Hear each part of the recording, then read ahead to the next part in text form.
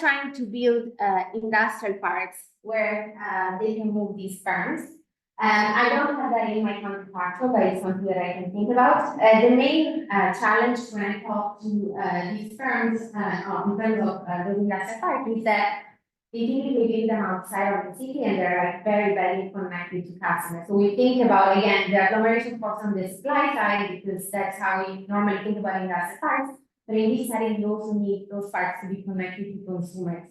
And that's kind of right, but there could be like a referral. That could doesn't have to be far away. That could potentially be So there are actually several places in China exactly like have this exactly the same kind of economic regions, but the local government did build the malls so that's all the whole. I completely agree. Okay, so in case I don't get again, let me just tell you where the key takeaways here. First, I'm going to show you the search frictions do matter for the spatial distribution of firms in the city. I'm going to show you that when we eliminate these frictions, if we eliminate these frictions, we would see 26% of firms moving out of the core towards the periphery, which will correspond to about a half drop in the share of sales concentrated in this area.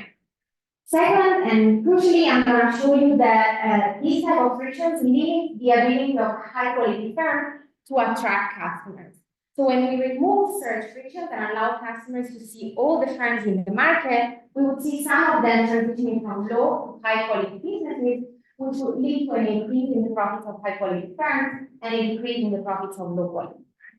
At the new equilibrium, with no search frictions, almost 40% of low quality firms will be making losses and will be better off exiting the market. Finally, I'm going to show you that the two policies that you discussed, the one that targets the cost and e-commerce rather than the one that targets the Keynote and the efficiency, have opposite effect on high and low quality business. While the e-commerce platform will be effective at decongesting the city, but at the same time, by providing customers with information, it will primarily benefit high quality firms. The opposite is true for decongestion policy. So if we force firms to disperse without really solving the information friction, we're effectively increasing customer cost of searching, or making it harder for them to identify the good firms in the market. This means that this type of policies alone can potentially harm the best firms in the market.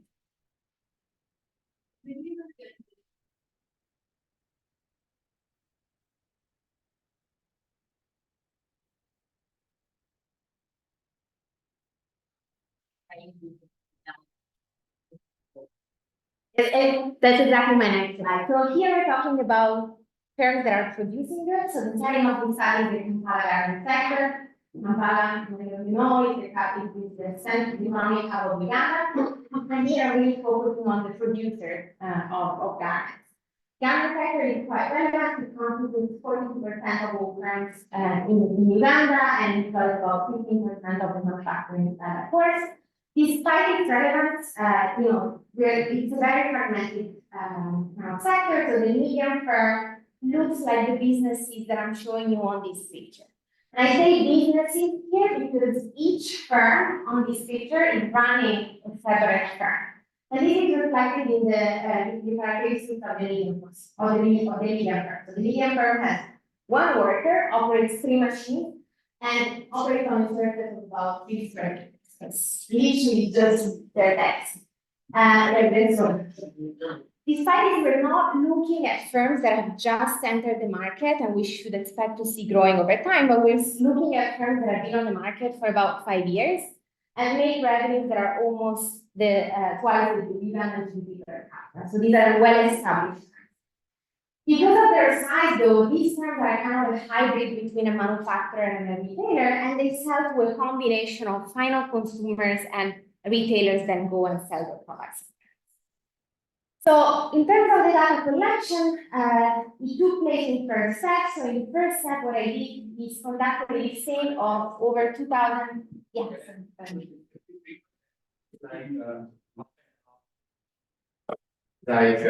Some form that totally directly send consumers. It depends on the location. And this is gonna come. Okay, so in terms of the data, first step, I conducted a listing of more than 2,400 establishments across 14 parishes in Kampala. From this initial listing, I randomly selected 600 firms, half of which were in the core and half of which were in one of the peripheral locations, to participate in an in-depth survey. In this survey, I have pretty standard information on firm and owner characteristics, but one key element of this survey is that I asked firms to keep transactional records for a few days. And the reason why these transactional records are so important is because they allow you to get information on what firms sell, to whom, and how much of it at what price. And another key element of this transaction record is that I asked firms to track the information about where the customers were traveling from, which is going to be important for me to estimate the spatial dimension of the demand. From the transaction records, I randomly selected 600 customers, half final retailers and half kind of consumers and half retailers, to participate in a survey which was purely aimed at understanding and creating a comprehensive picture on how consumers search for goods in this sector. Final step of the data collection is the mystery shoppers exercise. What is it? Essentially, I send my interviewers to pose as customers of these firms and purchase the exact same product from all of them. This is crucial because it allows me to gather information about prices that is comparable across firms because they're all buying the same product. And also, the quality of the garments that they produce was then assessed by an expert tailor according to a specific scale. And this allowed me to gather information on the quality of the products that are sold by. Okay, so what are some of the key facts that emerged from my data?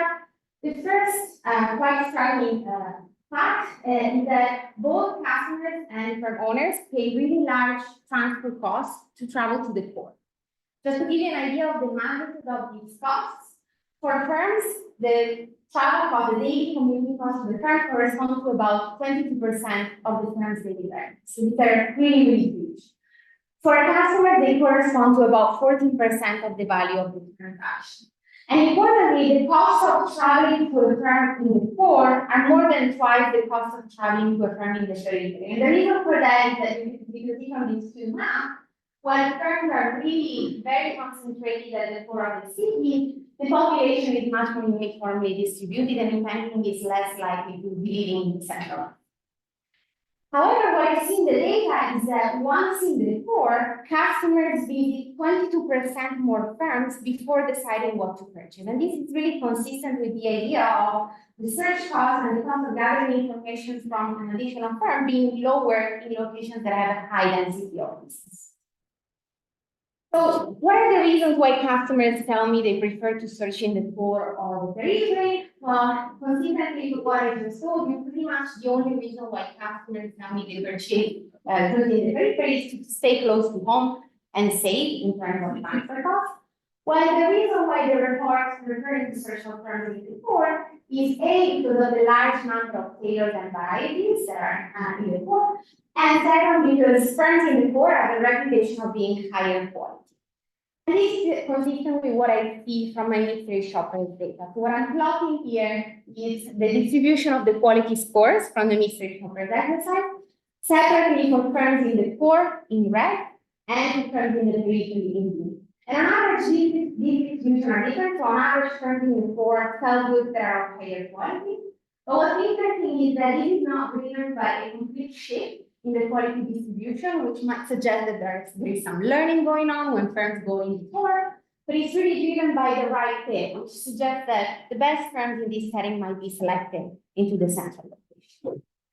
Final fact, yeah.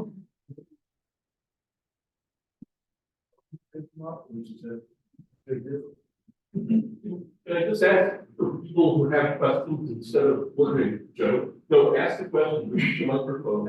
Otherwise, we'll record and full online can't hear. Fine. Doug's throwing around his authority. No, but isn't that fact is also consistent with, I mean, the fact that they're differentiated in higher quality? There's fewer of those and they're differentiated, so centrally located just from a, like a hoteling type of model, rather than search frictions, just a transportation cost, so you can serve a larger amount. And I mean, hoteling breaks down very easily, so it's not necessarily true that when you have like I don't know. Okay, that's so hotel, it's just locating centrally so that you reduce the transportation costs, so you can reach a larger market. That's one of the reasons, and that's part of the story. So you're gonna have transport costs, and to go to a central location, it's gonna be cheaper rather than traveling periphery to periphery. But if that was explaining all of the central, or all of the location in the center, then you shouldn't see my force also play a role. So that's there, but it doesn't explain the entire behavior of the firm. Okay, so last fact, and then I'm gonna move to the model. So why do firms decide to locate in the core? Perhaps, so what I'm showing you here are the results from a very simple regression of the number of firm outcomes on simple dummy for firms being in the core. And perhaps surprisingly, given what I just told you, what I see is that firms in the core actually serve fewer customers on average. Despite this, the revenues are more than twice the revenues of firms being operated. The reason for this is that the type of customers that they serve is really only 10% of the customers of firms in the periphery are retailers, compared to 55% of the customers of firms in the core.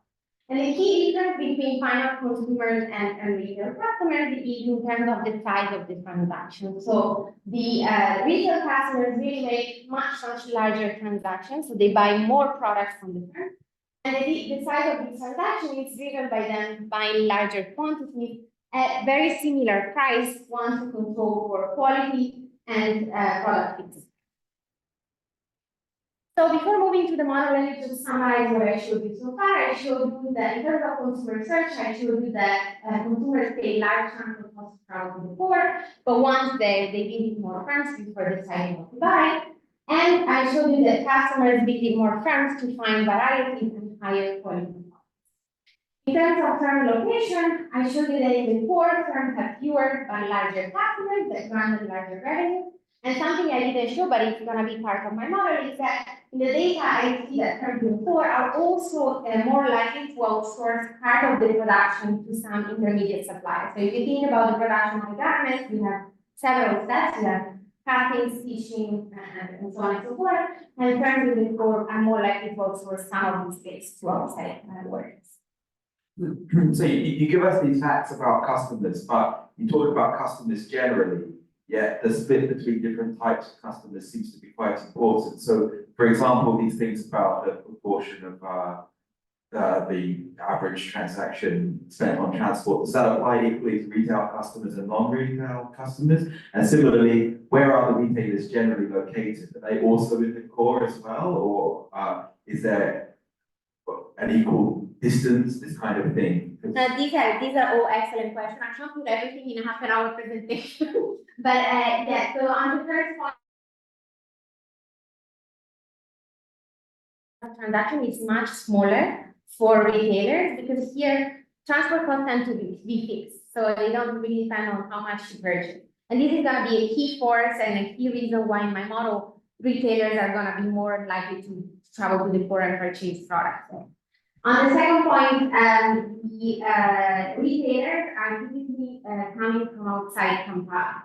Okay, so there are some retailers that are concentrated in the core. So for them, going on to the core as opposed to periphery wouldn't be that much of an additional burden. Right? That's right. That's right. Can I just sneak in one tiny additional question? In your qualitative research with the non-retail consumers, do you find any additional utility from trips to the core for other reasons, such as, for example, to transact additional business or for social reasons, or because there are better amenities there, or something else that can't be captured quite so easily by the numbers? So those forces could be there. When I ask them about the reasons why they search in the core, those are much less important relative to the number of tailors and varieties or the quality, but they're definitely there. They are not part of the model right now, but I'm revising the paper, and in the right version, I have essentially a fixed effect for central locations where potentially there are not just many tailors, but a lot of other sector firms, and still with that fixed effect on my results. Okay, so all these facts suggest broadly that consumers are affected by search frictions in this context, and that firms internalize these frictions when deciding where to locate. So what I do next is to develop a quantitative equilibrium model of consumer search and firm location to really quantify the importance of these two. So before getting into the nitty-gritty of the model, let me just give you the key features. In terms of demand, I'm going to make two key assumptions. The first one is that consumers pay a fixed transfer cost. Oh, I have 10 minutes to travel to the firm. But once in the firm, they're able to observe all the products that are sold in that location. And that, of course, is going to imply that all else equal, consumers prefer to search in these areas relative to areas where there is fewer firms. And because of the fixed nature of the transfer cost, which goes back to your point, the innovation force is going to be stronger for large buyers due to the economies of scale. On the supply side, I'm going to have the firms are going to be able to outsource, and I'm going to assume these outsourcing costs are going to be lower, which is going to give rise to supply side agglomeration force, which is going to also be part of my model. And finally, we're going to have the three congestion force, which are within location competition, commuting costs, and factor pricing. I don't have time to go through the model. Let me just quickly tell you what is the setup. I have firms that are single product, but are differentiated both horizontally and vertically. So they have different varieties and different qualities of goods.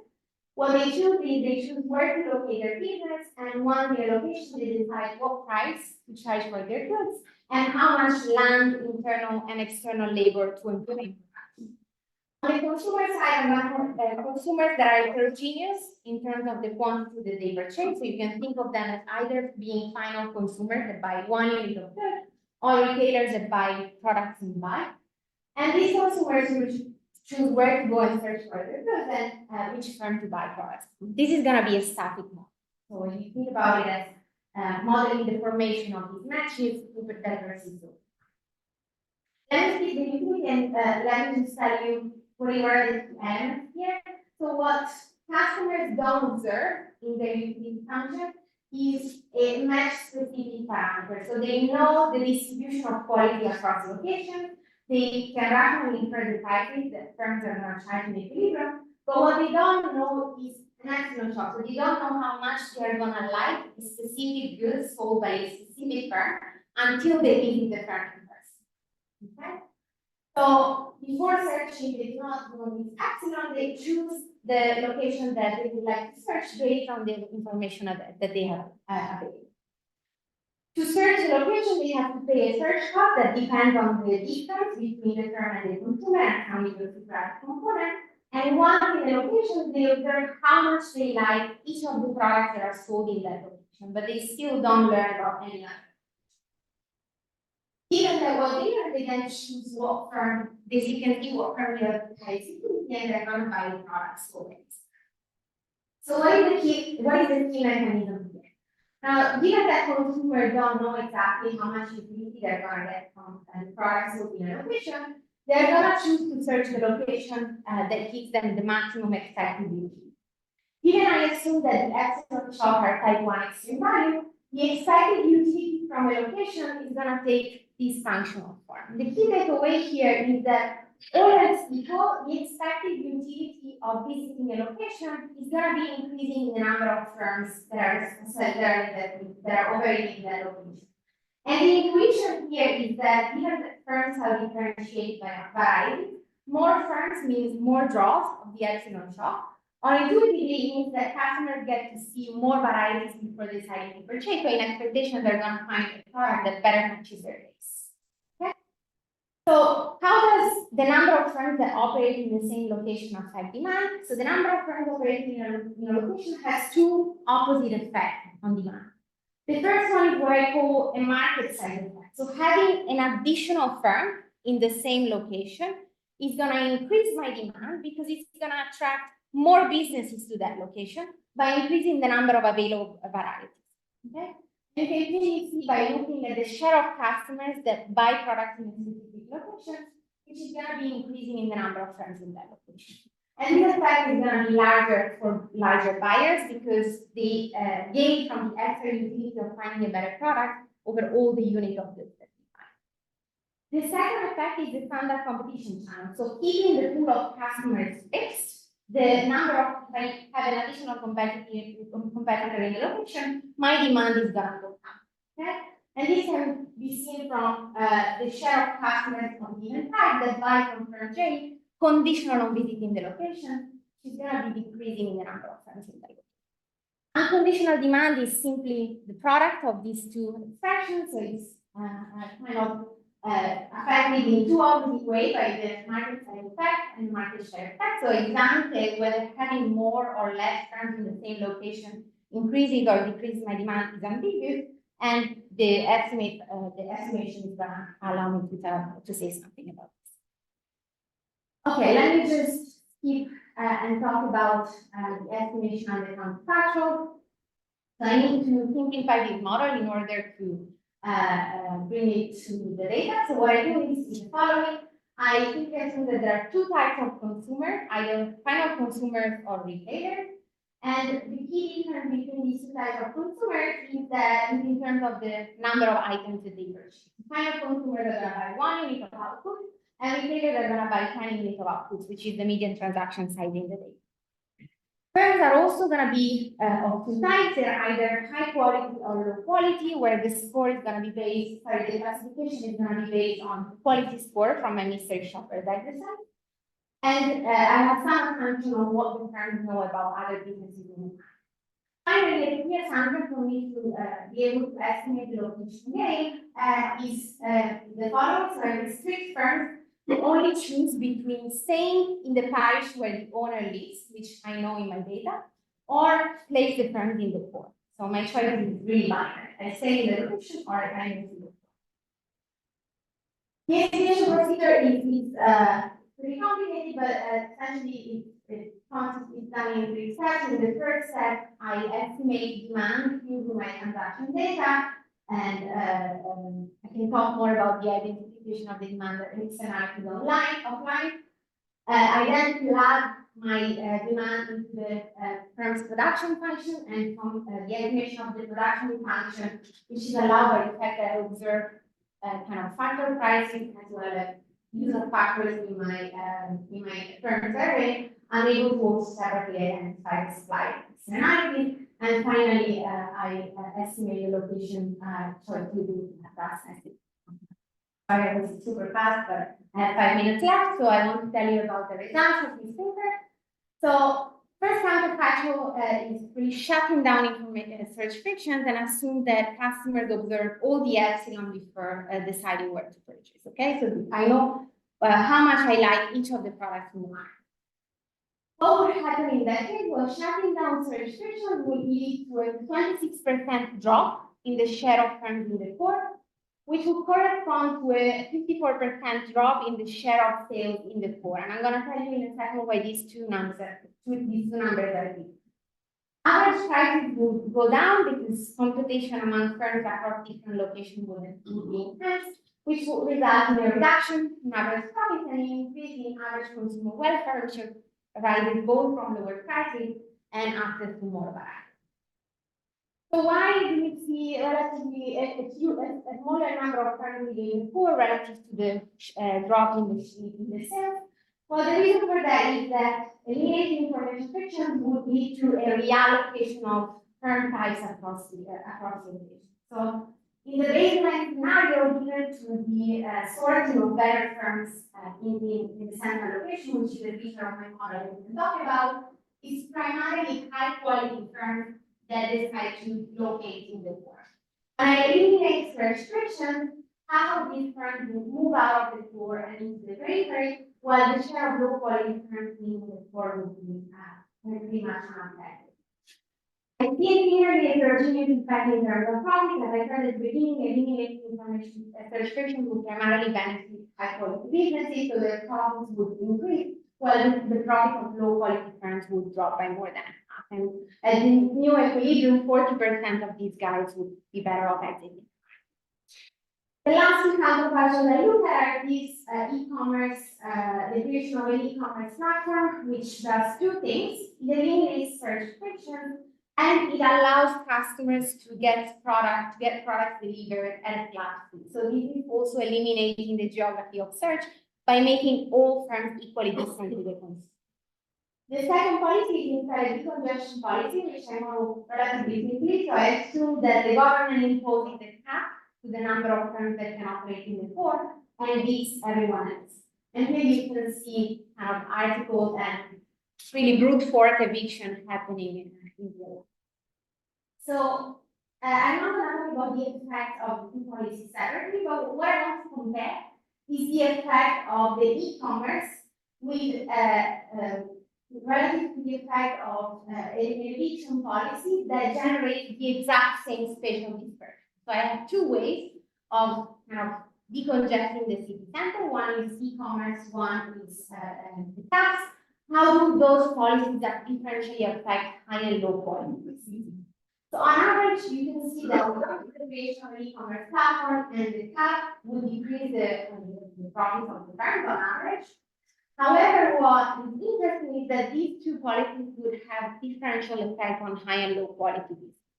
So the creation of an e-commerce platform by eliminating the search friction primarily benefits high quality firms because of course now customers can see all the products in the market, so they're more likely to choose a high quality firm relative to a low quality business. The opposite is true for the tax. So if I evict firms from the core and make the spatial dispersion of businesses larger, I'm essentially increasing the cost of customers to searching and finding out information about different businesses, and this primarily harms high quality. Okay, with that, I think I'm out of time, so I'm just gonna conclude. So what I show in this paper, this paper presents a case study that really highlights the importance of search frictions for firms' choice of location within the city. I showed you that these search frictions explain quite a sizable share of the observed agglomeration. They limit the ability of high quality firms to attract customers and allow low quality businesses to survive.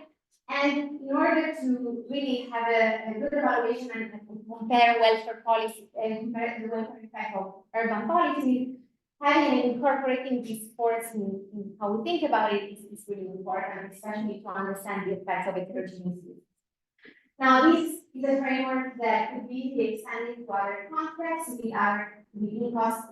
where customers feel searching person or online. So you can think about any low or high income setting in which people still search in person. Think about the car markets in the US. You can also think about online search. So if searching online is costly, that my model might explain why we see kind of sellers concentrating on Amazon, for example. So the next step of this paper is that we're really thinking about what are the implications of these the impact of search friction on high and low quality firms for the size distribution of businesses across developing countries. And sorry, it was a bit rushed, but I'm done.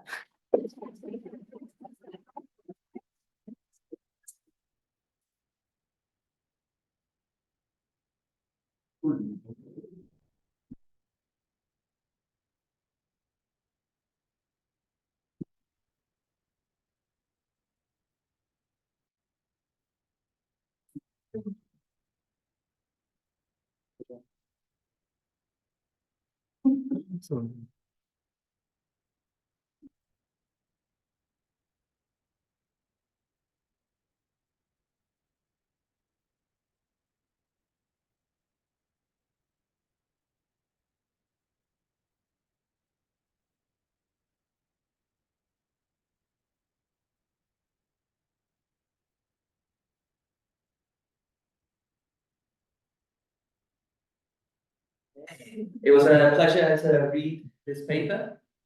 I will start with a move this slide.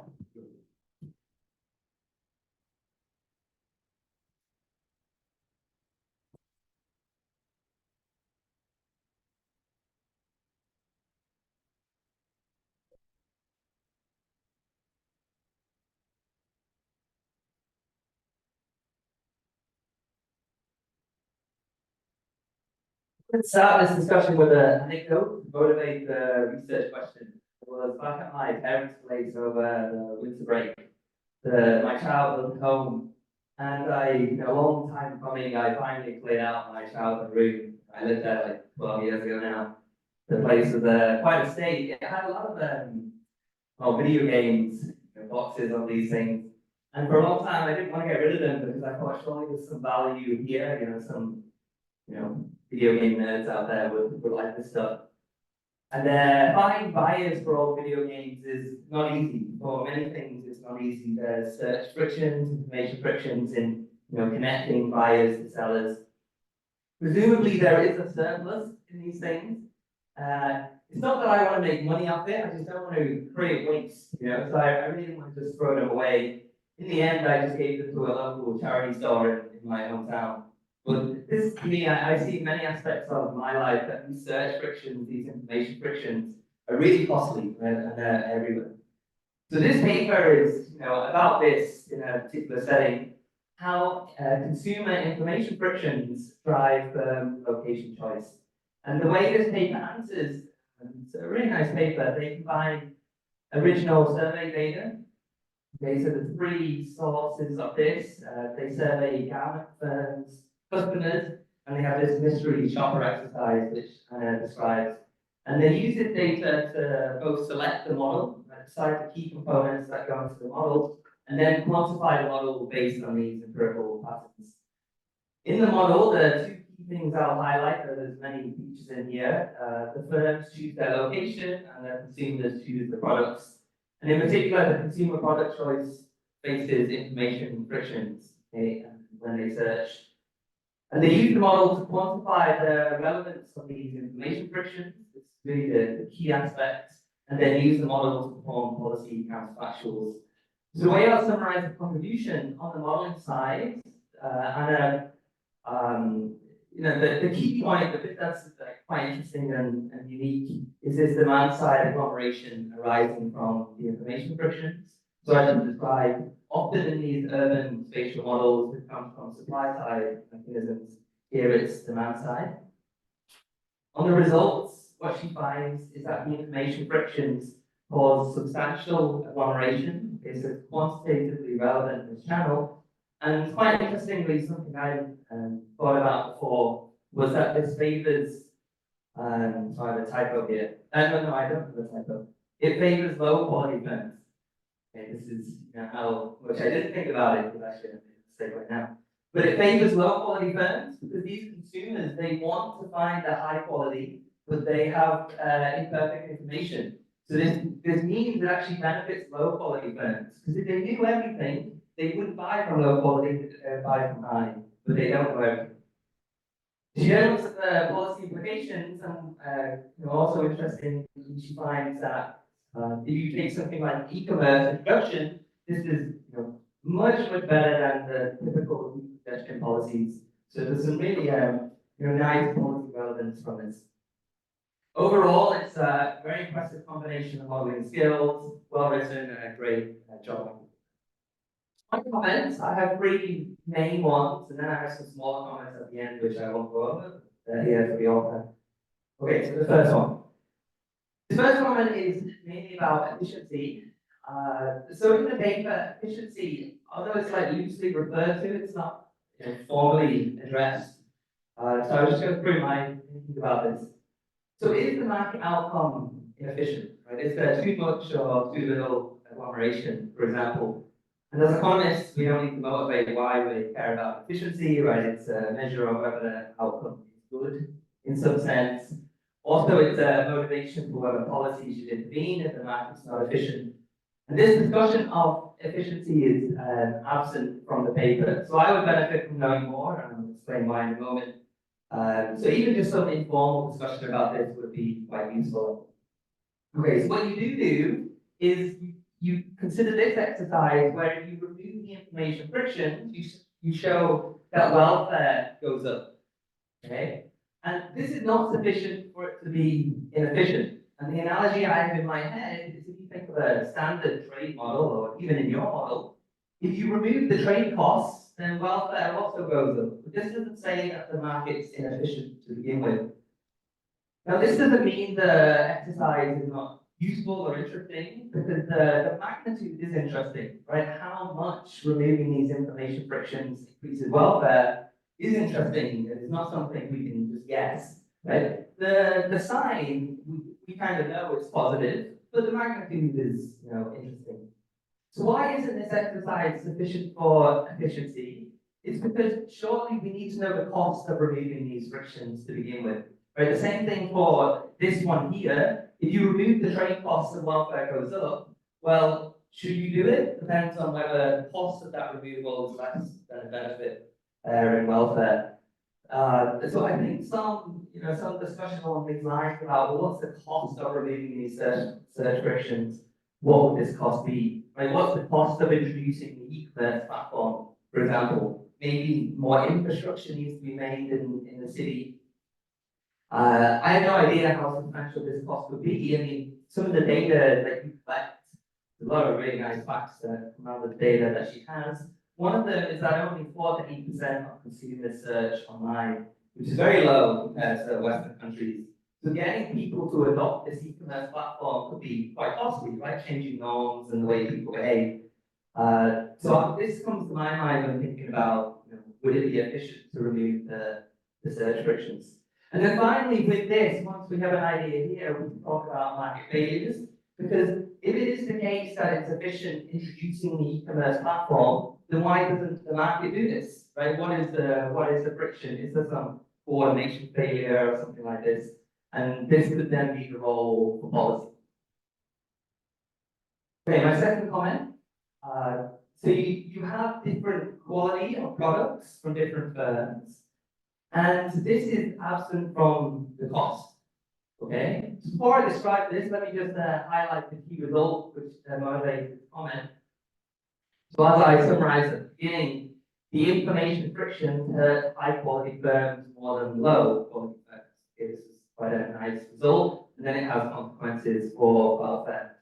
But a limitation in the model is that quality does not enter the cost. It only enters utility, right? So consumers prefer high quality, but for firms to produce high quality, it doesn't cost any different to producing low quality. And this means there's a mechanism that's going to be absent, because maybe there would be preference for low quality products just because they're cheaper.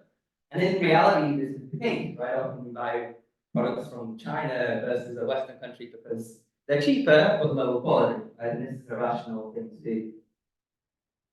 Now, just because that's a fact in the real world doesn't mean you want to include it in the model, but not including it in your model could qualitatively change your results, or at least I'm not sure how to think about it, so this is why I think the discussion could help. Because now, if consumers do have some preference for low quality products because they're cheaper, then it's not too obvious to me how this is going to play out, because the consumers who say are poorer, who prefer low quality because they're cheaper, now also struggle to find those products because there's information frictions, there's search frictions. So these information frictions not only hurt high quality firms, they also hurt low quality firms, because the consumers who are poor and prefer low quality are unable to find them. Okay, so at least in my head, it's not too clear exactly how this works or what would be the implication of this. In your model, presumably it'd be simple to ask quality. I really don't know. That's a very naive comment. There's probably a reason why you have put it in there already. But it'd be nice to know what you think about. My final comment is on partial equilibrium. The model is partial equilibrium. So specifically, the factor prices and consumer income are exogenous and fixed. Now, partial equilibrium is of course more restrictive than general equilibrium, but it doesn't mean it's a bad thing. The reasons for choosing partial equilibrium is obvious, right? It makes the model simpler, and the model already has so many moving parts, it's very rich, that actually does make a lot of sense, right? I can totally understand why you would do it. But some justification that this assumption is reasonable for your setting, I think would be useful, because we want to know that they're realistic assumption. And so one way to think about this, and how I think about partial equilibrium is reasonable, is whether your sector or this segment of interest is small in the economy, right? So it shuts down any feedback through income. So when thinking about this, I was looking at the data that you have, the stats. So the garment sector is 42% of all manufacturing firms, 15% of manufacturing employment. Okay, so maybe it's not too big So maybe partial equilibrium is a good, or a reasonable assumption. We would also need to know what the manufacturing share of all industries is to be, really certain about this. I didn't see that statistic in the paper, most of you have it. And the related one is that in the CBD where you look, this is 40% of all firms, so some insight how much of the economy the sector you're looking at is. So some discussion about this and whether we expect factor prices or incomes to respond from changes in the garment sector, because this will be important in your policy counterfactuals, right? Is it reasonable to hold these prices and incomes fixed? Okay, so some thoughts on this, this is just what I'm describing now, not necessarily more analysis, you already do so much, but just some discussion and some justification that this assumption is reasonable. But if you were to go towards general equilibrium in a simpler way, then I have one suggestion here. So wages right now are fixed. Fully endogenizing this, being in general equilibrium, this might complicate the model too much. But you could go part of the way by having at least an upward sloping labor supply curve. Maybe you could have it as a function of the number of firms in that location. So you do this already for trade costs and the external labor costs, and you're able to quantify this in the model. So maybe it wouldn't be too much to do this for wages as well. And the reason I use this example here is because this would introduce an additional agglomerative force, right? If more firms locate in a location, then wages will go up, which will cause them to disperse. And then, given your whole research question is about this, agglomeration, maybe this is a channel you wouldn't want to look at. Okay, so one way to get at it without going full. Okay, there are my small comments. I'll repeat to you. Okay, thank you.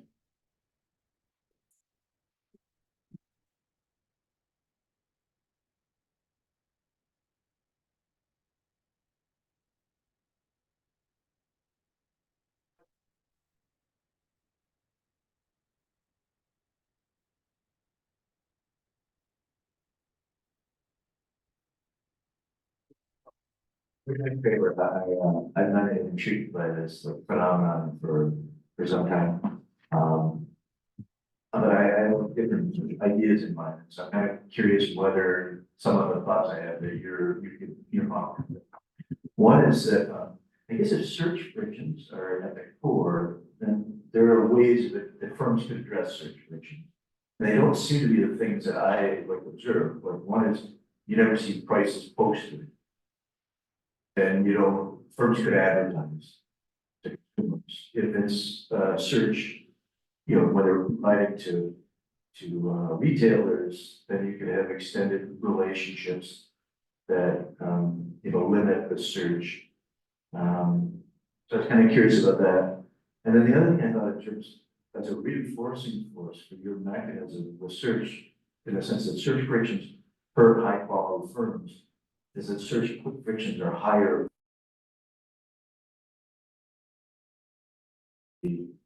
Demand and high quality goods. That's another way that sort of search frictions are going to disproportionately impact.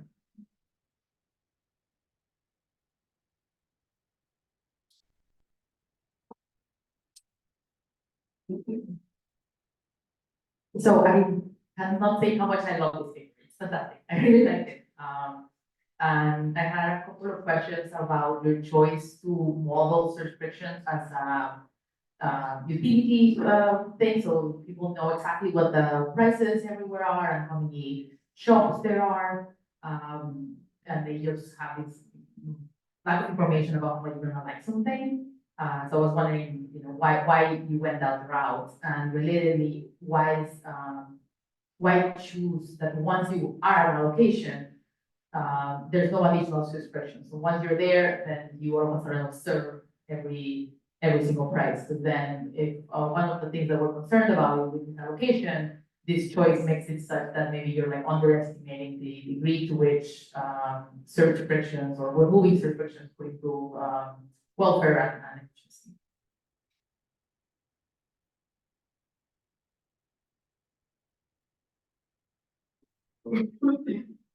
Yeah, so you did a contract about e-commerce. So hasn't the e-commerce arrived yet? Do they have comment already from this period?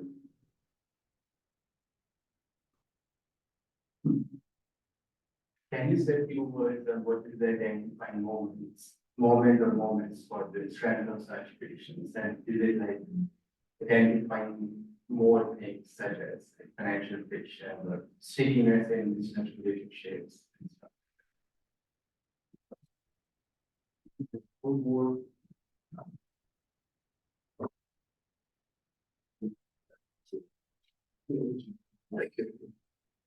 Like, do we know how the firm location in cities changes with structural transformation? We have evidence of that. Because, I mean, your paper in a sense speaks exactly to that. And, you know, I mean, I'm not sure, you know, yet. I mean, you can see Macroeconomic equilibrium there, you know, as development takes place, you can have more specialization, or, you know, companies going out, or, you know, land prices going up, and then having the Gucci's in the center and the others out. I mean, I'm not sure. Do we have any evidence of that? If not, someone should build that.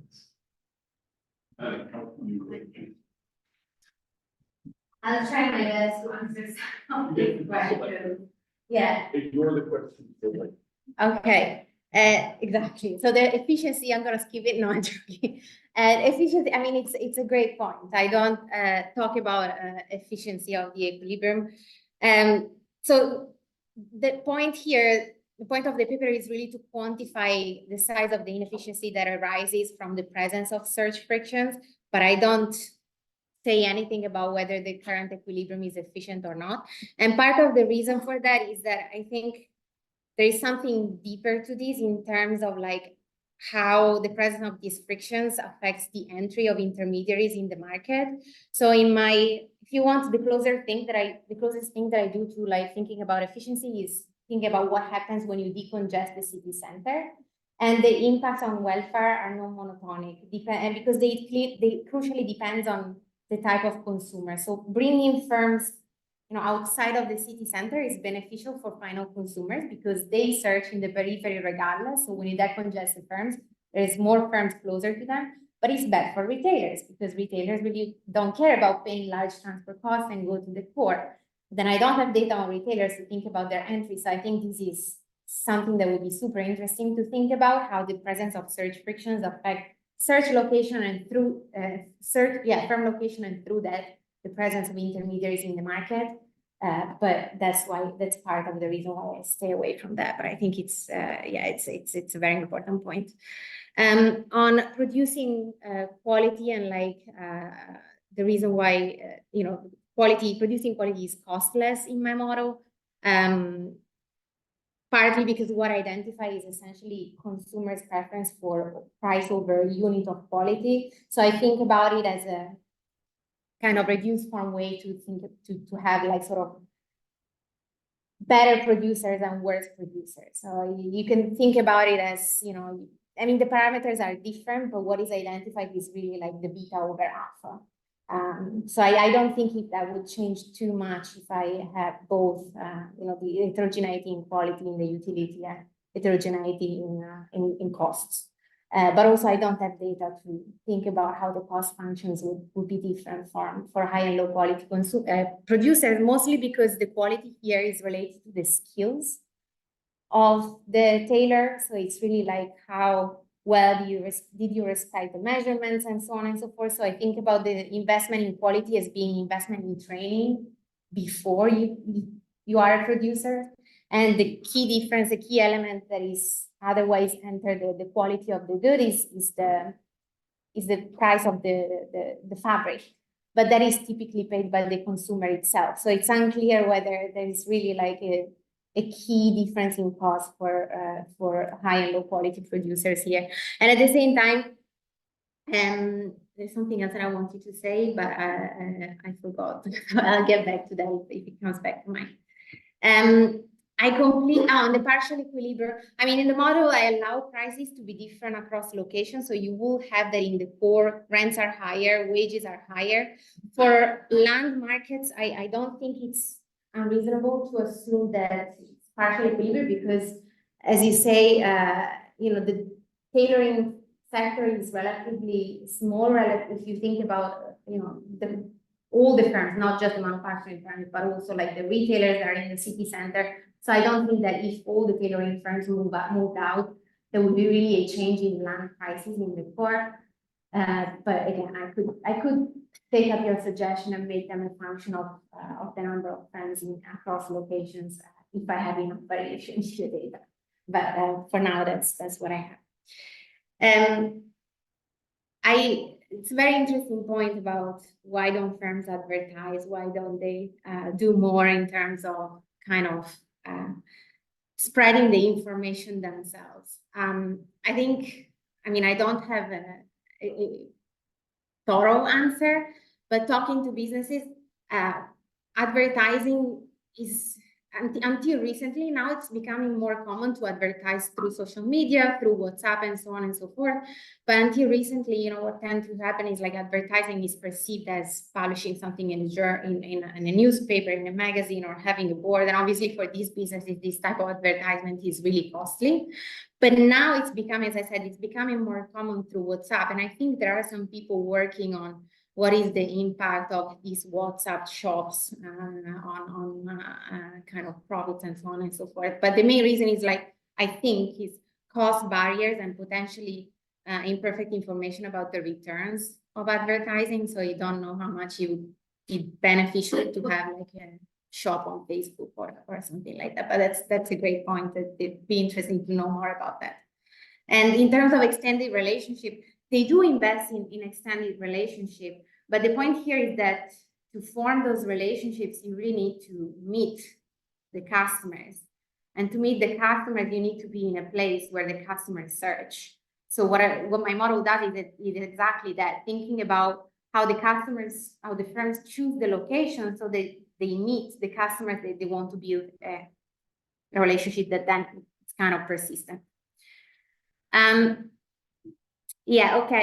Why search over varieties and not over other things? Because that's what customers tell me is the main reason why they search in the core. So I thought it would be prices at the beginning, but prices are not lower in the core. And when I asked for customers, they don't tell me that the reason why they go to the core is to find necessarily lower prices. And so I think that's the main dimension here is really the finding out about what firms have. So that's kind of why I decided to go down that route. Has e-commerce arrived? Yes, it has arrived, but related to Jordan's point, the key challenge is convincing these small sellers to transition to selling online. Again, there are several barriers here. Most of these people actually have smartphones. They have access to internet, but perhaps they don't. In setting up a shop online, it's not necessarily, or on a platform, it's not necessarily as straightforward as we might think for individuals that don't even keep track of their records. But that's something that I potentially would like to test, and running an experiment on this would be fun. But from what I know, people that have tried to kind of have these businesses online have found it challenging. I can talk about the identifying moments offline. I think that would be okay. Thank you. Very much.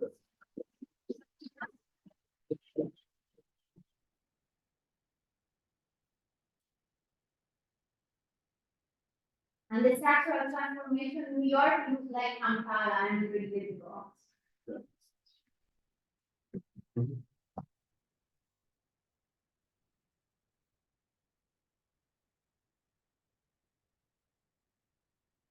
Okay.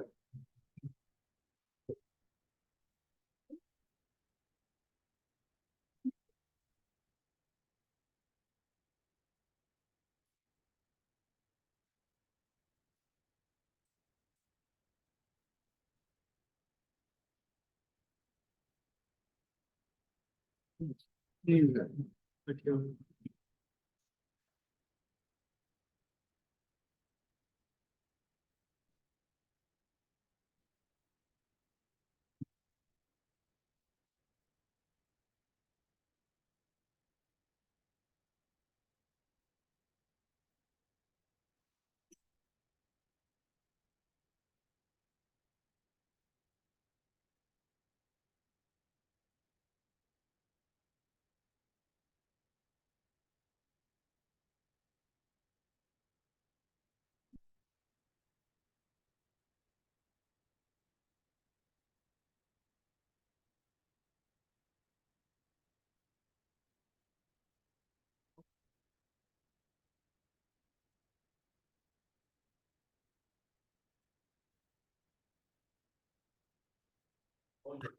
Thank you.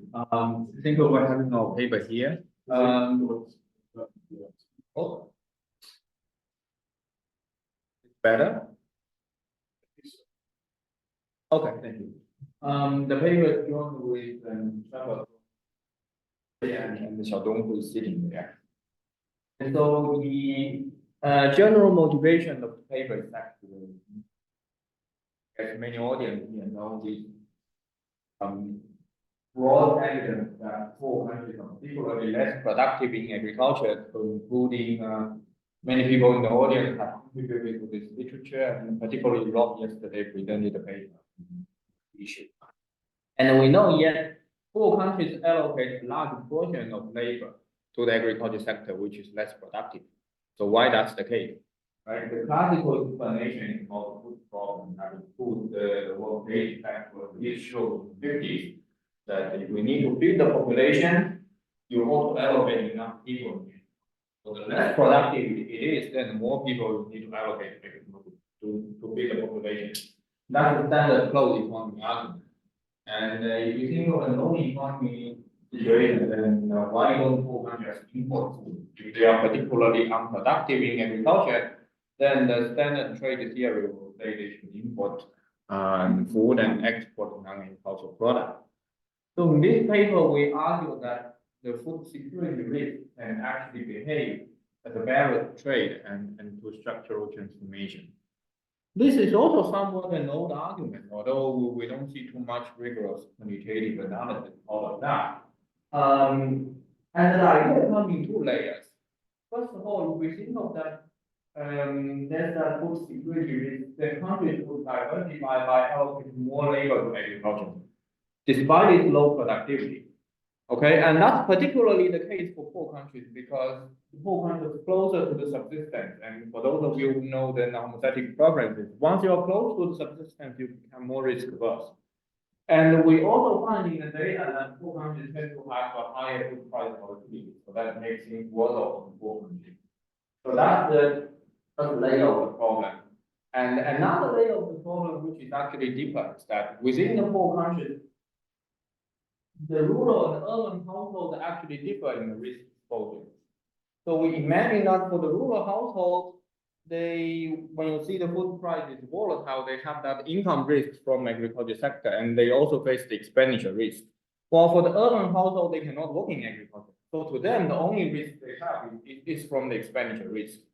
So that different risk exposure between rural and urban households give us room for gains of trade between the two kind of households. And we argue that such kind of trade or insurance policy between the two households will further increase the agricultural employment share. Okay, that's the brief idea of the paper. And what do we find? We consider we're going to build a two-country open economy model with structural change that has been common in the literature. And we calibrate baseline economy to China and the rest of the world. And then we ask the following question. What would happen if we allow for a sort of insurance between rural and urban households in our baseline economy? Okay. Quantitatively, we find that it's going to increase agricultural employment share by 3 to 6 percentage points, depending on the setup. That's quite a bit. Because in the baseline calibration, agricultural employment share in China is like 25%. So that gives you around 30% of agricultural employment share. So it's quite a bit of increase. And the actual agricultural employment is going to dampen the price volatility and also consumption volatility. So everyone's better off. Now, despite the welfare gain, such insurance is going to increase GDP and it further widens agricultural productivity. Further widens the agricultural productivity gap. So to some extent, the observed agricultural productivity gap may not be entirely a bad thing. It could be coming from a demand of risk sharing between the rural and urban households. Some of that is probably efficient. And we also argue that this kind of risk sharing will eventually manifest itself as variable to trade. Okay. That's a pretty simple fact we have from the data. So here you have the volatility of food price versus non-food price, so that you can think of the actual volatility coming in every. We saw countries by real GDP per capita. There you see that 400 GDP higher food price volatility than rich countries. Now we don't understand where that volatility comes from. The data, at least we know it's volatile. And the other fact is also pretty well known. So that's the share of spending on food. Basically the angle curve. And you see that for 400 they spend more in agriculture compared to rich countries. For both rural and urban households. And then for those of you who are familiar with non-static preference, that means more risk averse than 400. So they are more risk averse and they pay higher risk. That's why this is particularly relevant. The examples of this report can be now. Can you do can you have the GDP of the rural region? The left-hand side. So you mean that I presume the rurals are poor since the two figures could be consistent. okay, yeah, I see what you mean. So some extent we can yeah, Or maybe not, in which case it's implicit. yeah, of course. Yeah, but the fact wise so now let me quickly go through our model. And it's a standard open economy structural business model. Having like 40 years done with the recent data or 30 years or 2 day data. There are 2 countries, home and foreign, 2 sectors, agriculture and non-agriculture. Okay. Within each country, there are 2 types of households. And a rural household who makes a core choices like the standard food sector in model of crop, and many of you are probably familiar with. The urban household is working on. We think this is a pretty standard concept. If you're born in the countryside, you go make a decision. If you want to continue doing your farming or you want to go to the city work. Now, if you're born in the city, I don't see how come you buy a piece of land and go to the countryside. There's some reason we will show in England that flats and farms. Some are from the city, go to the country, buy the farm, and there's a lot of weird things happening. So apparently it's costly to do that. And we think this is the reason for consumption next year. Both agriculture and non-agriculture are trading. Okay. The rural household has the standard non-homogeneous CEPR liquidity that you aggregate agriculture and non-agriculture goods in this particular way. And the demand is non-homogeneous in the sense that the poorer you are, the more you consume agricultural goods. And rural household chooses consumption after you observe the price. So in terms of consumption allocation, you see the price first, then you decide how much and agriculture and non-agricultural goods you want to buy. That's different for the labor allocation. Members in the rural household are heterogeneous in their ability. So each of them has an agricultural ability today and a non-agricultural ability at the end. Okay, you go to choose how much, if you want working agriculture, non-agriculture ability, you can try to get advantage. And you make that choice before you see the realization of finance. So basically, you choose labor allocation to maximize your impact. That's our argument. Urban household is passive in our model. They make no operating choice. And they're homogeneous in ability. They just consume according to the same consumption. Production and trade, and think of a standard is important structure of each industry. For both agriculture and non-agriculture, there's a minimum number of goods that is produced by combining labor, intermediate goods from agriculture, and intermediate input from non-agriculture. They are traded subject to a standard iceberg trade cost. The final good of agriculture and non-agriculture is an aggregator coming from all these continuous intermediate input. And the trade share is like in standard medium economic structure depends on the sectoral TFP unit cost of producing 1 unit of good and on iceberg trade cost. We assume trade balance counting in the country level, which means you could be a net exporter of agriculture and net importer of non-agriculture, as long as in the aggregate, the trade is bad. Right? So let me use a numerical example to illustrate how the volatility in food price matters in the world. So to simplify the whole thing, for now, I think no trade and no liquidity. So basically, in the median input check zero. And let's think of a single case where the only uncertainty comes from the volatility in the agriculture sector productivity. The TFP in agriculture sector that applies to all the intermediate inputs.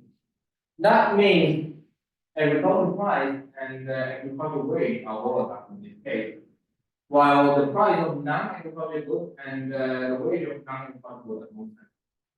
Okay. Now let's see. Suppose we increase the uncertainty, how will the rural household change? This picture shows you the response of the rural household when the volatility increases, and that gives you two different situations of different parameter space. In some situations, if agricultural productivity becomes more volatile, the rural household allocates more people. Some other parameter space, the rural household tends to allocate fewer people subject to big volatility. Why that's the case? That's actually because the rural household is subject to two kinds of different risks. There's that eventually, if you've got a low agricultural productivity, then the food price becomes high. Okay? So you also spend more in agriculture, that's that expenditure risk. You probably want to allocate more people to agriculture to them and then the price. You also have the income risk because agricultural productivity is volatile. So allocating people to agriculture is risky because then you have a higher share of your income coming from that risky sector. In that sense, you may want to allocate fewer people to agriculture to respond to the risk. Eventually, whether your labor allocation, how your labor allocation changes depending on which force dominant. So it's not a clear situation here. Okay? Now that's different from the urban household. From the urban household perspective, there's no income risk coming from agriculture. They don't work in agriculture anyway. The only risk the urban household is facing is expenditure. So everything else equal, the urban household would prefer the rural household to allocate more people to agriculture than and fight volatility. Although this may or may not be the case for the rural household. So that means, in general, in our model, the competitive equilibrium is not efficient. The competitive equilibrium is efficient only if there's no risk. Okay, when the risk increases, this figure shows you the case where the rural household wants to reduce their income due to the risk, while the planner, who also cares for the urban household, wants the rural household to increase their income. So that shows you how the competitive equilibrium is not inefficient. And the inefficiency is exactly coming from the fact that the rural and the urban households have different risks. They have different demand for.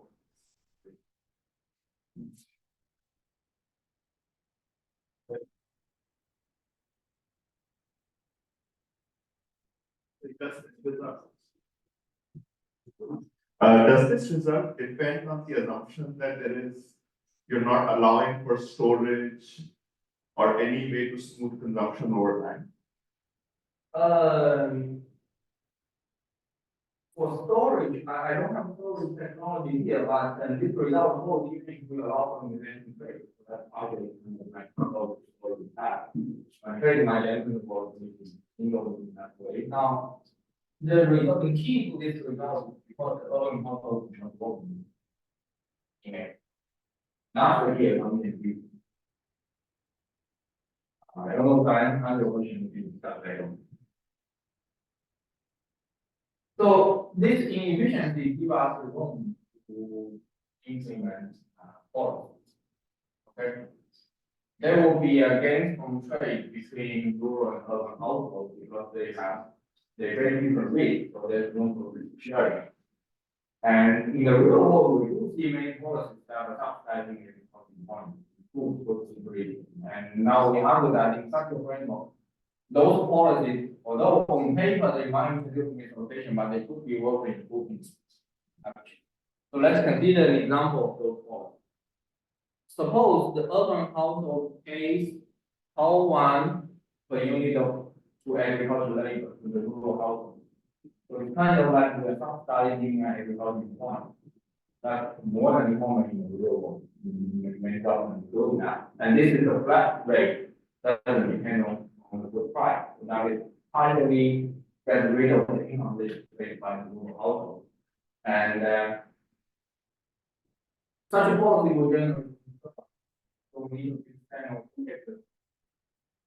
So now let's assume the urban household take all the surplus. And that means the participation constraint is binding for the rural household. To make sure that's the case, the rural household is subject to an income tax, the tax rate of Fatou, and we choose the tax rate to make sure that the individual rationality constraint is binding for the rural household. Okay, this is not crucial. Later on, I will show the result of the whole, even if we assume the rural household takes the cover. Basically, we're fixing the line. And for this policy, no one works. Remember that for the rural household, the individual rationality is binding, so they are different. The urban household is clearly better because they want to choose how much subsidy they want to pay. In principle, they can pay zero down, then go back to the competitive improvement without a policy. Okay? So before evaluating this policy, we need to calibrate one of the data. We calibrate the baseline economy without insurance policy data. So that we take data moments from 2010, country I as China, and country J as the rest of the world. For today's presentation, we will assume all uncertainty comes from the agricultural productivity shock. And in that sense, you think of the food price volatility as the actual volatility of agricultural productivity. We basically choose the volatility of the productivity to match that, to match the global price volatility. Now we will see how we allow for the improvement in the economy. Okay. This is the baseline economy, the calibrated baseline economy. Around 26% of people work in agriculture. And there's food price volatility, the standard deviation of agricultural price is 0.69. Also, the food trade is very limited. Agricultural imports account for only 3.6% of total imports. In the data in the category. So let's start improving.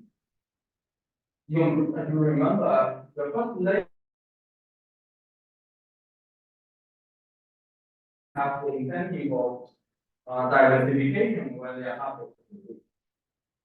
So let's first see what's the role played by risk. You get rid of risk control. So suppose we eliminate the risk. Indeed, we see that agricultural employment has gone down a little bit. So the country do have some incentive to diversify subject to the risk, but the change is not much. So risk per se is not that important.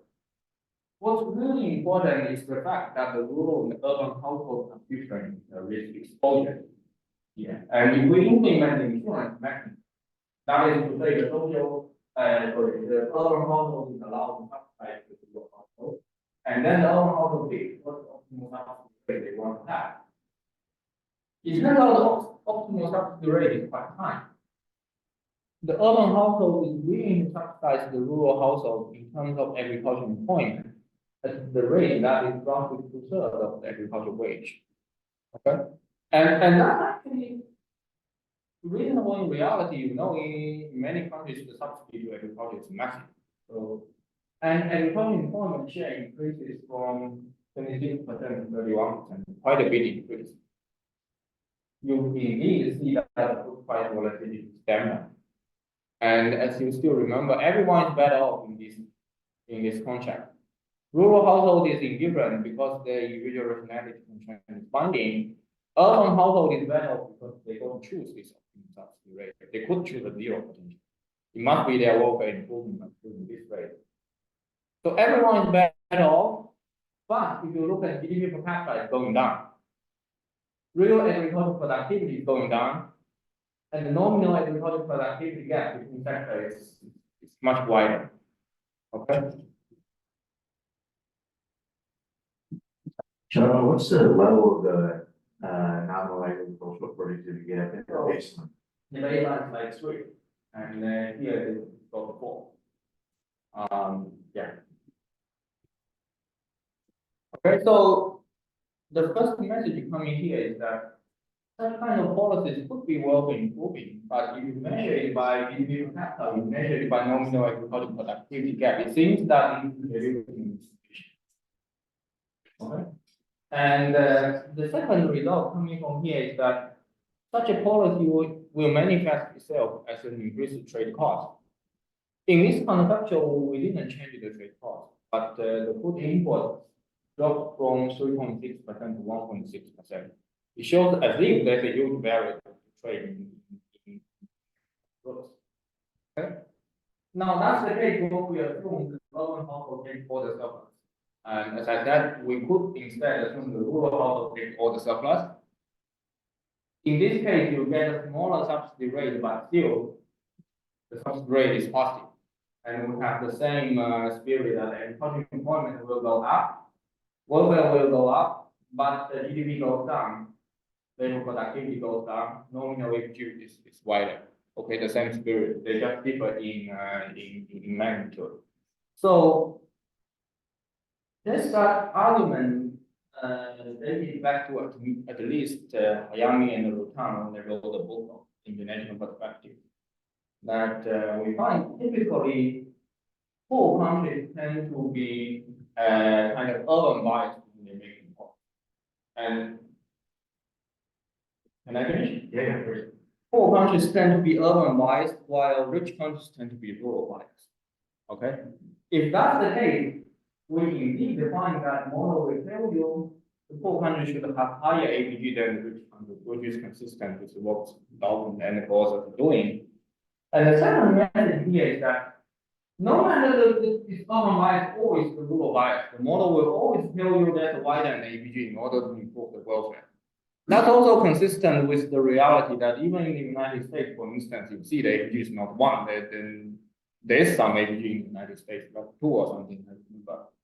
Okay, so those are the 2 results coming from this comparison. I'm sorry to keep bothering you, but it's only because I'm very interested in this. Can you give an intuition? I'm kind of puzzled that the urban bias has a higher subsidy. I mean, I know it's being rebated, but I was expecting those to be the opposite. So what's the intuition that the rural bias is a lower subsidy? Because urban households have high demand for to dampen price volatility.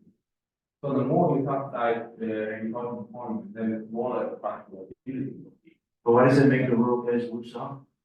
Like, no, in this case, the rural guys are different. No? So because I don't think that any worse off relative to the rural ones. But I'm just trying to get an intuition, sorry.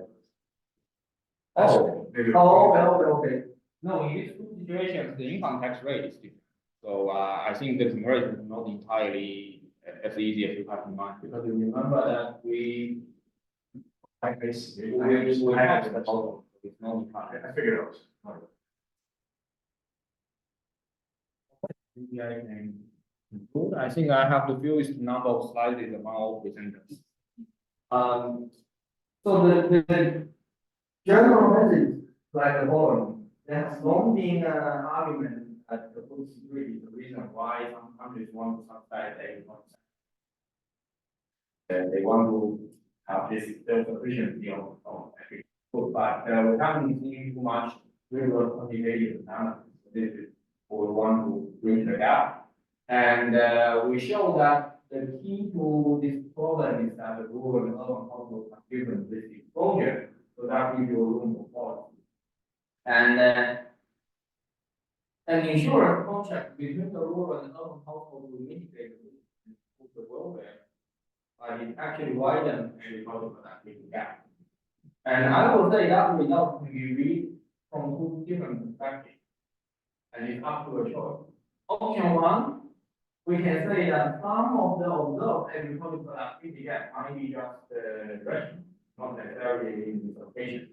the agricultural productivity gap comes from the fact that we have the demand of risk sharing, and as a result, we have a option one.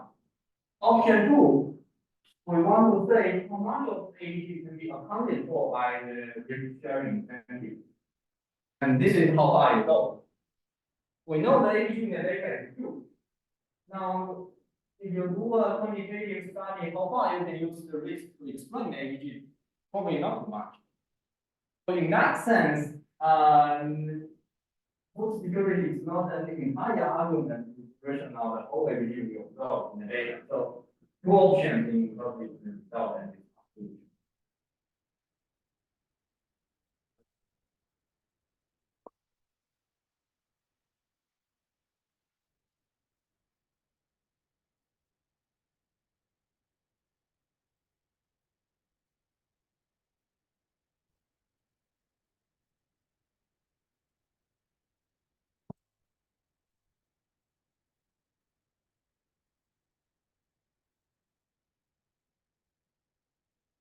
All right, so we're good.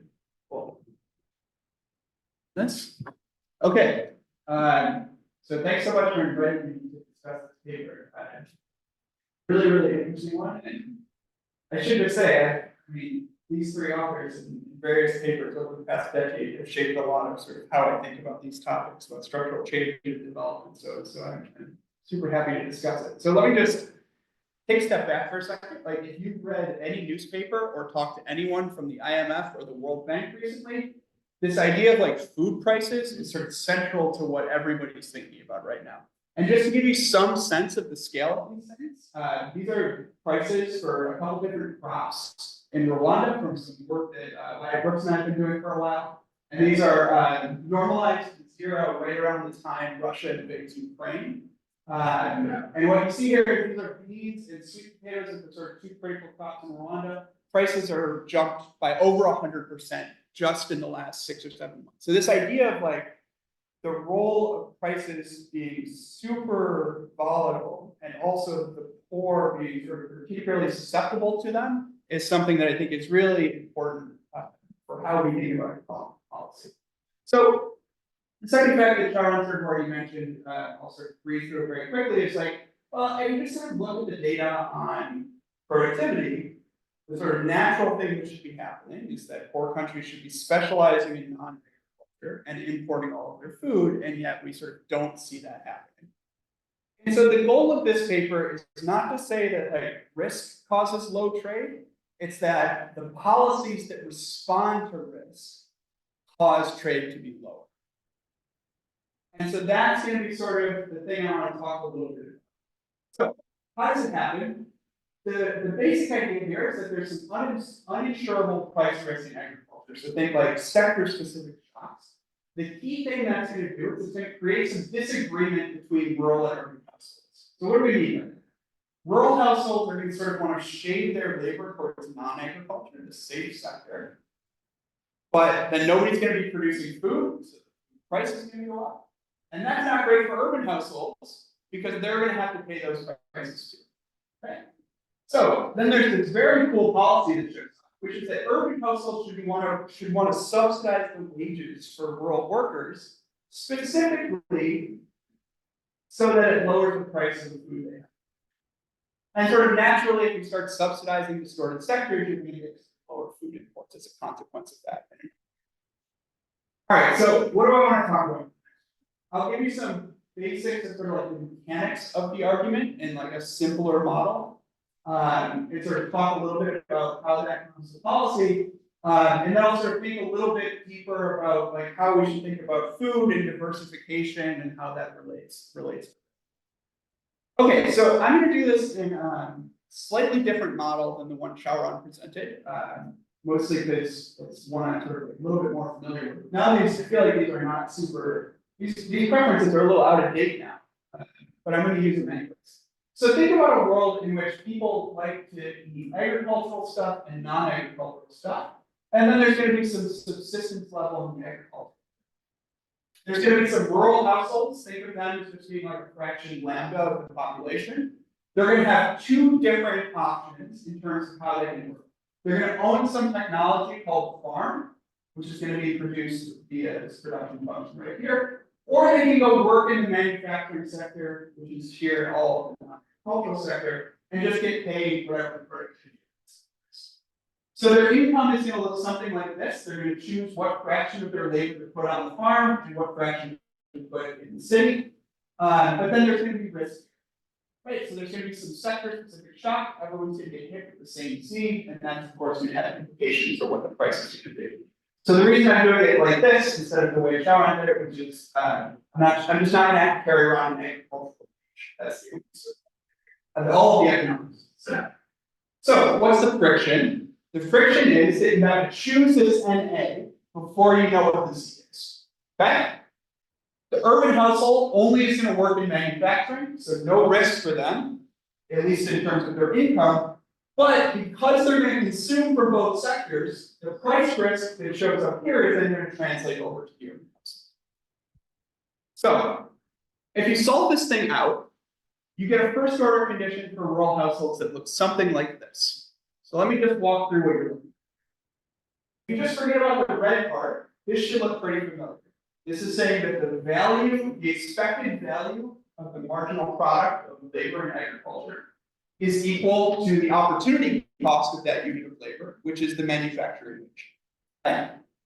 You can show that the social planner in this model wants to set this thing in red equal to 1. Okay. That's a little tricky at prices, but like that's sort of, this is the distortion. So what is the distortion? The C here is just total consumption expenditures. This distortion is saying like, well, one of the risks that people face in rural areas is that they put a lot of labor on their farm, and then the productivity of farming is really low. That's going to have implications for consumption. And so the marginal utilities are going to come up in here. And this is going to sort of shade labor towards non-agriculture, towards the non-risky side. Okay?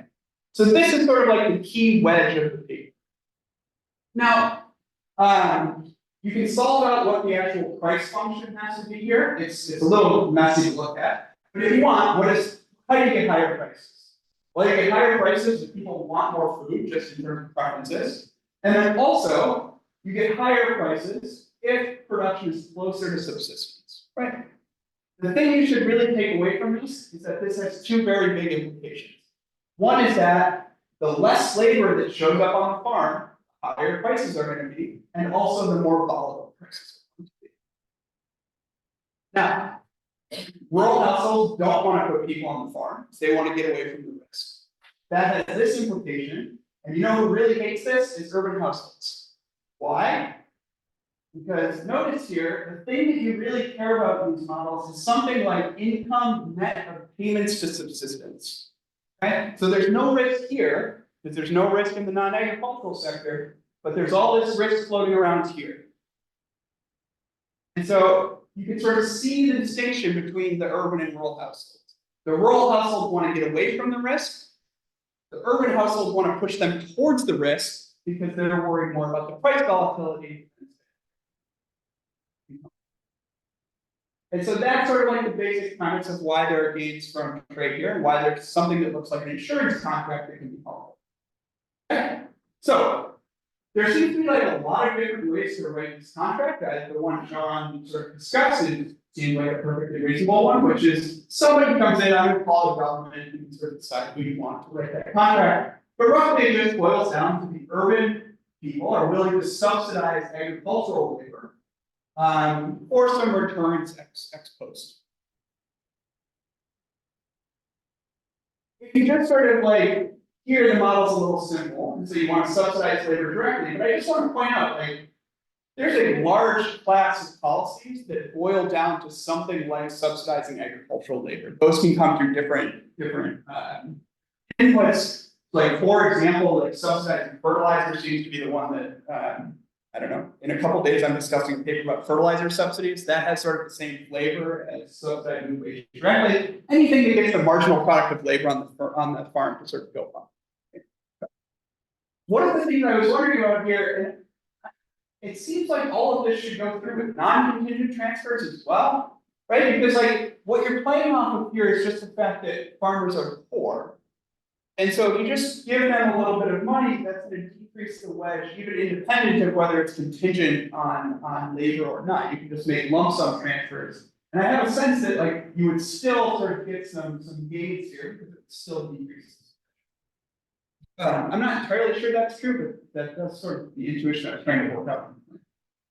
Okay, so that's sort of like the basic premise of the argument, and I think this is sort of like really a fascinating idea. Like I said in the beginning, you know, it does this paper does two things that I really like. One is that it sort of takes existing policies and offers up sort of an efficiency argument for them, and I think that is something like we should be doing a lot more of, quite frankly. And then the second part, which I also really like, sort of taking those policy responses as given, you know, you can start to rationalize other things we see in the world, like the agricultural productivity gap, like seemingly low imports of food into developing countries. Okay, so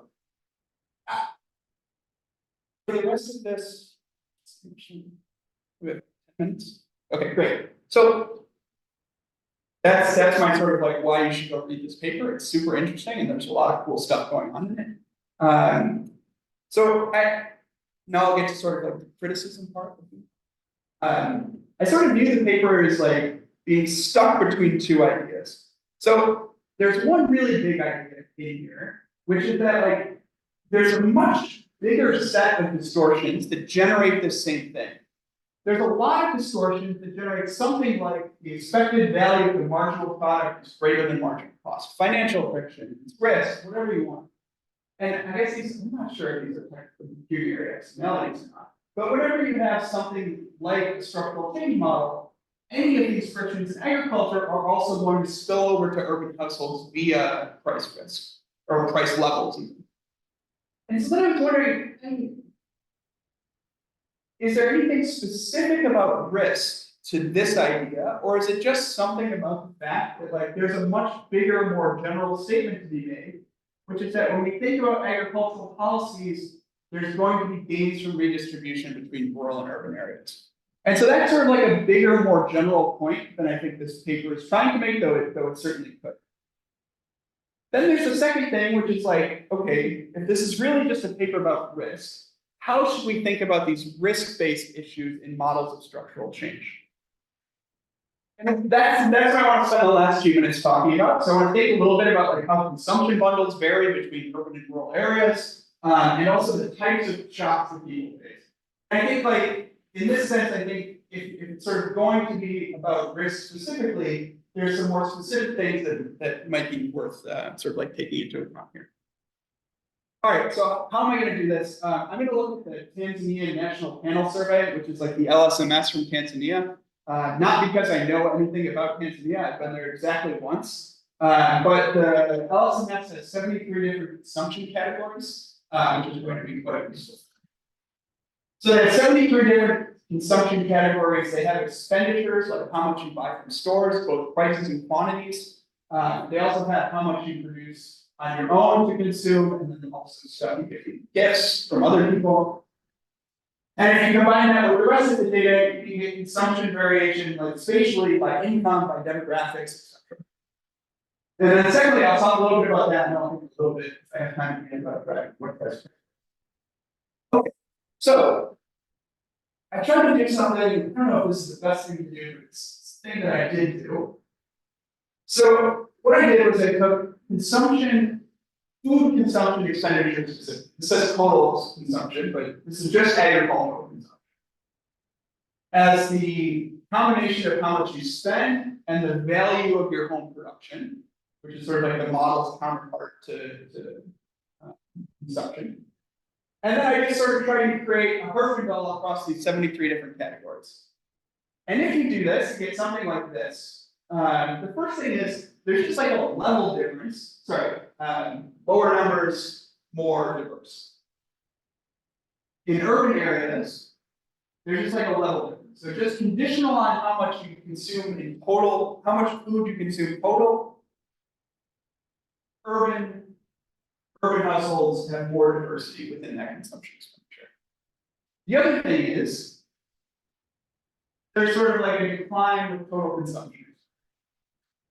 an increase in diversity. An increase in diversity with total consumption expenditures, both within rural areas and also within urban areas. The slopes are a little bit different, but either way, there seems to be like a level shift in urban, which to me strikes me as something about trade barriers. And then there's also sort of like the non-homogeneous part of this, which how people choose consumption. Sorry.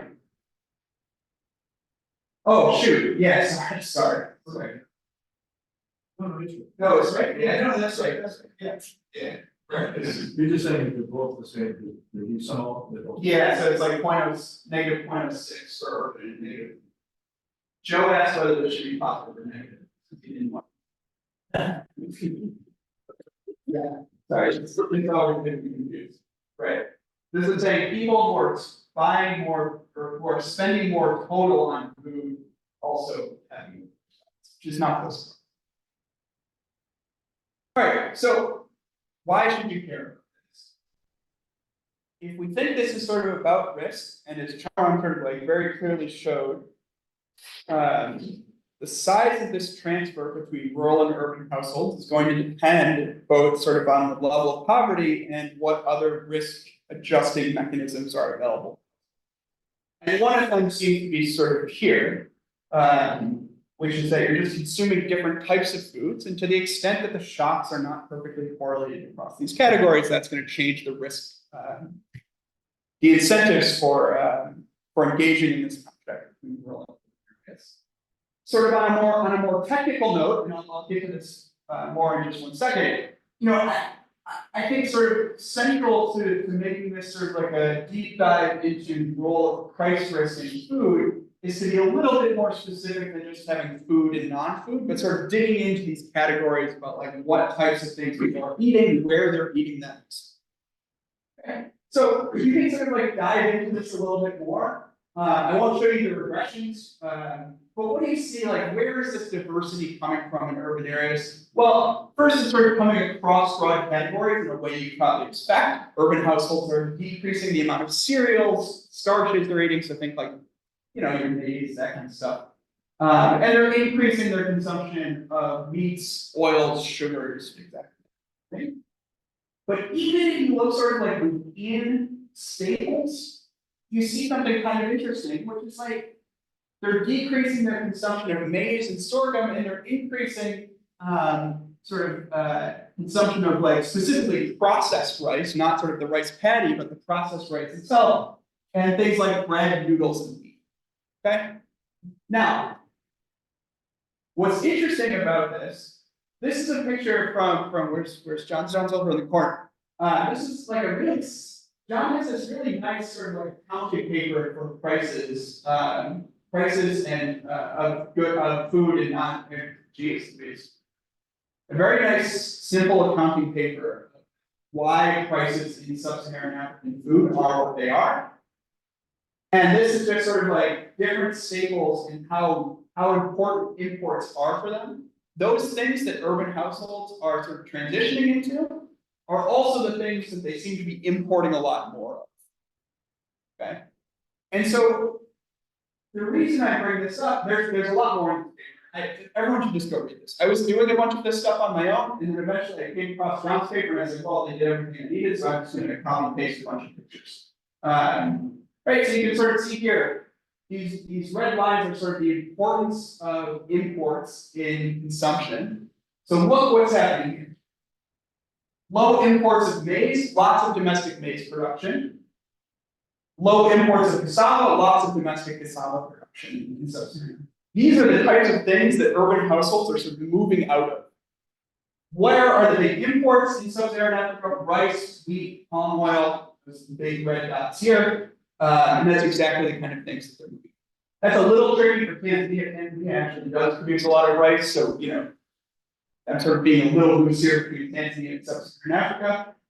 But this sort of strikes me as like central to thinking about what types of risks people are facing across space. So the thing I sort of want to leave with is like the big question to me about risk is sort of who is consuming the imports. And I don't know the answer, to be clear. But I think there's a distinction between sort of this idea that Chaoran presented, which is like, maybe imports are too low. But the fact that they're too low doesn't mean that like they're not an important share of current consumption. And this is sort of the thing we really care about. And so we think that rural households are sort of tilted towards domestic production, consuming out of domestic production, and urban households are sort of more tilted towards consuming out of imports. Then it sort of becomes really central to figure out sort of like how correlated those shocks are, what types of shocks they're facing, because that's going to be central for thinking about consumption insurance. Okay.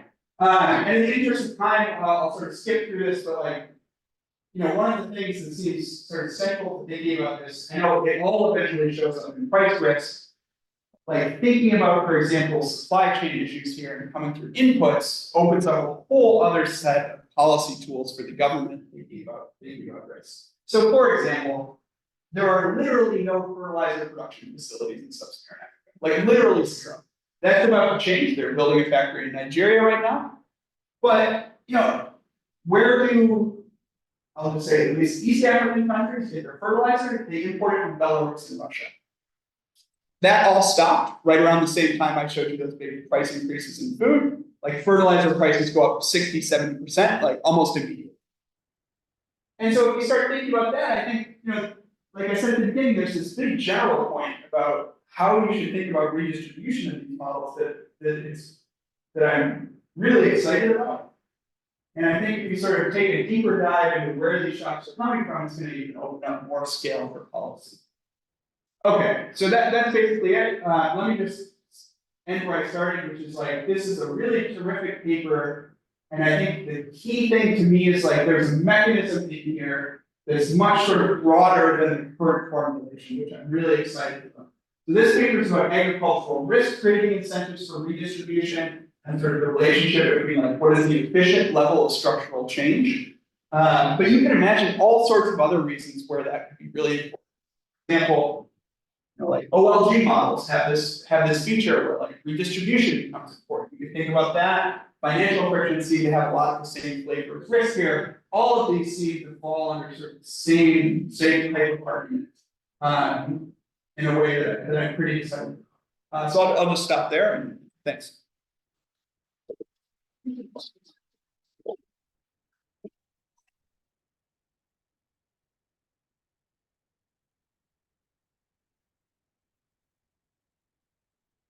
Thank you. Really, really cool paper.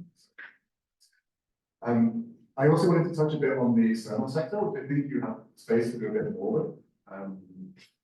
So I've been thinking a lot about Nepal recently, and Nepal is next door to India.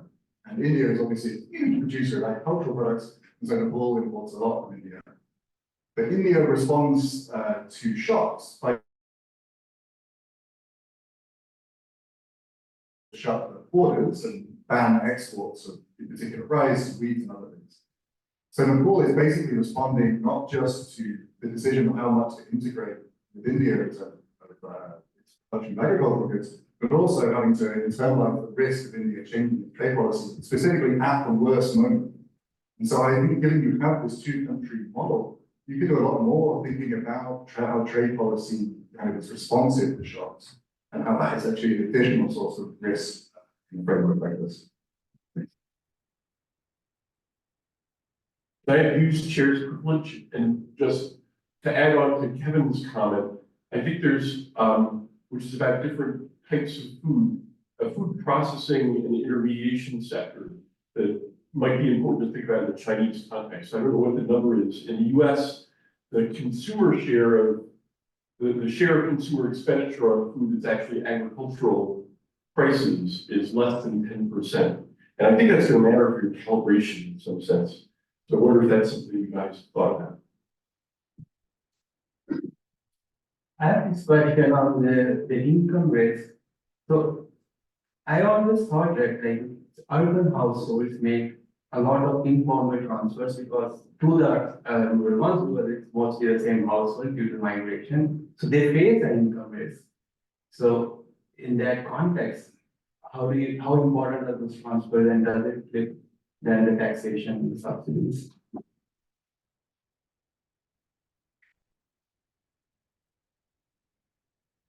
All right, maybe we should go back to What's the?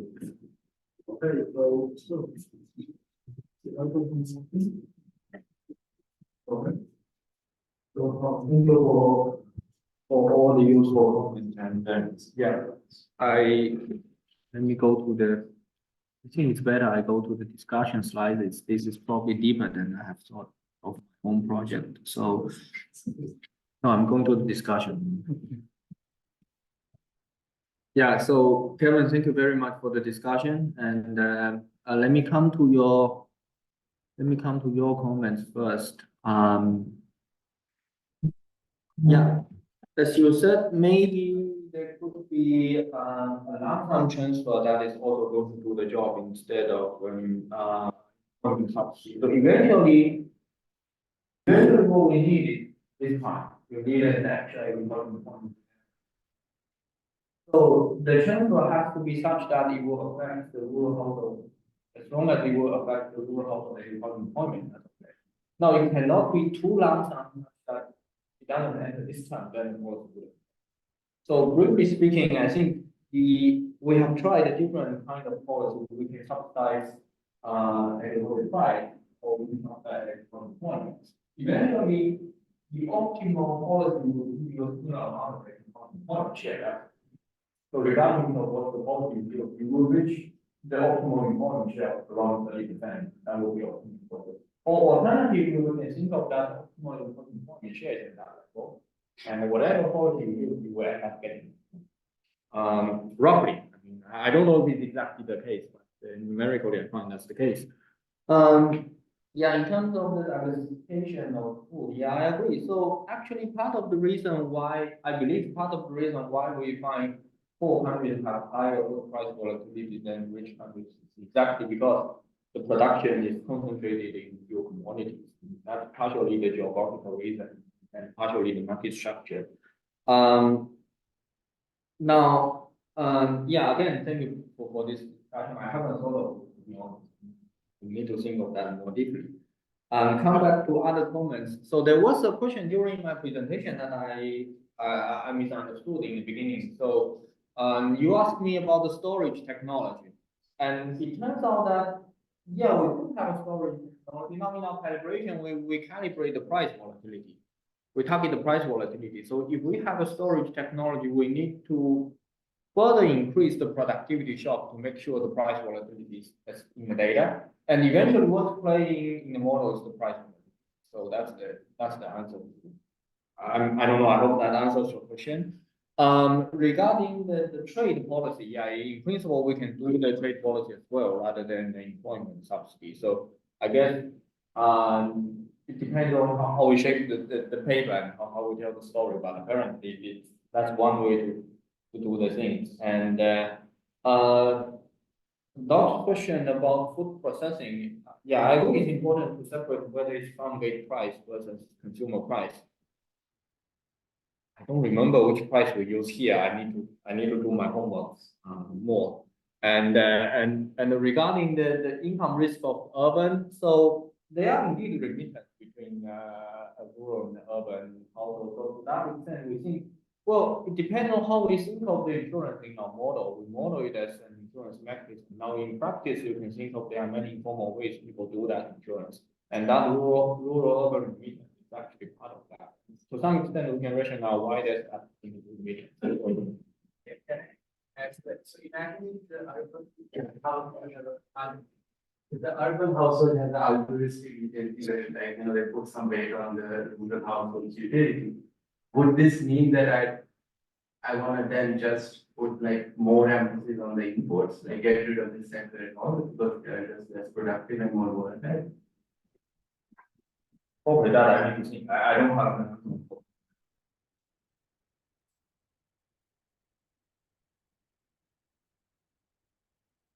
So just about the baseline calibration, is there no contract calibration baseline? Is it clear? I think there's a Chinese government is running also many policies that resemble your contract. Good question. So we have been hesitating between two strategies. One is that we calibrate the baseline model without policy. Then we see what's going to happen if we implement policy baseline model. The other strategy is that we calibrate a baseline model with the policy, then let's see what happens if we take out of the policy. Actually hesitating back and forth for a while, so.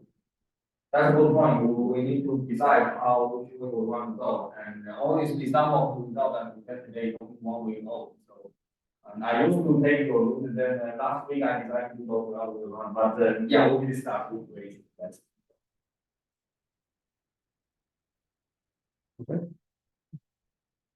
Thank you, Dan. One more, then great. Can you say a bit more, like, I think that was very interesting, why the poor countries have a pro-consumer bias in the policy? You said something in the end. it's not full consumer bias. So that's the argument saying poor countries tend to be more likely to be urban bias. The rich countries tend to be more likely to be rural bias. And that's coming from the evidence of the what we call nominal production index. So the nominal production index is basically you compare the domestic price versus the international price, and what's the political economy background of that? All of that.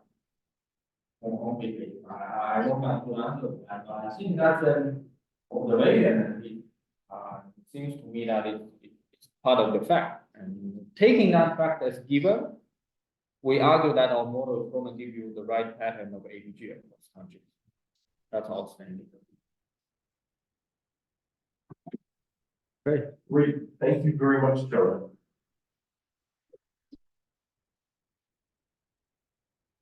We're gonna need a break, we have about 15 minutes, so see you back to the spot.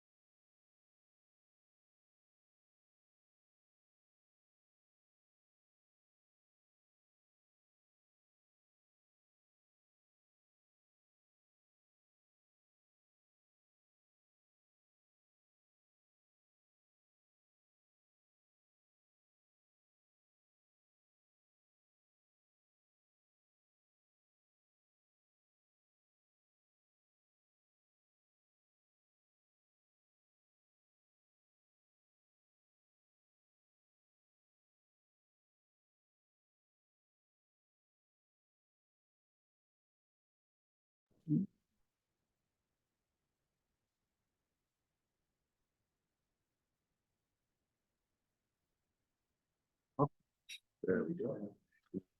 Is this the microphone? It's not on, is it? Hello? Okay, great.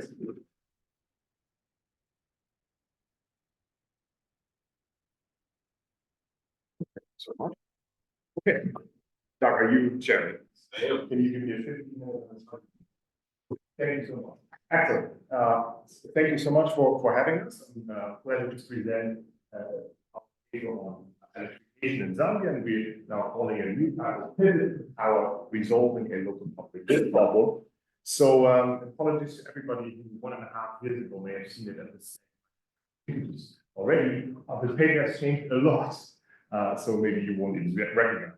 Also, a big thank you to our phenomenal research assistant, Greg, Mackenzie, Anna, and Thioune. Thioune is now a PhD student at the MC.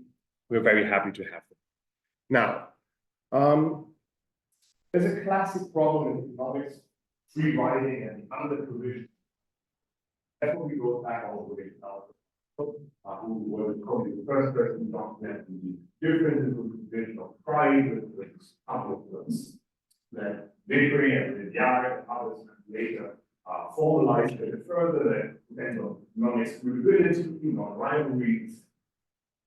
Then theory, mostly this is from then onwards, mostly discussed the determinants of what kind of create this kind of division, or the determinants of the degree of the division. We've worked here from all sorts of economists saying that old larger groups, it's harder to kind of provide the compromise that leads to conflict division, or others later, for example, harder to get show that it's a coordinate when a location is more unequal. It is easier to provide public good, maybe because the rich person should provide it, and then others. And so there's a long kind of theory literature on all these potential determinants here, what determines under provision, but there's very, very little empirical evidence. Or let me put it differently, all the theories, of course, have their anecdotal evidence and great anecdotes of why they think that mechanism is relevant, but we have so far not seen much systematic evidence on what determines the under provision of public. So this paper is then taking this question head on and is asking, what does it take to overcome the under provision of local public goods in a real world environment where we think under provision is. The example that I will be referring to here is one that relates to many different types of infrastructure, mostly of the last mile. So last mile infrastructure often has public good characteristics. It is imperfectly excludable and imperfectly rivalable once it's there. Examples are, for example, the sewage system, an irrigation system, or our example here, the local electricity trunk network. Once the network is up, it wasn't the name of the system or networks. Once it's up, it's really hard to exclude anybody else from using it. And most of the time, they're designed in such a way that your marginal use will not decline or decrease your neighbor's usage. There's even a word for that. I must have heard it the first time the word last mile problem sometime 10 years ago. And it seems that in the empirical literature, problems of last mile provision are really common. Obviously, then, if the last mile isn't there, if you have the grid coming to your village, but unfortunately no one is connecting to the grid inside the village, that dramatically underlines the development effects of electricity, for example, and similar with other systems that I mentioned earlier. So what we do in this paper is 4 things, and I'll show you a preview of each of these 4 in the coming slide, and then we'll see how far we can make it through the rest of the 45 slides. So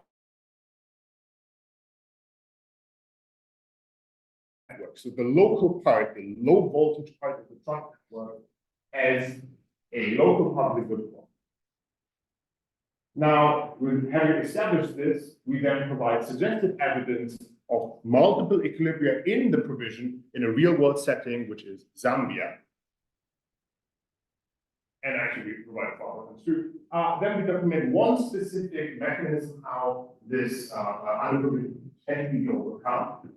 In our case, it will be something that is called a physical user. which is also explains the title, the pivot power. There needs to be something that manages or ensures provision. And then finally, we can show that in the places where the trunk network arises, the development effects is exactly as we would. Now, let me just try to briefly convince you why you should think of the electricity trunk network as a local public good. And we always call it local here to kind of separate these from global public goods. As I mentioned, the arrival of the electric grid, mostly with a large, high or medium voltage line to a given location, does not automatically entail end user connections. To avoid losses, you use extremely high alternating current voltages for transportation, for transmission, but then eventually needs to come to the end user and needs to be brought down to manageable voltages. And the step down process then means that just because the grid is in your location doesn't mean you have a connection. You need some additional piece of equipment. The additional piece of equipment is what we call a trunk network. I will show you a couple of pictures in a second how this would look in Zambia. So this is basically the transformer at the end of your road that then spans the local network to your house, from which you have a drop down like a cable going to your house, and wiring a meter, and there you go, voila, you have a connection. Why should you think of the trunk network as a local public good? Well, first of all, it's most likely non-rivalrous and imperfectly smooth. The network is designed in a way to meet maximum load. There is a maximum demand at any given minute or second that the area that's being electrified could handle. In the context that we're studying, these local grids are way over designed. Or put differently, that it's really hard for the local community to ever manage that. Your neighbor switching on their machine means you have an outage. That does not mean. They're imperfectly excludable because we know that theft is common, and there's a literature on this from other parts of the world, but we can also show you evidence from Zambia that 20 to 30% of users in a given village are not paying, although we know that they have a connection. Also, if you go to the field, you'll see a lot of kind of connection. Many people from South Asia, for example, will also see this in urban settings. This is the first time that I've seen this in rural areas too, that people just, tap onto the line of their neighbor, or they tap on themselves to the local, the low voltage local trunk. Now, if you're still with me on the local public good here, then the problem becomes that building this trunk network is extremely costly. Especially for a small community, let's call them a village, you need maybe 10 poles, they cost multiples of the local income of the end users. You need all these lines, you need fancy equipment that is called a transformer, which means the voltage step down and step. So these are engineering requirements. Someone also needs to come and survey the village, and they have professional construction being commissioned, and there's these capital or fixed cost requirements. All of this most likely leads to a really steep downward sloping cost curve, as Lee and others have shown in Kenya. Well, that means that there's this high fixed of setting up the grid, that entire locations can actually remain unconnected despite having the grid, or having the grid arrive before, they still remain unelectrified going forward. And, well, I've heard of this before. I've studied electrification for, 6 years ago. Over and over, there's these coastal villages that are supposed to be electrified, but have no one connected. I think I've heard about it first in Ethiopia. I always thought it was a problem of measurement error.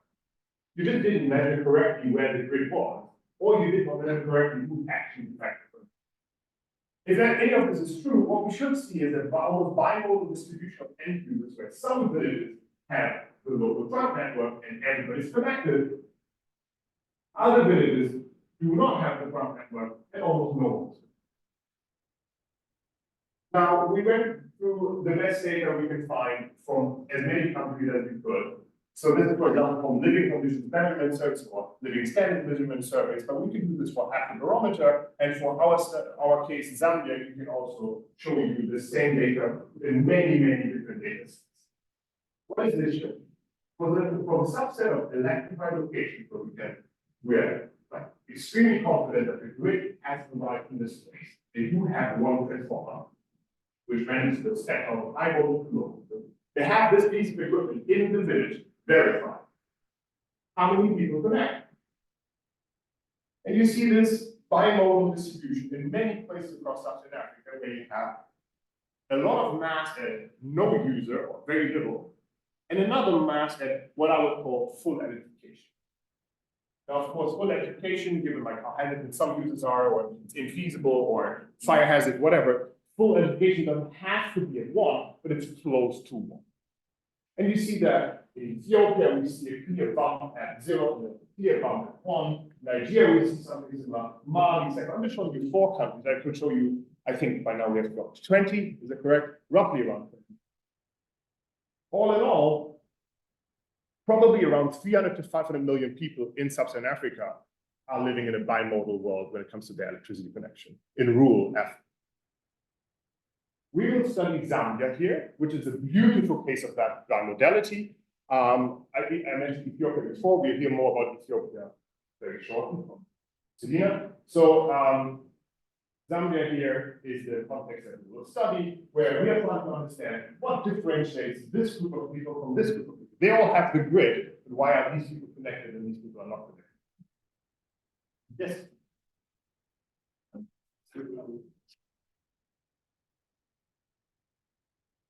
You phrase the question as what differs these people, but is there any difference between the power source? No, it's on the grid. We only study the grid. It gets even more complicated if you allow for off-grid, but here there's just the grid, which is the interconnected system, which in Zambia is mostly hydropower. Hydropower. Exactly. But so far across countries, we cannot discern any difference in like the generating source at all. Also, the generation here is hundreds of kilometers away from these villages, so it's unclear why that should matter. But thank you so much for the clarification. Now, if I want to kind of introduce one potential mechanism to overcome this problem, let me introduce some terminology. Mechanism design would call this situation a public project. Classic example. The community needs to decide whether to build a public project at a cost C. Let's call that the trunk line. It's like 10 different poles, some lines, and some cables, and some wiring, and some. The cost of the public project is supposed to be equally divided by all the units N. And the utility that you would derive from the project VI is varying across all of us. Some people really like it, others don't like it, and some use it for production use, others for residential use. Their utility or the utility derived from it will vary. Now, we would expect that the trunk that was being built, if the sum of the reported valuations, what everybody reveals about the utility, V hat, exceeds the cost of the project. So far, so good. Problem then is that the real underlying willingness to pay in what people report may vastly diverge. Or put differently, that free riding is a problem here. And if you ask the utility, they do think that it's a problem. You can just wait for your neighbor to pay the cost for the network. And once the pole is next to you, your cost of connecting to that pole is a lot less than having to. What would theory predict that we, what would theory predict is a potential mechanism to overcome this? Well, there's the famous Vickrey-Clark-Ross mechanism of a pivotal end user. What is a pivotal end user? If all of the delegations of the users make it across C, the sum of all the V's is higher than C, the pivotal user is the guy, the single guy that you remove them, you fall below C.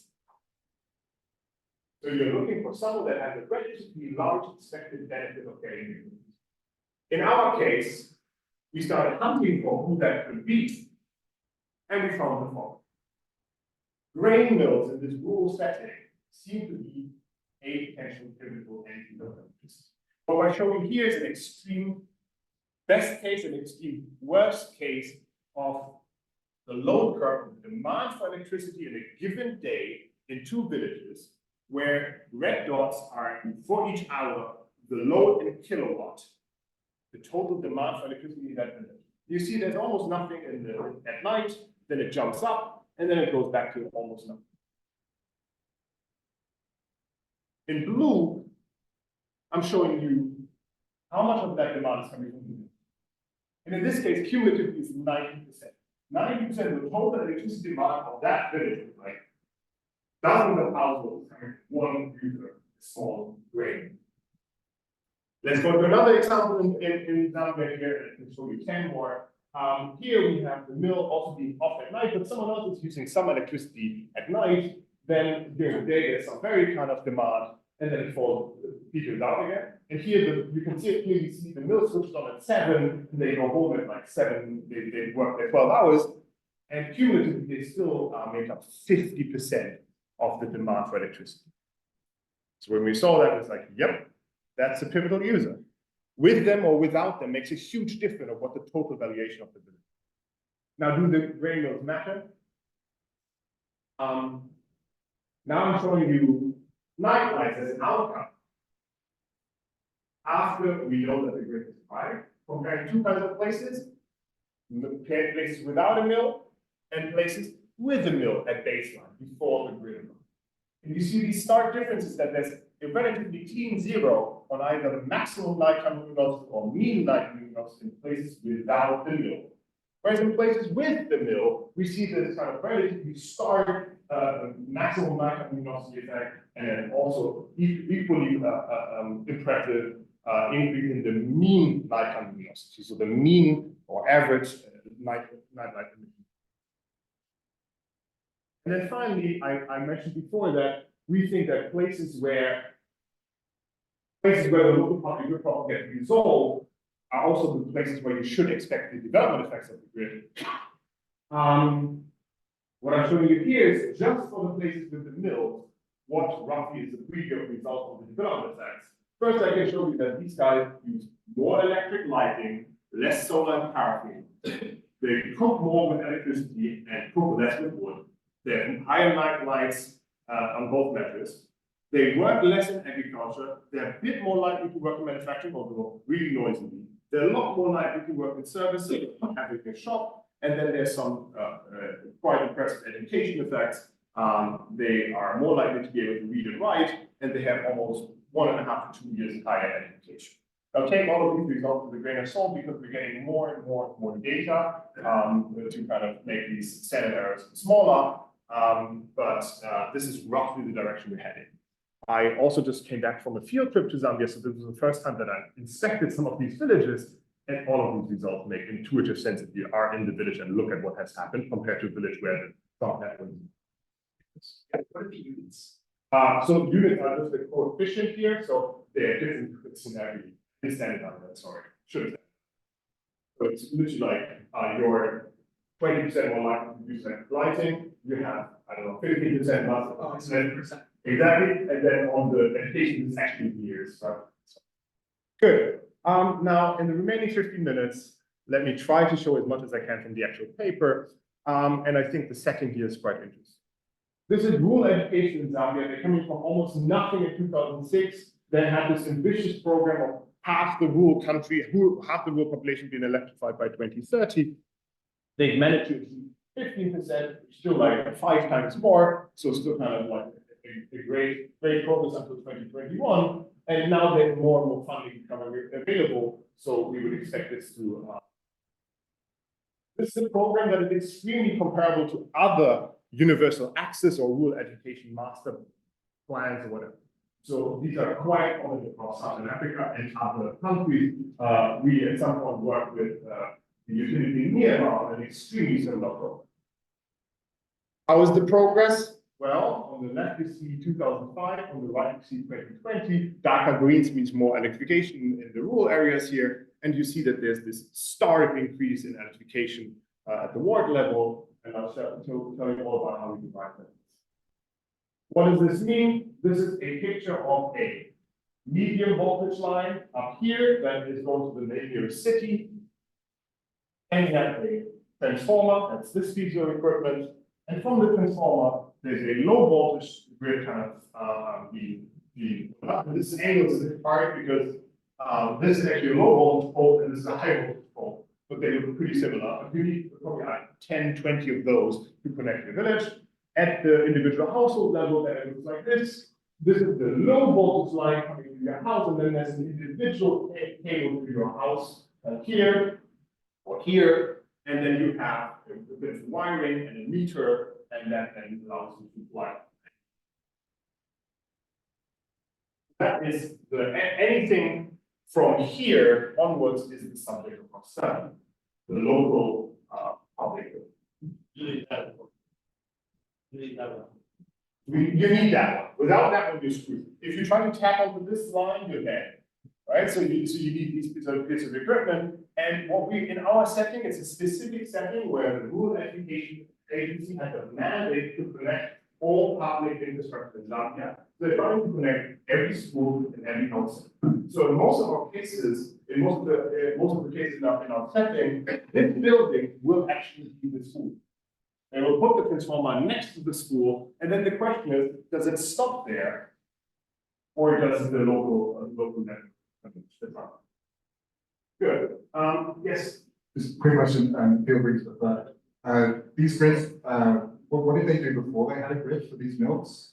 What was that before? And then just second, presumably these mills weren't there by accident. Could you talk a bit about why they were there already? And presumably it's not randomly assigned, but feel free to defer if I answer that. Fine. I would like to defer the random assignment. I can show you later how villages with and without a mill, how they differ, but I think it's obvious that they are different. The interesting bit for us is that, that the mill being there apparently leads to the truck network being there. Now the first version, they run on diesel, and you would see that many kind of millers, when the grid comes, that they will switch the electricity right away. But we also have some millers that are just stuck with diesel and we don't quite know why. The thing is extremely costly to build. Let me not get into that. The connection pricing is quite basic. It's the total cost of connecting all of divided by each user, and you have to pay your share unless you just wait, and then later you may have to pay less. How pivotal are the mills? They're quite pivotal. There's more villages where the light blue is showing you how much the mill is consuming compared to everybody else. They're consuming a lot. And now let me talk about data. When we started with this project, we were facing this really hard problem of not knowing where the grid was going. We're talking about these extremely low voltage kind of networks here that are not easily observed, and most likely the utility will not keep accurate records of when they build.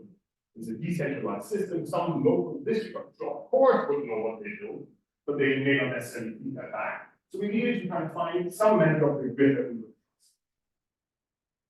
The measure that we came up with is that the schools are all reporting annually that you have the grid through Ministry of Education. School had us filling out a survey with tons of questions, and one question is geography. So what we built is a geo-identified panel of 14,000 schools in Zambia and how their grid connection status is defined. And that allows us to effectively trace out the arrival of this piece of equipment in a village. On baseline data, we need to know where the mills are. We need to know where the villages are that get identified and what their characteristics are. We derive most of this from a fully geo-identified, almost fully geo-identified, 100% census 2010, which is also the locations of the mills. And then for the outcome, I'll tell you a bit more in a second. We mostly use labor force survey, satellite, and rock products. Now, why can we go to the school for understanding the grid? Well, first of all, there's the health census and health facility census and school census with all their facilities in there that are reporting electrification. And de facto, it's a legal requirement for the utility to connect these places no matter what. If even if the village has zero demand for electricity, and also the schools can be quite crucial as an anchor node, meaning if the village has nothing but 3 farms and a school, then the school ensures that the line doesn't break down because they consume a minimal amount of electricity. We have cross-validated with engineering records, so we get it. I said baseline data, census, other stuff, and these points of interest, where the points of interest are basically the mills and other things, commercial enterprises, churches, all of the things we know all of that. Outcome data, we're mostly going to build a either a long difference from the census 2010 to these quarterly labels per survey, or to some satellite device product where we have actually some form of panel. How does that look like graphically? You can think of the identification starting in like 2009, 10. So this is basically our baseline, and then all of this data is available for like analysis or outcomes. What's the empirical strategy? Well, this is a sophisticated plan by JICA for the World Education Master Plan. The national experiment is best described in this picture. This is the nearest city of the time. They want to go to this one rural growth center, a village of high priority. But on the way, they will connect all of these other places because they just happen to lie on the path between the big city and the small town that they wanted to get to. And all of these villages will get electrified because they fall on them. So our analysis is basically taking all of these blue dots, which we call RGC, rural growth centers, villages, and comparing these villages to other villages where they happen to be less lucky because their priority village was less priority. So it's basically like we call these inconsequential units. We're only comparing inconsequential units in green bubbles where they're not lucky compared to green bubbles that are slightly less. How does that look in real world? This is how these packages look like in the real world. So each of these groups is like a green bubble, and we're comparing the ones that got electrified earlier to the ones that electrified. Total, we have 1,270 rural growth centers. Of those, 970 were supposed to be electrified by the grid. Of those, 180 are important. We exclude them, and 790 are inconsequential or not important. And their identification over time looks like basically nothing until the program starts, and then you see this shooting up. Main specification is a difference in difference, where the identification status of the village at a given year is derived from the school, and the outcomes are then different outcomes at that kind of. Then we skip that. The RGCs that were treated and are not treated are relatively comparable. So we were hoping for parallel trends, but we almost have parallel levels, like all parallel levels. How are the results? Well, if you just take all of these electrified inconsequential places and see what is the grid do, that's what you get. Nothing. On average. Let's compare that to places where we interact the identification with you having a mill. Suddenly we see for the first time like something significant showing up on nighttime luminosity, for example, and quite starkly so. And these places that do have the mill are places where the electricity does something. Okay, that is what made us do. I can also show you, for example, how nighttime luminosity varies, like as a distance of the village. In places with the mill, for example, we see 500 meters, strong effects, 1 kilometer radius, still strong effects, 2 kilometer, gets really noisy, and then it kind of peters. Given the size of these rural villages, this seems very reasonable. And how does the same look like for villages without a mill? It's basically a zero. Good. Now, if you don't buy our identification as like you were hinting at before, then all about these places with the mills must be different. Well, this is our best kind of event study type of analysis of like green trends between places with the mill in green and places without a mill in red. Now, the sample is really sketchy, there's not that many places, but you know, we can kind of have the suggested evidence here that the red is kind of staying flat throughout, whereas the green from identification onward is kind of starting to go on this upward trajectory. Yes.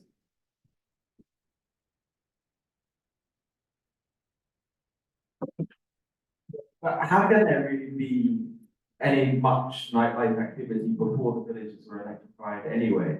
So if these villages are systematically different, there's something inherently entrepreneurial about the people, for example, which inspires them to set up a mill, then once they get electricity, they're going to also do so much more with that. Whereas I can't see why the pre-trends would be different in an unelectrified village. Okay.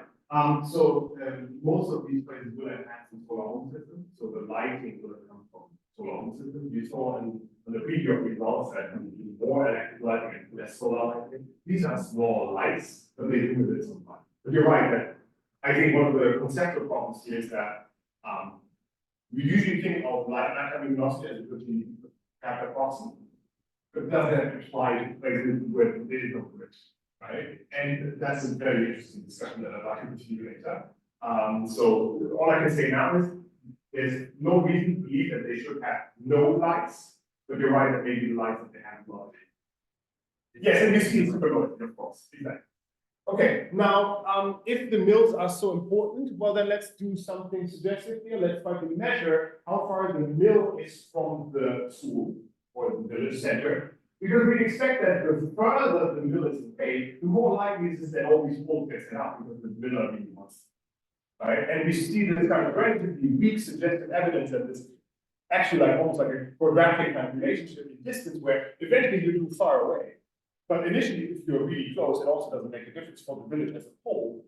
But in some sense, there's some optimum that if you're 300 meters away, that's great for the village. If the mill is 300 meters away, that is potentially great for the village because of. How about some more outcomes here in my final 2 minutes? Built up area, for example. Do we see more construction activity and more build structures in these places? Yes, we do. 500 meters relatively large, but marginally significant 1 kilometer, 2 kilometer radius, and then it peters out. Again, absolutely nothing in places where the school is electrified, but they did not have mill. And then also something really interesting that I find on vegetation here, because there's more built up area in the inner ring of the village, there's a lot less greenery. But interestingly, I didn't really expect this in the outer ring, and I can discuss this a bit about how in 500 meters to 3 kilometers built around the village.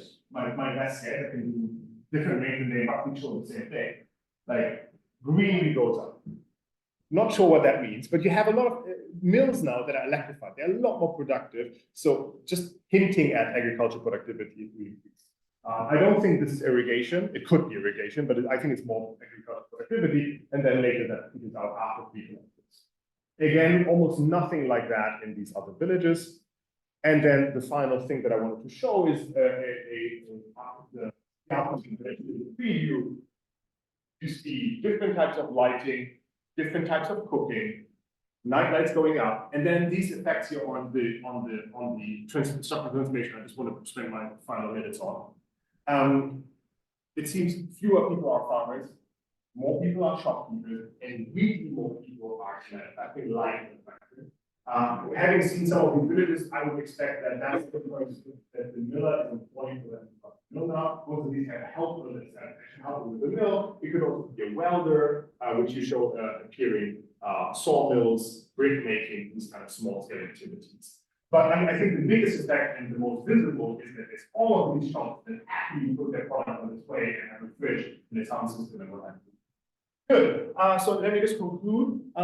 We conceptualize in this paper the electric truck network provision as a local public good problem. We document bi-modality in household connected villages, which is suggestive of multiple equilibria in provision. We don't have evidence, but let's say nothing conclusive, but it's suggestive of something like that. And then we highlight the importance of one type of pivotal player in this context, which is the grain mill. And it appears that household adoption is concentrated in villages with the grain mill. Our story is that in place of the grain mill, the coordination failure of the 3 mines somehow is going to come. And we provide evidence that the development effects of this public good provision are actually relatively large. Thank you so much.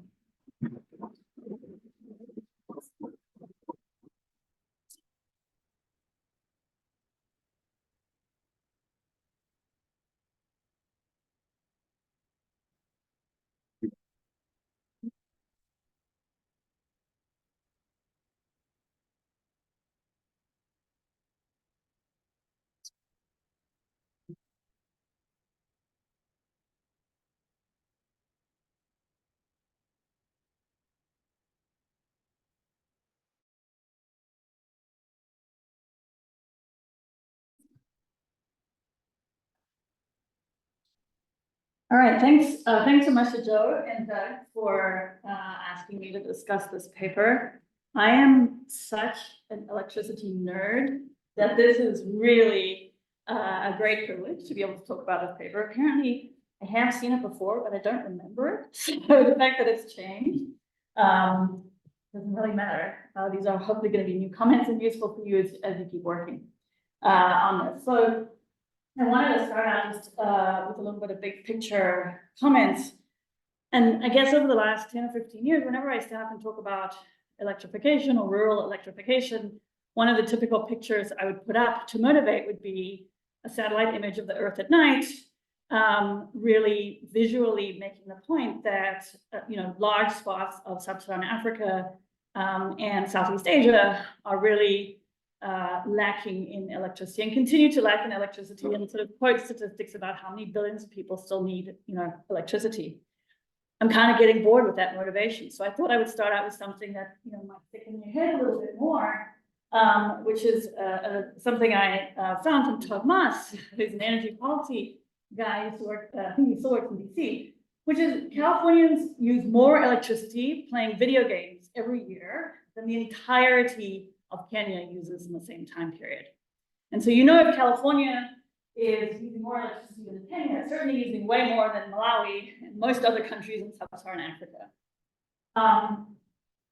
It seems outrageous that the majority of the world's poor still lack electricity or any access to clean modern energy.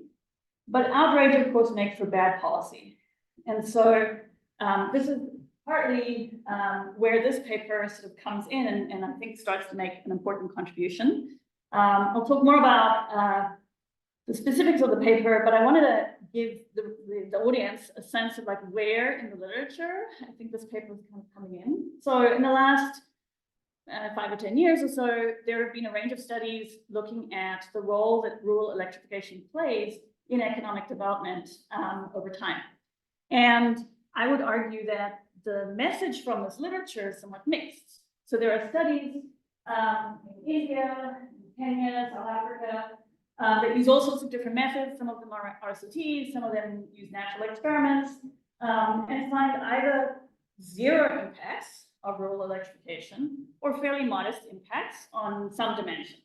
Okay, usually the time period in these studies is 5 years. However, there are a separate set of papers that also look at a range of different countries. So Ethiopia, Brazil, US, India, looking at a much longer time period, 20 to 100 years, 100 years in the US, that find and show, as you might expect, that electrification is really transformative, right? So I think the elephant in the room here within this literature is that African countries clearly need much more electricity, both in urban areas and rural areas, if they are to advance. So notwithstanding this mixed message in the literature, I think we kind of get hung up on arguing about, should we, shouldn't we, when the elephant in the room is that, yes, we need to provide more electricity in these places. The International Energy Agency basically says in the next 10, 15 years, non-OECD countries need to invest about $10 trillion in the electric power sector. This is just new access, right? This isn't transforming what's already there. So with this as background, I think there are a series of really important questions that we should be addressing from a development perspective, which is not should we do rural electrification or urban electrification, but how do we do it? Do we do it in a clean way or a dirty way? Zambia is a great place because 75% of the power is hydro, so it's clean. Secondly, how fast can we do this rural electrification? And I think this is a little bit of what the paper can, your paper can talk to. Maybe at the end I'll say something about some new work I'm doing in terms of the speed of electrification. And then thirdly, because we're economists, who will pay for it? Okay, which is also part of what this paper starts to talk about. So this paper is arguing, I think, that people are going to be the ones paying for it, the end users, but that only some will, or at least initially only some seem to be able to. So there are several layers to this paper. So just to kind of summarize, I think Niclas did a great job in explaining this idea that last mile electrification could be thought of as having local public goods characteristics, and hence being something that is underprovided. They have this really nice natural experiment in Zambia looking at a natural rollout and a very clever approach both to measuring how the rollout happened and to identifying the impacts of the rollout through this by accident connection, which I'll talk more about using the master plan. And so basically the idea is that they're looking at how do outcomes change in places that were accidentally electrified on the way to the places that had high priority, comparing areas that were treated during the period they have data for to those that were not yet treated. Okay, so this is the inconsequential villages that Niclas talked about. And the bottom line is that there are no effects of grid arrival on average, and only the towns with the grain mills have any positive impact on those indicators of development, mine flights, etc. So in terms of the contribution, I would say the data contribution is huge, is really huge in this particular setting. It is very, very difficult to find actual geospatial data on networks, and particularly on networks, how they've evolved over time in African countries. And so this idea of using another unrelated data set to get at the school connections is a very clever way of substituting for the lack of administrative data. If you guys don't already know this paper, maybe you do, and that just came out in the JDE. The point is look at basically using similar data for Kenya. Her questions are not about development per se. The questions are really about how schools are affected and how school outcomes are affected, but basically using the similar kind of treatment data. And so I wondered a little bit about whether this approach could be useful in many other countries other than Zambia. Your empirical strategy, I think, is just a really great use of the master plan and digging into the details of the master plan to deal with important identification challenges. And as Niclas said, many sub-Saharan African countries actually have this 5-year, 10-year master plan for how rural electrification is going to change. And so, again, I wondered that this empirical strategy could be extended to other places as well, conditional data. Your outcomes are limited, but it sounds like you're going to add some more stuff, which is great. And I think for me, it was just exciting that you're showing in the, I would say, maybe the medium run, because it's like 8 to 12 years, that where electricity has the most impact are those places that seem to have had some economic potential kind of at the beginning. So what I want to do, my comments are kind of organized into two chunks. I'm going to zoom in a little bit and say, give you some detail about the actual slides and presentation. And then I want to zoom out a little bit and think about what more you could do, since you're interested in this question of how do we speed up the provision of rural electricity. So zooming in, first of all, is electricity a local public good? So this one I thought about, I'm still turning it over in my mind. It's local public good-ish, but I would argue that although it is hard for the utility to exclude people, so for sure there's theft, in rural areas, all over Africa where this kind of setup is in place. There is technology that would shut that down, and there's potentially monitoring that could happen at the village level that could shut that down too, and I'll come back to that at the end. And then secondly, is it really non-rival? So this is an article from a year ago. Hydro is the main source of generation, and so any kind of seasonal fluctuation in the dam is going to affect how much total power there is available in the country. And so I kind of wanted to think more about whether the trunk network is not so much a pure local public good, but more of a flood good. So it's excludable under some technology, and it's potentially congestible. So yeah, if I switch on my lights, it's not going to affect your lights. But in the down season, if I'm switching on all my appliances, and that may actually just blow the transformer because of the overall constraint on generation capacity. And that constraint is actually relevant in many, many African countries as well. So I don't know if that affects the way you want to think about the pivotal user, but just in terms of characterizing the good a little bit more clearly, in terms of your sample, I like the idea of showing that places that had this pre-existing mill were the ones that are really driving changes in luminosity, changes in outcome. But I did worry a little bit about, you were very gracious to give me these numbers, about 39 of the rural growth centers in your sample have this mill characteristic. And so all of your effects are being driven by these 39 villages. Maybe you want to do some sensitivity, do some leave one out analysis and see if that's driving anything. Setting. I love the detail. As I said, I'm an electrification nerd. I actually wanted more detail, and specifically related to connection costs. So I didn't quite understand the environment in Zambia. What options are there for financing connections? So we know from the Kenyan example, Lee, Miguel, and Wolfram, they basically show demand is zero for connecting unless you pay for it entirely, unless people are getting free connections. It's very low at low levels, but unless it's zero, basically you're not going to get a large number of connections. And this is true for South Africa. The reason why so much electrification kind of was successful was because the utility was completely paying for that last mile cost. So I wanted to know more about what finance there was for connections in Zambia, and then secondly and relatedly, how does the mill face connection costs, right? Is there finance for the mill or not? And so are the connection fees different for an economic entity versus a household? How does that work? On your empirical strategy, I was curious to know, what do you get if you just compare? You do like the brain dead thing, and you compare the RDCs that were prioritized high versus low, so not the by accident areas. See how different you get, because that'll be a test of like why you want to do what you're doing. And then I think we should go back to the other question about why the places that are inconsequential. Well, no, sorry. This is a separate one. Inconsequential connections. The point I wanted to make here was you are still essentially comparing inconsequential connections in places that are on the way to higher prioritized urgency relative to inconsequential connections that haven't been connected to slightly lower prioritized urgency. So I need to believe, and maybe this is where your balance tables are important, I need to believe that the high versus low important targets are not different on the way to getting there. So maybe that's true. It would be nice for that to come out in the paper.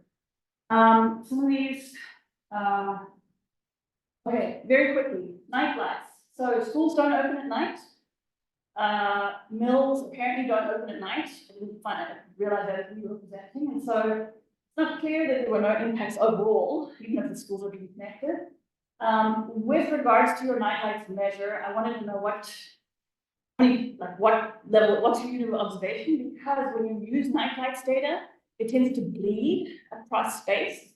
And so that might actually be just obscuring your results a little bit. And so maybe you can do something there to reduce that. And this is the question that was raised, I think, by John 5 minutes. Okay. The question is, we're pushing the question back one step, which is why did the bills start here in the first place? So even if we solve the question of like, why is the electricity going there on using this nice strategy, which kind of gets around targeting, but I'm still wondering why the mills were set up in a certain place and not others. Side question, did ZESCO know where the mills are? So ZESCO is the Zambian utility, and if ZESCO didn't know where the mills are, that seems like there's some danger to trade there, especially with regard to your other economic data as well. I think you know where all the economic entities are. You should be able to tell ZESCO, and then they're going to be able to pick up the critical users and get there faster.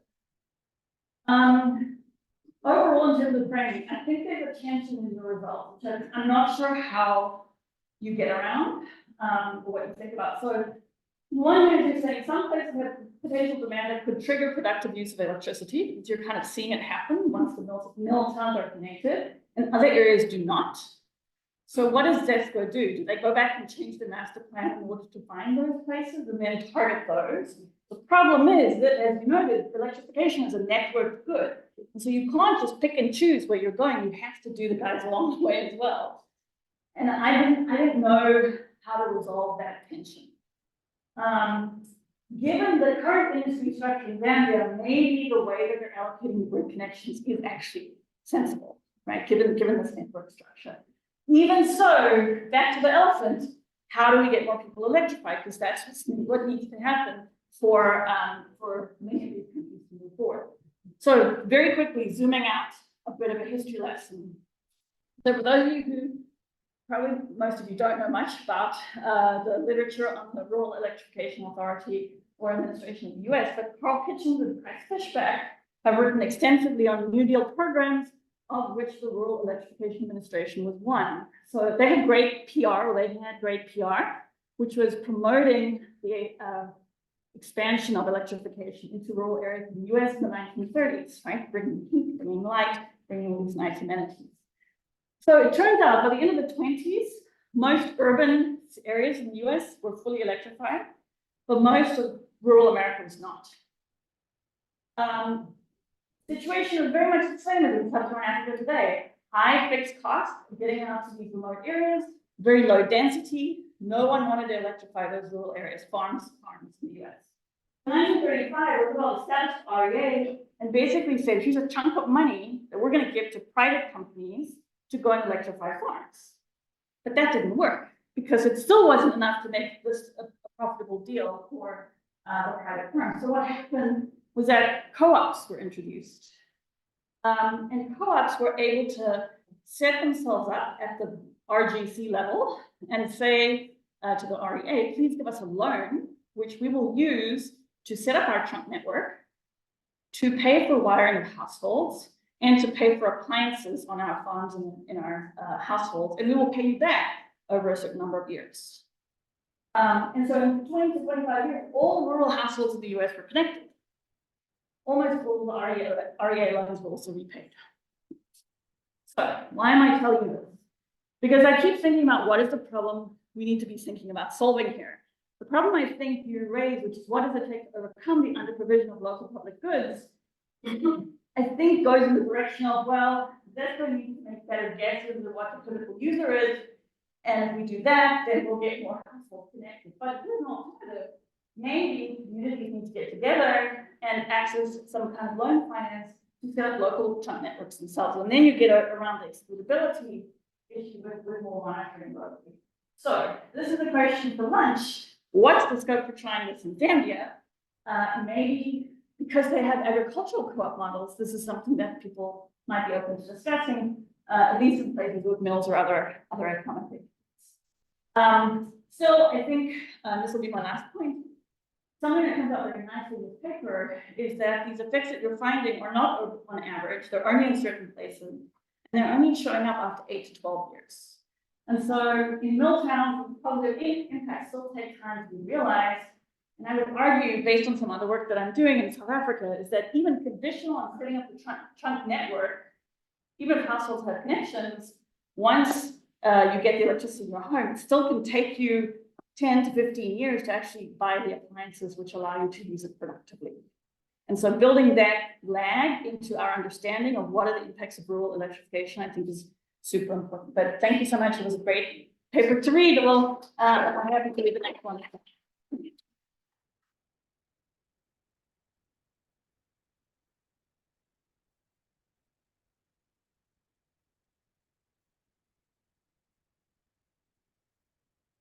I was confused by the point made by the author about that these evidence shows these results of evidence mostly here, which showed me that there is a state in a village and the state, when the state is one, something happened. We had a review with statement about it's a lot of dispersion in basically those states, and some of them are adopted, but they're not going to adopt.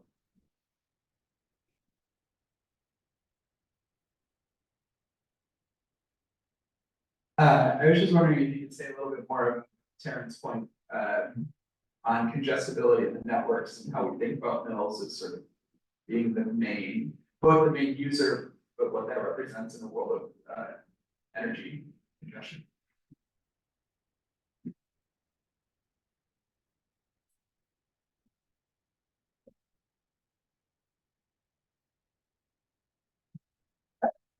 Related to Kevin's point, just to clarify further the non-primary point. I understand your local level argument, it makes a lot of sense. But at the level of production, that is unclear. So, in a sense that, connecting a new place, it means that everybody else will get, a higher chance of potential cut. So I am not fully, I can see the local, in fact, it's written very clearly, local public good problem. I'm not sure about public good problem per se. And the second point I would like to make is that it's a different perspective on your paper, which is still very interesting. I mean, I'm working on, mobile networks and mobile towers. And in fact, what is very important about electrification, this is completely brainstormed, so apologies for that. The many towers in Africa are disconnected from electricity and they are connected to diesel. I mean, you pointed out earlier something along these lines. These are implications for the economics of this infrastructure, because many towers, which we think of as a sunk cost, which means their sunk cost, which means that the presence of towers does not respond to changes in marginal revenue, is no longer true in Africa. Because towers run on diesel, security, and a bunch of other things. If companies, mobile companies, make less money from them, they just shut them down. So this is a perspective that is, separate from what I think has insights for the consideration of infrastructure.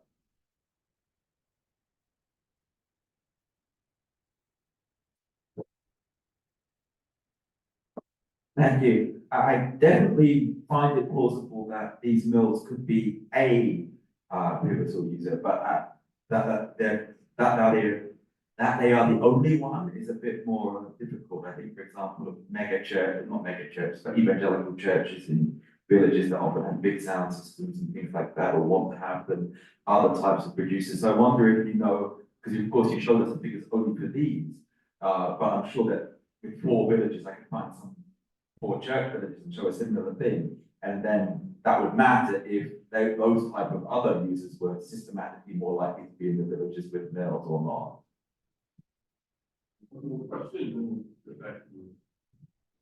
Great. Thank you for the great presentation and super interesting work that you shared. I had 2 quick questions. First, on related to those pivotal users. In that census data that you have on the mills, is there also any information on electric pumps, and maybe also how do their loads compare to those of mills? Are they potential alternatives?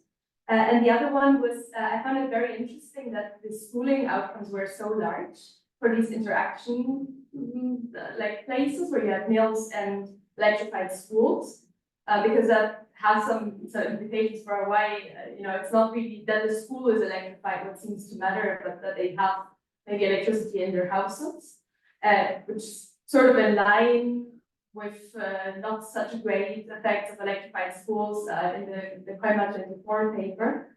I think it's very interesting to think a bit more about that dimension as well.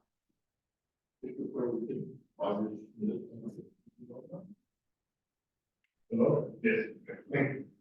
Thank you so much, Chaoran, for the excellent discussion. Thank you, everybody, for these great questions. How much do we have? 2 minutes? 5. Okay, good. So, Chaoran, thank you so much. I'm afraid we can have this very early discussion for a long time. It will be very, very, I love that. But just to take on your main points. Good. I think that all really good points and very relevant. Thank you also for providing this great historical context. The previous version of the paper was much more geared to just electricity, and that's obviously where we came from. But now we try to make it a bit broader and say, look, I think the problem is more wider than just on electricity, and that's one of the ways we evolve the paper. There's many things that we mentioned. The one I want to focus on for now is that the Zesco and Via did not know where the mills are. In the report in 2008, they said mills are super important, mills are really crucial, and then they could not get the data on them. So in some sense, we are lucky as researchers that there was a dramatic policy failure that they could not get the data that they said they would need. So having known this from the start that these were the results, we could have just taken everything they were saying, JICA and Via in 2008 at face value, and we could have started with that right away. But we were a bit more, optimistic and thought, no, they must have kind of realized that eventually, like where the good users are, and found them, but they did not. And that gives us this natural experiment. In conversations with the rural education agents in Zesco today, as of last week, we were literally telling them, there's the new census 2022, there's the same data available, request this data now when you update the plan. And that's what we do, just on the points. What is different in these villages with the mill? Well, most likely it's a relatively affluent farmer who at some point got very sick of carrying their grain to the nearest village, so they invested in this small piece of equipment. This is where it all starts. We cannot say much more about how different they are a lot of other dimensions, but that's the most likely story. So it really speaks to the bargain and attack and inequality at the local level. You need kind of one rich guy that helps the community. In terms of going forward, or actually in the past, I think Karen was asking about how does the connection happen? Is it different for the mill? Yes, it is different for the mill. The mill will ask Zesco for a quote. The Zesco will come back and tell them an enormous amount of money that the miller most likely will not have. And then if the miller complains that they don't have that money, which is like $10,000, $20,000, that kind of quote, Zesco comes back and says, well, there's no alternative. If you bring us 20 households, then we will give you a group seat. And the group seat is actually part of the policy that if the farmer does give them enough users, their kind of cost will drop down to the normal, just like their own cost of connecting to the grid, not the entire upfront. So there's strong incentives for the miller or someone like the miller to drum up the support and solve this coordination. So that's actual policy. A new policy that has been, and we think this is behind our a new thing that Karen mentioned, the places without the mill, how about that? Well, I've spoken to some headmasters now, and there's something new that's called the Community Development Scheme or Fund, CDF. And they're applying for the CDF decentralized funding. They're basically like cooperatives. And that's the new kind of reality since 2 or 3 years ago. So I think these are extremely valid points. External validity, is it a club good? Is this can all of this data happen in other countries? I think we can talk more about that. It all depends on, you think of it as a local truck network. Is it about setting up the network or using it?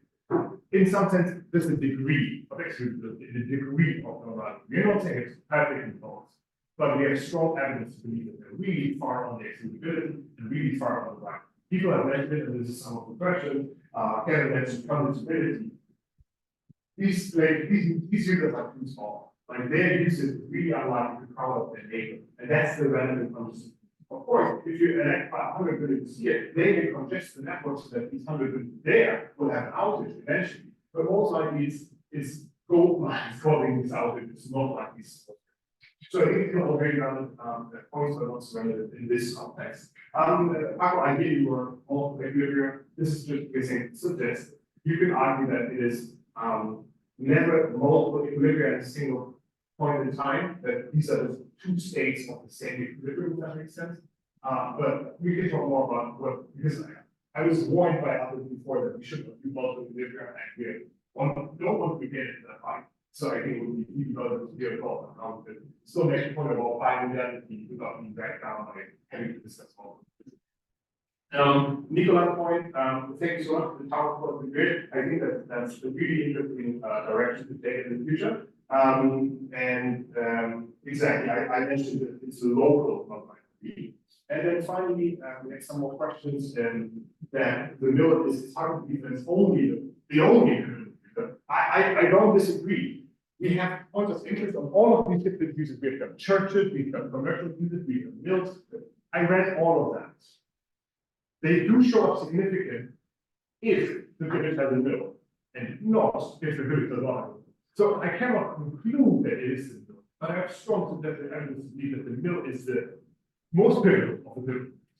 Okay, good. And then finally, Celina, I have no data on the pumps, and I haven't seen that in the data. It would be really interesting to look into that. I'll say that's data because some hand on that. And on the schooling outcomes, why are they so large in the middle places? Shouldn't these be also large in the other places? That's our next part of the question. Because more and more, if you go back to the lead now, they're saying social and private benefits may diverge. And I think the next part of the literature may be trying to estimate what the social benefits would be, irrespective of the time. Thank you so much.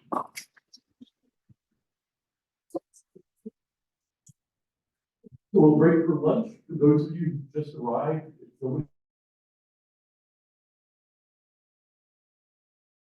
black folder. I will be back at 4:15.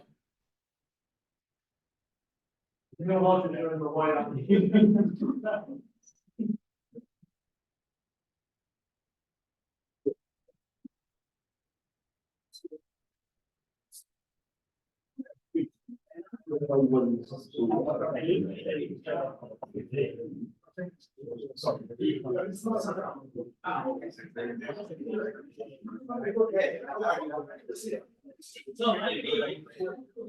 Yeah, so nice. It was really interesting work taking place, and so I'm very grateful. My name is John Sprague. I'm at the INF. It's unsolved at the OSP, but was at the INF. University at the University of Cambridge, but was at the INF. And I'm here to prove Kevin's point this morning that if you talk to an IMF economist, they'll tell you about food security. And it's true that we seem to be working a lot on this at the moment. And we think it's a very important issue. One of the reasons we think it's an important issue is because 2.4 billion people around the world suffer from moderate or severe food insecurity. 30% of the world's population, that's enormous. And I think the thing that I didn't know when I started this project is we talked about this a lot recently. You know, you had COVID, you had the war in Ukraine, which has created some kind of peripheral forces. But actually, if you go back in time, at least over roughly a decade, things have been getting worse for actually a long period of time. And this is despite the UN Sustainable Development Goals to eliminate global hunger by 2030. That surprised me when I saw this. And so next what I did was I wanted to see that this breaking out everywhere, and with the exception of North America and Europe, actually every region of the world is seeing rising food insecurity, including the topic of my day, which is Nepal, where close to 40% of the population is food insecure, either moderately or severely. So why do we care about this? I mean, I think it's clear in itself why we should care about it.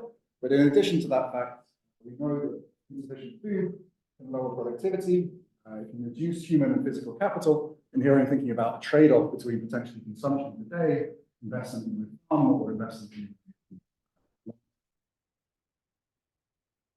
Why is it getting worse? Well, one potential hypothesis for this is that we're seeing extreme weather events and climate change rising. And we know that these extreme weather events from the existing literature can lower yields, it can destroy crops, and they can damage infrastructure. And that's going to hamper our ability both to produce food and to distribute it around the country. So with that in mind, the question I'm going to try and talk about today is what are the impacts of climate shocks on food security, welfare, and growth? And in particular, I have a hypothesis in mind, namely that these impacts on the availability of clothing strategies, and three in particular, whether or not you're able to migrate, whether or not you have access to trade, and your availability of savings. So to be slightly more explicit about the channel here, what I'm thinking about is climate shock, something like a big flood. Going to lead households to make a trade-off between decisions today, food and saving, which is going to hit their investment in their farm tomorrow. That's going to lead to reductions in output that are not only for one period, but potentially persistent as well. I'm going to argue that these are in fact exacerbated by food insecurity and remoteness. And here what I have in mind is actually these two things affect these three things. So if I'm remote, I don't have access to migration and trade. If I'm food insecure, then I have lower savings, and so I'm going to have to more aggressively to save and have a larger impact on output, and a more persistent effect. So how am I going to do this? I'm going to use, first of all, some empirics from a very different country, Nepal. Nepal is very climate-dependent. It's obviously a low-income country. And it suffered a lot from climate shocks. And today I'm going to be thinking about phase on floods, landslides, and storms. And I'm going to show you evidence that these have pretty sizable impact on prices in local markets. I won't show you today, but also we have a lot of evidence that these shocks have impact on household coping mechanisms, the three that I fixed at the start: migration, trade, savings, and after this empirics, I'm going to build a new framework. This is a quantitative spatial framework. It's important, which I'm sure you're all familiar with. So what we're going to have is trade across many regions of the country, but we're going to augment that with migration in similar veins to Caliendo. And that's important because we're going to have these stochastic productivity shocks hitting different regions of the country, and we want the people to be migrating and be able to access trade differentially depending on the shock. In addition to this kind of spatial literature, we're also going to take some insights from development literature. So we're going to have heterogeneous households in this framework. and non-homothetic preferences in a similar vein to Nate's paper, Ish and Nate's paper. And here what we're really thinking about is that these shocks are going to hit households differently. And so actually, if we want to secure households to respond differentially, we need them to be kind of heterogeneous. We're then going to run a quantitative exercise or a series of quantitative exercises. We're going to calibrate the models in the whole economy, the 55 different districts in Nepal, and we're going to quantify the impact of spatially disaggregated climate shocks. Where we're going to use historical data over a 12-year period to see the impact of these localized shocks on individual households, and then run some counterfactuals. So what do we find? Well, first of all, we find really quite big effects. So annual rural welfare, because of shocks, reduced by 3.1% on average. Annual rural rates of management increased by 3%. And rural GDP falls by around 2%. It's really big, much bigger than you find in similar papers in developed countries. I'll talk about that later. Secondly, we find that remote security seems to accelerate the impact of these shocks. So we find that remote locations have almost twice as big losses in welfare, and the nourished households 1.5 times big losses. So this is very bad news, given climate shocks are getting worse. But here's the more positive news. We find that if you integrate the country more effectively, then actually the losses from these climate shocks reduce substantially. So we run two counterfactuals, lowering training costs by 10%, lowering migration costs by 10%. We find welfare losses 20%, 25% lower after these shocks hit, because these households have better resilience, because they can migrate. So let me talk a bit more about what we do. So we're going to use data from Nepal. The most exciting data set of this is basically a census of the location, date, and damage from natural disaster events, which is collected by the Nepal police over a 10-year period. We're going to use floods, landslides, and storms. We're going to match that with World Food Programme market price database, which is 41 districts. They have prices in individual food items across the country. So we can match where the shop is with where the prices are. We also use household data, some other things, but I'm not going to talk much about them.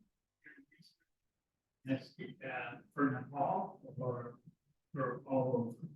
So what I'm hoping I can do today is that this is true in Nepal, but this is actually true in other places as well. And by being right at the end, I'll tell you work in progress, so we have ideas that we can extend this and get better results. So if I can pause the question for now, I promise you. Smart. Okay, so for climate shocks over time, you can see in 2011, these shocks are here, and 2022 shocks here. Some evidence is growing over time with some stochastic process, obviously. And you can also see that it varies quite dramatically across the country, and this is our unit observation here at district. We run a very simple event study design, nothing sophisticated going on, where we look at the price of a food item in a particular district in a particular month, and we see evidence that when a district is hit by a shock, prices rise really quite substantially, it's about 5%, and it stays persistently higher in that district for roughly 6 to 7 months after the shock. What I find particularly interesting in this setting is when we break this down by whether the district is remote, whether the district is connected, we find different things. And so clearly, remote locations seem to have bigger impacts on prices than connected locations. And what I want to find in your head here, and I think potentially relates to Chaoran's really interesting result about variability of prices in developing countries, the trade costs are really large. I have to absorb the shock myself because I can't import food. I'm in a connected location and I'm hit by a trade shock, then actually it's a lot easier for me to import food and so the prices are rising. Facts 2 and 3 I won't show you, but happy to answer questions. Climate shocks correspond to increases in expenditure on food, increases in migration, reductions in savings in capital, and we find this is especially true among food insecure households. So it's really those guys that are most vulnerable, those guys that really have the biggest impact. So armed with these facts, what I hope I convince you of is that actually this is fine, this is all well and good, this is different to the difference framework, but actually this wouldn't satisfy a SEPR assumption, because I think there are general equilibrium forces at play here. They're going to trade, they're going to migrate, and we need to incorporate that in the general equilibrium framework. We also want to consider counterfactual policy, which really justifies the use of a model. And I'm going to show you that in one slide only, but please ask questions at the end if you have questions. And so the model, the idea here is we're going to take insights from both the spatial literature and the development literature. And so two key components, Nepal, which has multiple districts, and the rest of the world. Within these districts, we're going to have heterogeneous households. Those households can choose to work on an owner-operated farm or off-farm labor. In fact, they're going to choose their labor endogenously between those two. They can work on both. They're going to be heterogeneous in their capabilities and doing those things, and a series of other factors. Food security is going to feature heavily in our framework. So we're going to have non-implemented preferences. We saw Chaoran, and also Carol's paper, 5 minutes, all right, which is kind of very important in our setting. That's going to drive some. We're also going to have capital determined by invested earnings. So this is very important for households that fit the shop. They're going to trade on consumption today with their capital for tomorrow, and they can't borrow. And there's a calorie threshold which is going to determine whether or not the household is undernourished. We have many districts connected by trade and migration, with pairwise migration and trade costs. Some finite number of 5. And we have the rest of the world, which calibrated to India, Gulf, and the rest of the world, where you can also trade food and migrate, subject to differential trade and migration costs. What happens when we have a shock? Imagine District 1 is hit by a flood. Our households are going to adjust accordingly. One thing they're going to do is access food and migration, depending on whether or not these restrictions are particularly large. The degree to which they can do that depends on restrictions. Secondly, they're going to substitute between food and non-food goods, and also substitute away from more expensive calories or cheaper calories. That's determined by the non-elasticity. Okay, finally, and most damagingly, they're going to substitute between consumption today. That's going to drive consistency. Policy, we are able to do a few things in the model. What I'll show you today is changing trade and migration costs to build the resilience. So, the remainder of my time, let me tell you all. So first of all, we wanted to see the mechanisms of the model in play when it's fully calibrated. And so we simply repeated the exercise I showed you on the previous slide, hitting one individual district with a 10% productivity shock, and then repeating that activity for every other district in our model.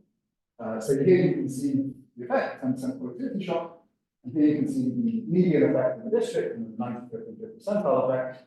And this actually matches our reduced form that I showed you this.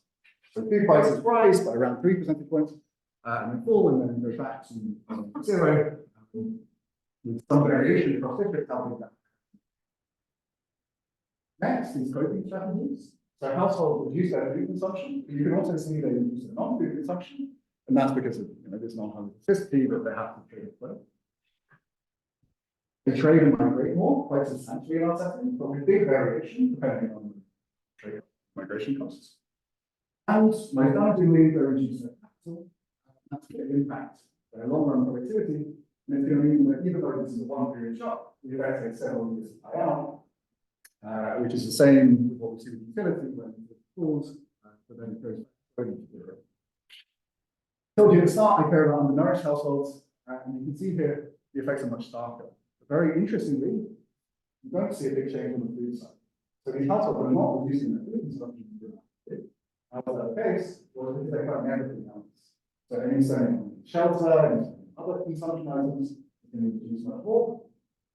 And their capital is going to be reduced by a much larger amount, and that's going to lead to both longer, deeper, more persistent drops in utility. So, what do we find? When we look at the actual calibrated model, where we input these historical shocks, we convert these shocks into productivity. I'm happy to answer questions about that. I won't go over it now. And we find on average that welfare falls by 3%, real GDP falls by 2.8%, and then our nourishment rise by 9%, I think. Why are these things not the same? A lot of models output and welfare are the same thing. They're not the same here because undernourishment is super important. So because of the fact that we're pushing more people to be undernourished, the welfare is falling much more substantially than we find remote households have much bigger losses than non-remote locations. And undernourished households have much bigger losses than non-undernourished households for the reasons we defined. We run counterfactual simulations where we lower these trade costs and we lower the migration costs. And again, you can see that the loss of welfare is quite a lot smaller when we have access to these public mechanisms. And I think something particularly interesting is the change in GDP is actually not that big.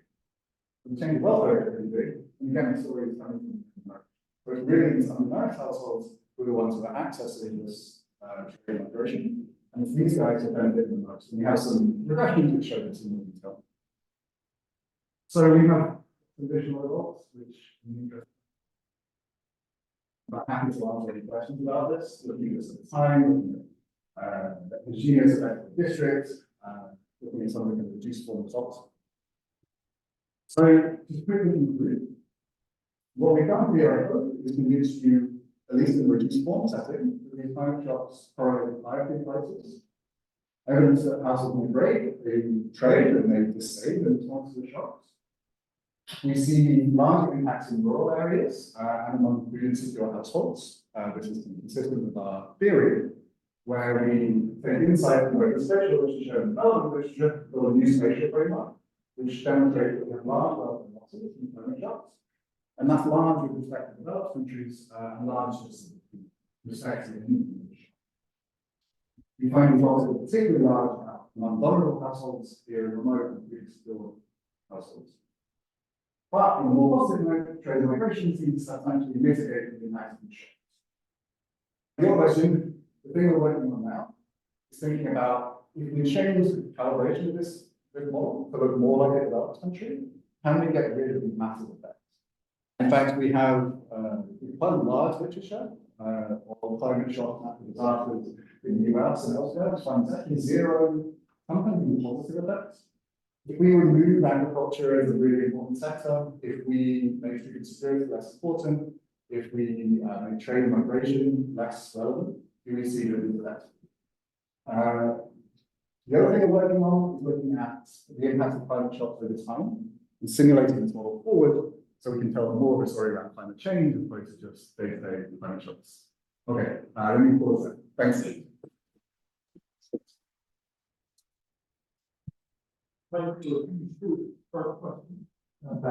Maybe once in short shot, I hate to keep out, but this is a dynamic spatial model with shocks, non-homothetic preferences. This is like highly dimensional. Like, how are you doing this computation? Yeah.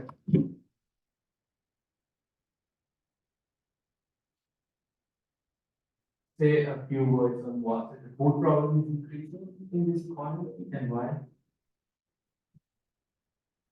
So when you talk about the trade effect, we look at internal trade or international trade?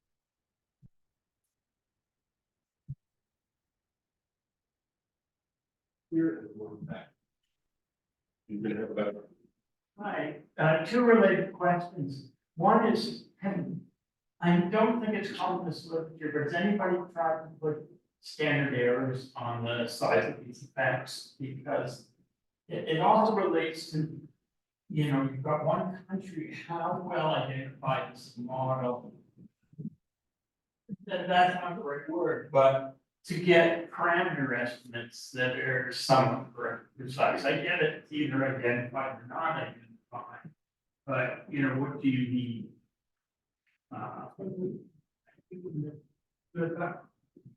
Your time, then you have to answer in 1.5 minutes, whichever questions you want.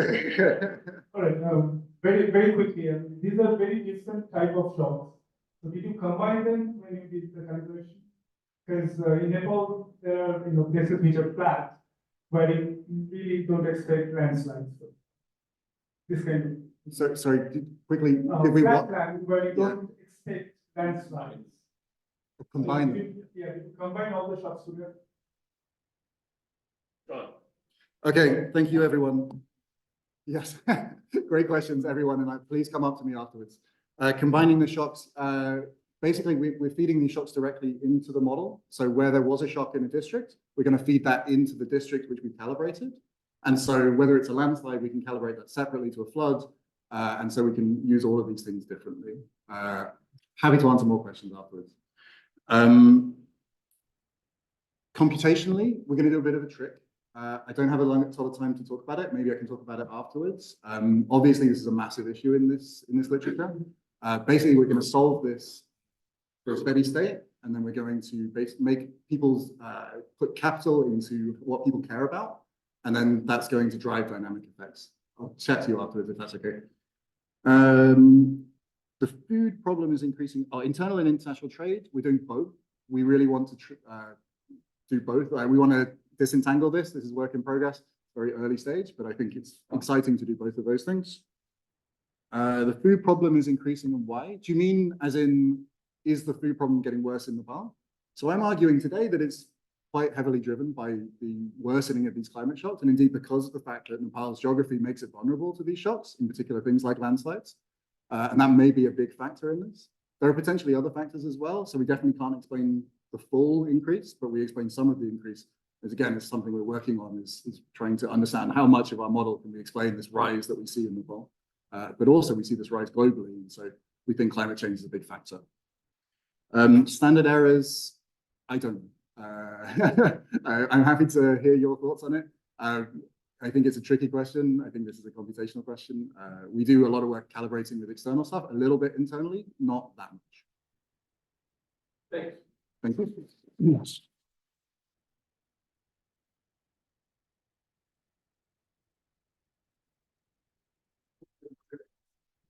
Present and answer questions in 20 minutes. Yeah. Celina is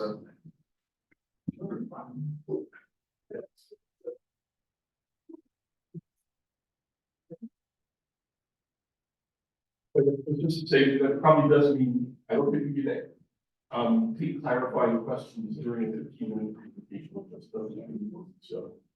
Did I turn it off? No. Works, yes.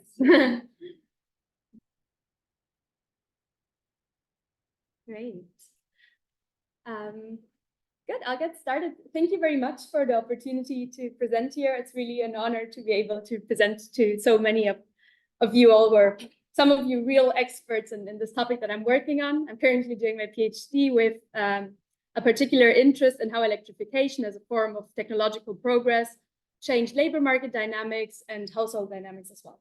In this particular project, I look at how electrification mattered for child development in Ethiopia. And the background of this is a bit that electrification has been shown to foster long-run income growth and structural transformation quite consistently when we look at long horizons of time. And because of that and many other reasons, it makes a lot of sense that it's part of the UN's Sustainable Development Goals and the broader agenda. But still, when it comes to implementing these programs, policymakers often recur to explanations that justify the high cost of these programs, such as saying, well, this program will have high positive impacts on child development and education. This said, the evidence on this is far less clear than one might think at first.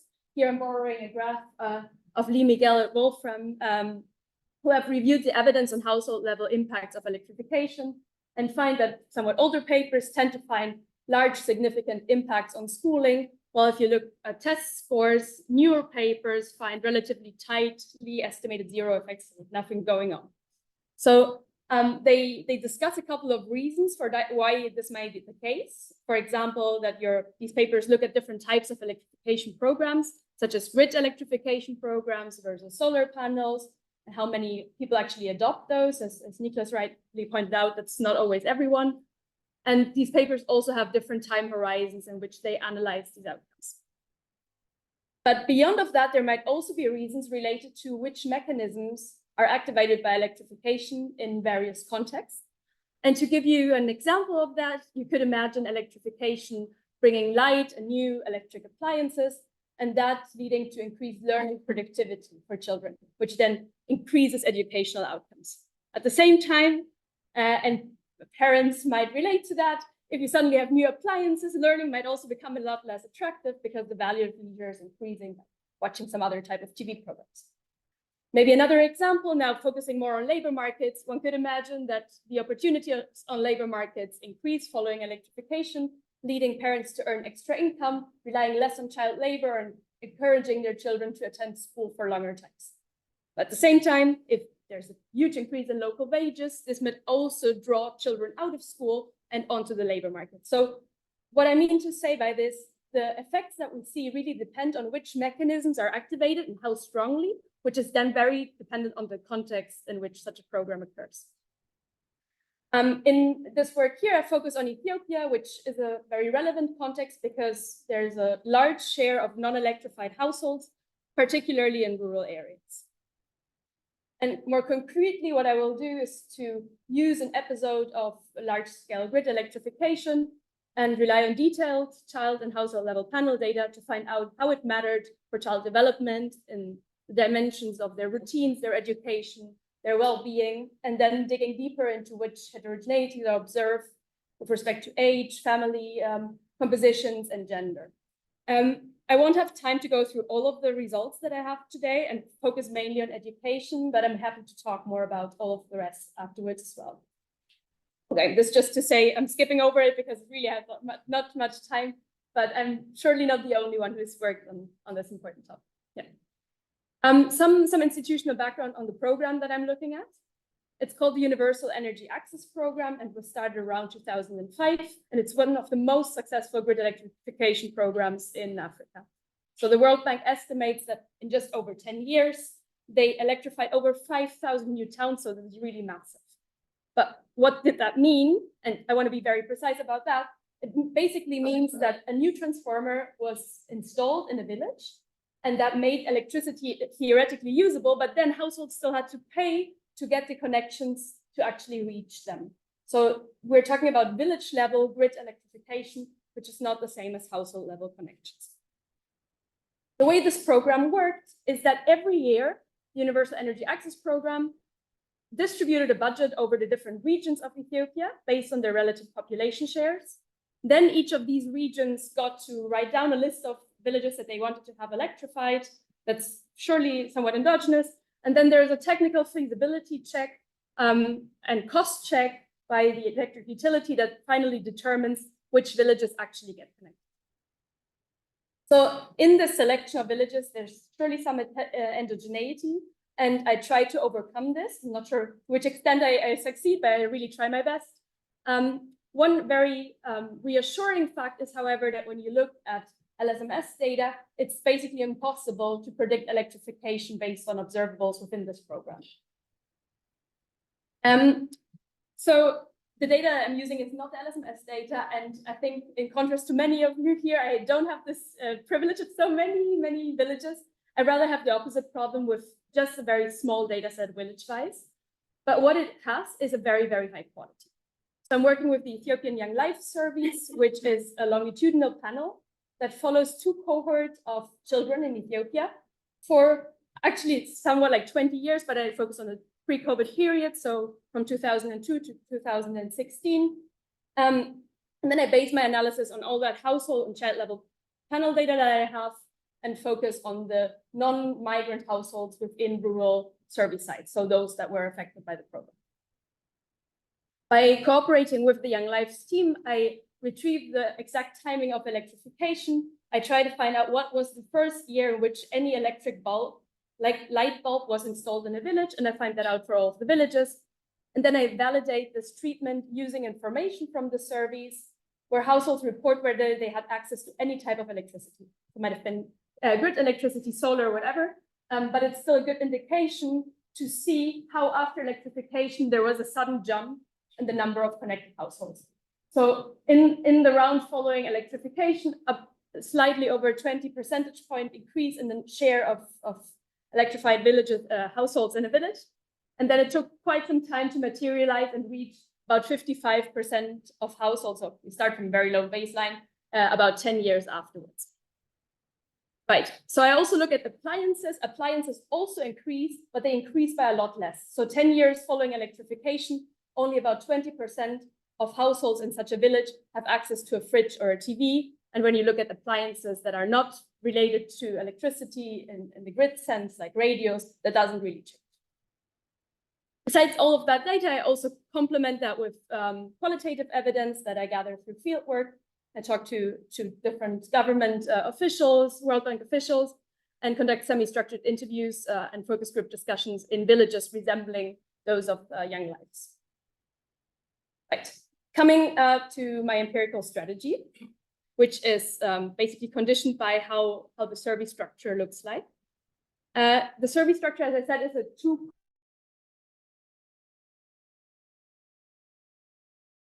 that includes these ages where I can most look at these child development outcomes.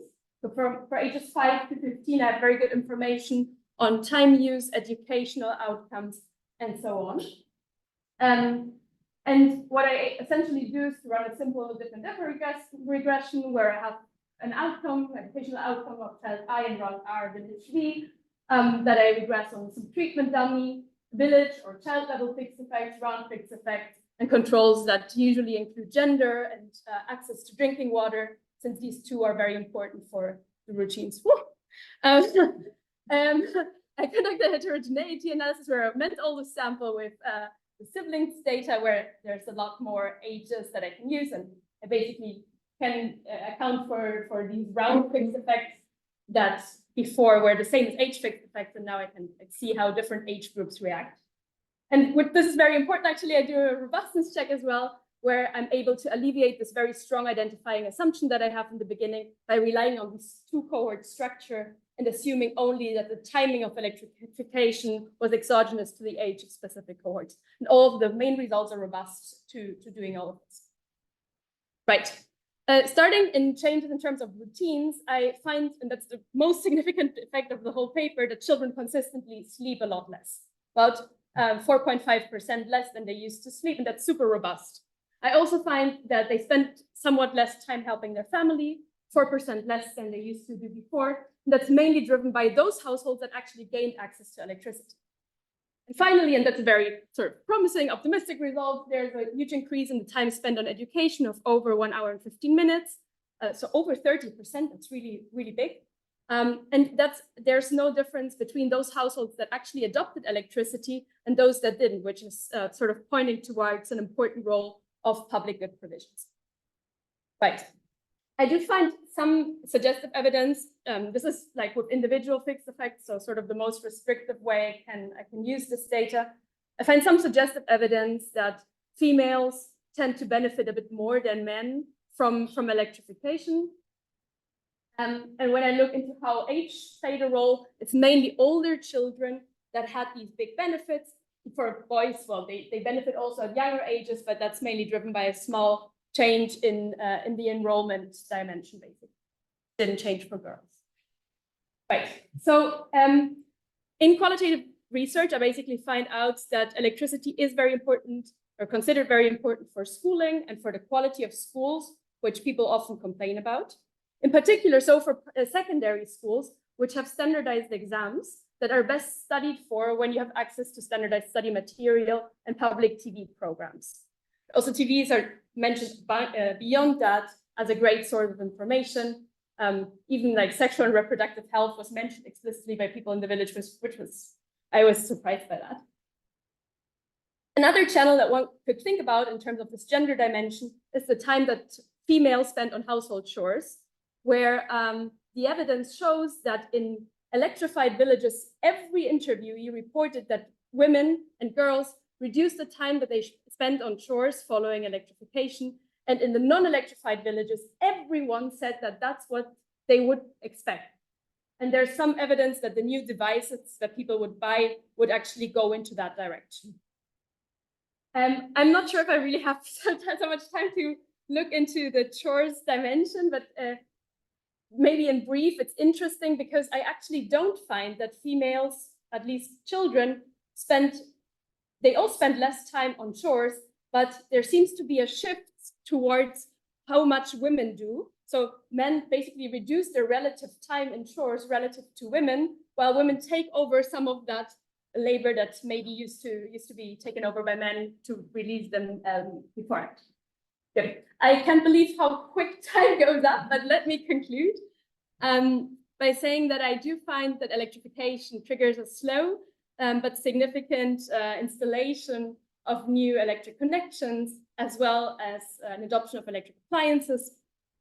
I do find stark changes in children's routines, particularly related to sleeping hours, the time spent helping the family through chores, caretaking or tasks at the family farm, and education. And finally, I find some suggestive evidence that girls seem to profit a bit more with respect to educational achievements, although, yeah, this is mainly just a bit of hope of me as well, that this might be a way to design the programs in a way that actually boosts this gender equality potential that they hold. And yeah, finally, one open question in my research is really about the role of public infrastructure in the sense of schooling. That was also why I asked that question to Niclas earlier, because for me, it does seem that schools themselves and their electrification matters quite a lot, even if you look at that, there's basically no heterogeneities in how children in connected versus unconnected households develop in that dimension. Well, thank you very much. Happy to talk more.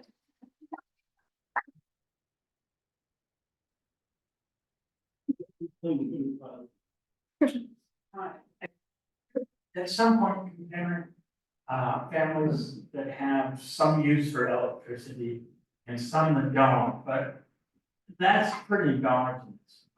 But what is the idea of the training literature is you could use it as an instrument. Does the village have access to electricity? And use that as an instrument at the micro level. And that, I think all that needs is that whether the village potentially can use that electricity, that's all you need for identification.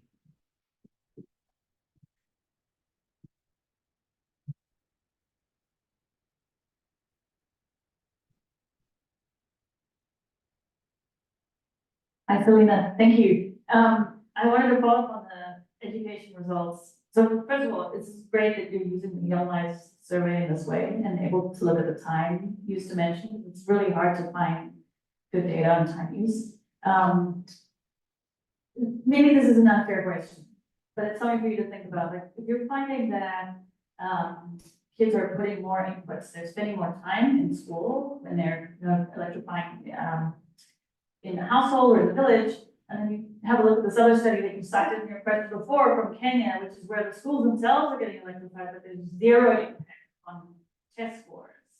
How do you reconcile those results in your mind, or can you think a little bit more about that? Thank you very much. My name is Ricardo. I have a very short question about electricity and sleep and health. I don't know if you had some outcome on health after sleeping at times.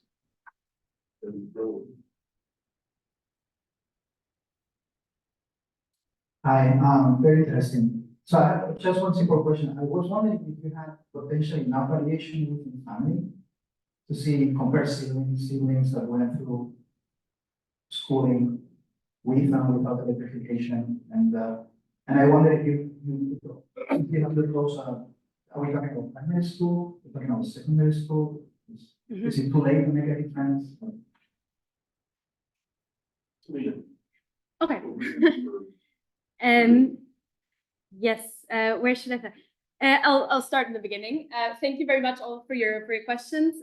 In terms of the electricity within households being endogenous, absolutely 100%. So my treatment is actually the electrification of the village, and then if you want to, it's an intent to treat effect at the household level. But I'm really talking about what will electricity have in terms of effects, how will it affect outcomes overall, because there's this whole public goods dimension, and then there's this household dimension. There seems to be little appliance sharing, but the interviews sort of resulted in people saying that they do really care about public good provision. Also, the provision of services such as milling, actually in particular, is also very important. Yeah, so not sure if that answers it more or less. In terms of Terran, yes, I actually, when I read the Canvas study, which was very recently that I read it, it really made me think about where these differences might come from. To be honest, it's something I still need to think more about.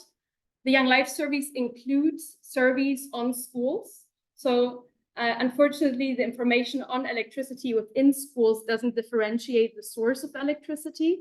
And many of the schools actually had some type of solar panel beforehand. So I'm not sure to which extent I can use it, but I'll definitely try to find out more. But thank you for the comment. On the sleep time and health dimension, yeah, actually, I don't find any significant changes in stunting or thinness indicators following electrification. So there's just a measure of relative health, and since that compares to your immediate context, I also don't really find any changes. What I found puzzling, because there are really changes to how children spend their time, is that I also did not find significant changes in reported well-being. So in a way, the children themselves don't seem to realize whether if this is adding any value to their personal well-being. So I thought that was interesting. In terms of primary and secondary schools, so the robustness check that I really rushed over, I know, actually does exactly that. So it's not within household yet, but it compares children at least within the same village that have the same age before and after electrification. So it uses this 2-cohort structure of the Young Life surveys. All my main results in terms of routines or so are robust to that, even though the education results are a little bit lower than my main results. Yeah, and I can't really differentiate secondary and primary schools so well. Because many children repeat grades very often and start school very late. So many are still in primary school even when they're 14. So the secondary school sample, if I start splitting up, that sample will be hard to know, but in principle would be good. Thank you very much.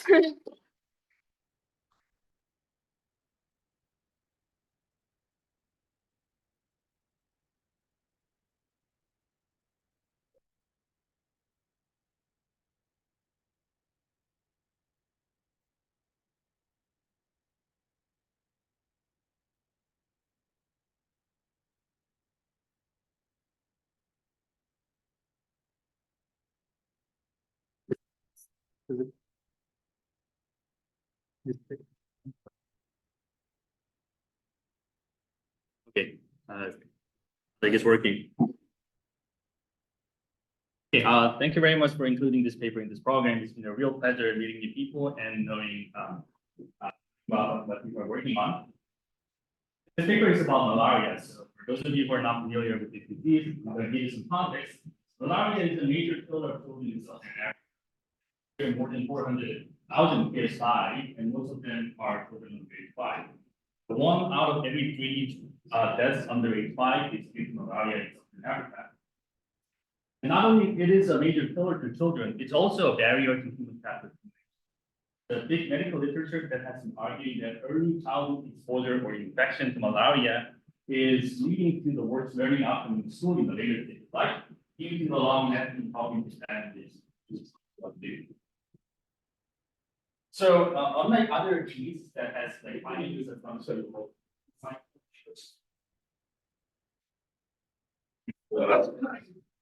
so unlike other diseases that like eventually has succumbed to mankind, malaria has been a tricky one because there was no vaccine based until very recently when the scientists in Oxford developed the new first ever malaria vaccine, which is proven to provide up to 80% protection against infection.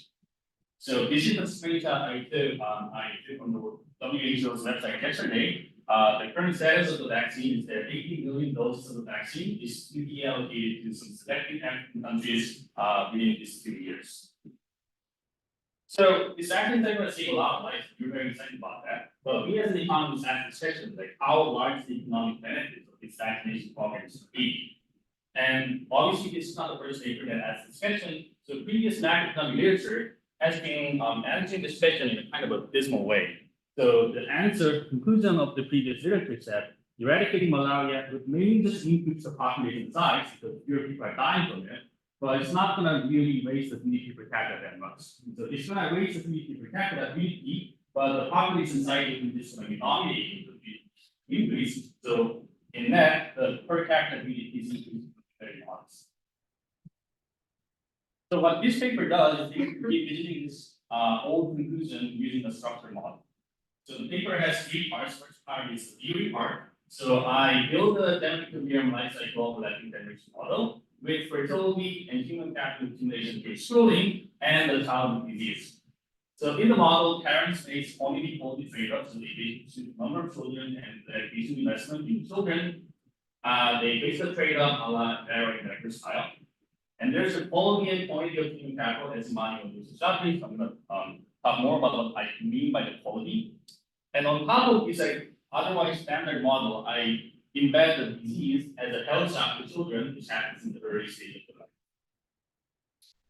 And in order to calibrate the parameters of the model, I export the large-scale anti-malaria campaigns that took place in many sub-Saharan African countries, and I take Tanzania as a country that I calibrate the model with the data.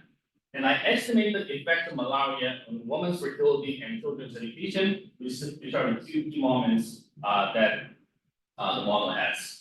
So I employ the difference in differences design, exploiting the regional variation in the treatment intensity of this anti-malaria campaign.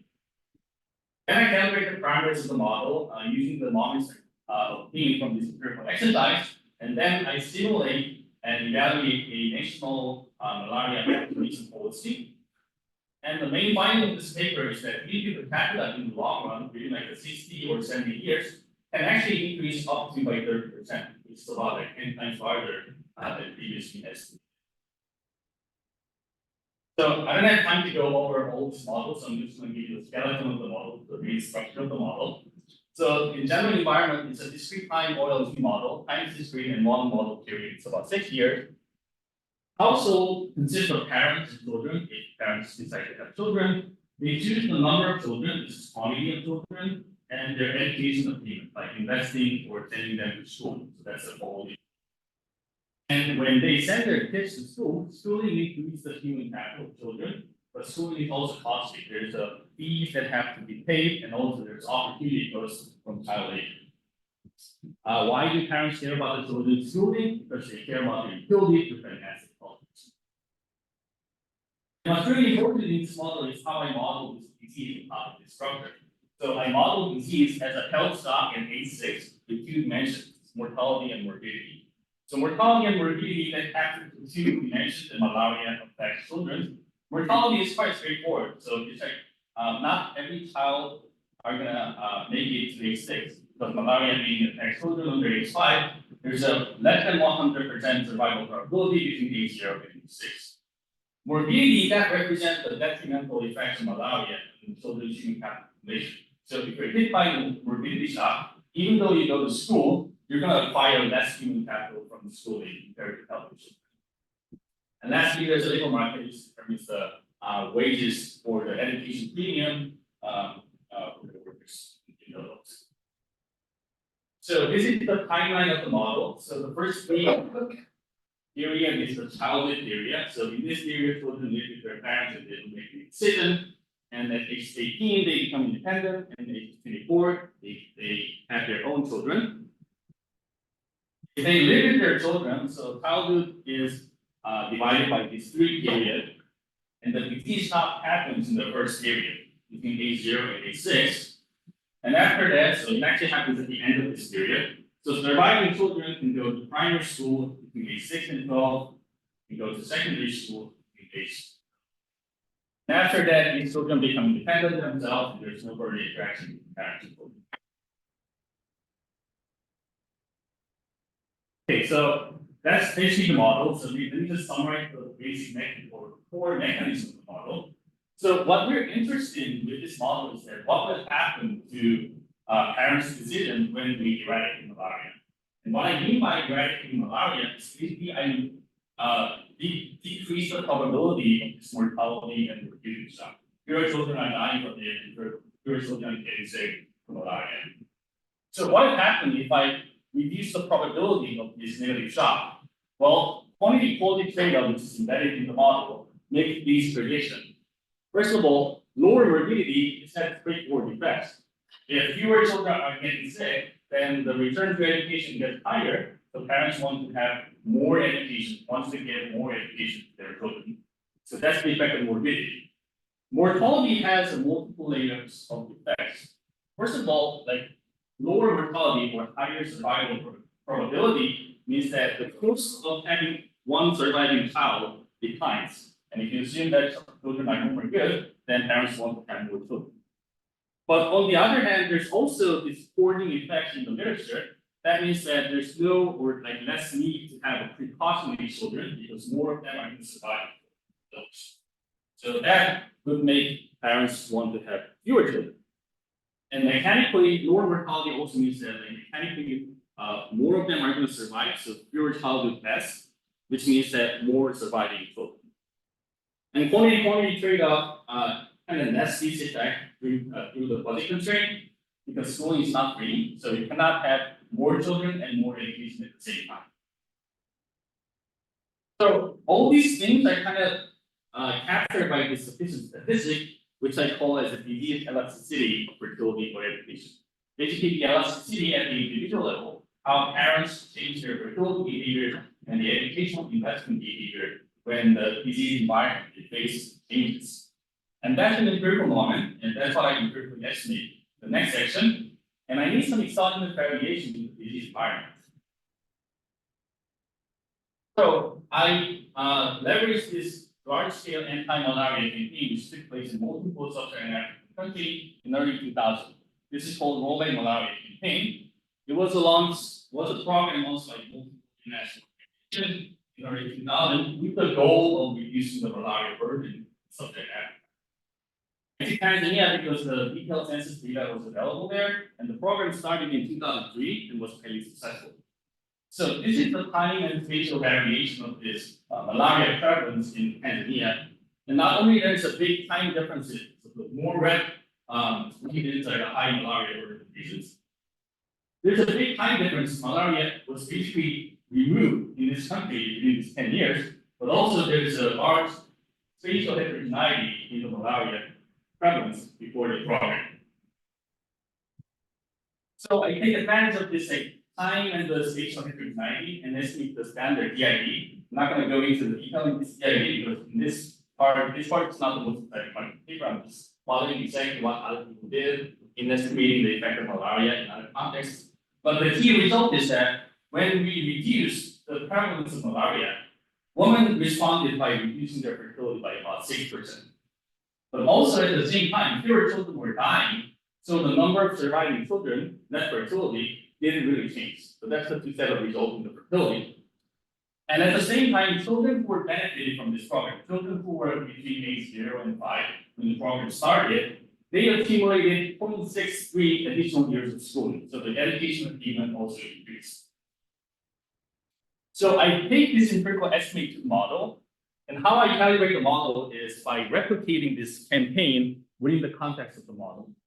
I characterize the model to the pre-campaign steady state and replicate this campaign within the context of the model by introducing this campaign as an unexpected reduction in the mortality and morbidity probability. And I target these frequent effects of the campaign, so 0.63 additional years of schooling. So in the data, that's 0.63, and in the model, that's 0.66. And also there's a null effect on the fertility, which is true in the data and also in the model. And then I jointly estimate other parameters with the simulated. Okay, let me talk about the result. So with that calibrated model, then I can simulate what would happen in the long run if we implement this vaccination policy with the promised vaccines efficacy that was developed in last year. And this is the pre-vaccine balance score test where my model was initially calibrated to. And this is the post-vaccine balance score test. And you can see that both primary and the secondary school completion rate, it jumps up. Primary education goes up by 12% percentage point. Secondary education completion rate also goes up by 4% point. But what's the most surprising is how much the GDP per capita goes up in the long run. Long run, I mean about like 60% years after the vaccine. GDP per capita goes up by about 34%. Then I do some decomposition exercise by decomposing how this like large well-known name is where it's coming from. So first of all, I look at the long run effect, and I look at the one generation effect by looking at the generation that's born right after the vaccination policy. So the first generation that has benefited from the vaccination policy. Well, the long run intergenerational dynamics, those healthier and the higher human capital people, they have fewer children themselves and they educate their children further. that amplifies the effect by about double amount. But also, the large chunk of effect also comes from the higher quality or the better learning in the school. So the third column is the same short-run effect, one generation effect. But in this column, I don't allow the parents to increase the schooling at the expense margin for their children. Even though years of schooling doesn't change at all, still the GDP per capita increases about by 13%. This is because even though the schooling itself doesn't increase, children are having more human capital, acquiring higher human capital, it's not yet healthier. So if you only use the years of schooling as a measure of human capital, it means that it only explains about 1/3 of the increase in total human capital.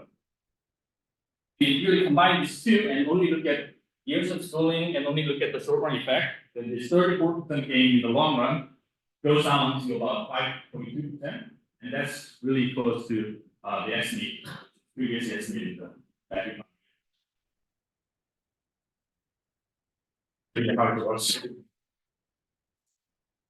The last thing I wanted to show you is the policy exercise here. So this plot, I'm plotting the varying vaccine's efficacy. So the x-axis is the vaccine efficacy, and the y-axis is the long-run gain in GDP per capita. And I can estimate how much it would cost to provide a vaccine to one child, and that's about like $25 to $37. One vaccine costs about $10, and you need $3. And there's the implementation cost, transportation cost, and everything. But combining everything, it never exceeds $50 per child. And that's about like the 7% GDP per capita for Tanzania. And if you compare that to the long run or even the short run gain of this vaccination policy, this policy is a massively profitable policy. So let me conclude. So basically the main message of this paper is that vaccination against malaria is not just a life-saving policy, but also a growth policy. Where the long-term benefits coming from is the increase in human capital beyond just the years of school. The long-term benefit is larger than the cost of vaccination, which kind of argues that this vaccination against malaria can be a high priority government strategy, like along with other very important developments.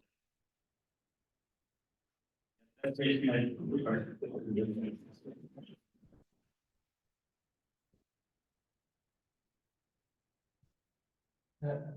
Can you say something about why don't you need the elasticity of number of high human capital people on GDP per capita? Because that's really important, right? For the very long run impact.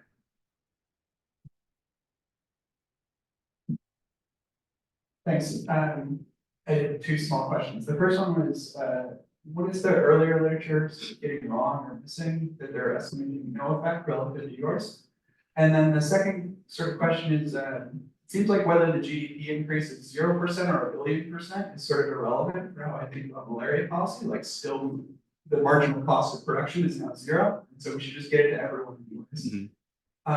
And so I was wondering if you could sort of use the model to think a little bit about like what types of complementary policies would be useful when you're doing malaria vaccine rollouts. It seems like issues related to human capital, school quality, reduction in borrowing costs, if families are having more living kids, would be sort of like central to that. I just wanted to say something about that. Just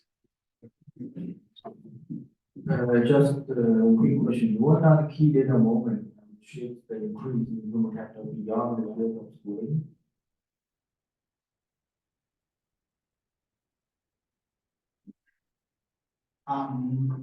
Very nice.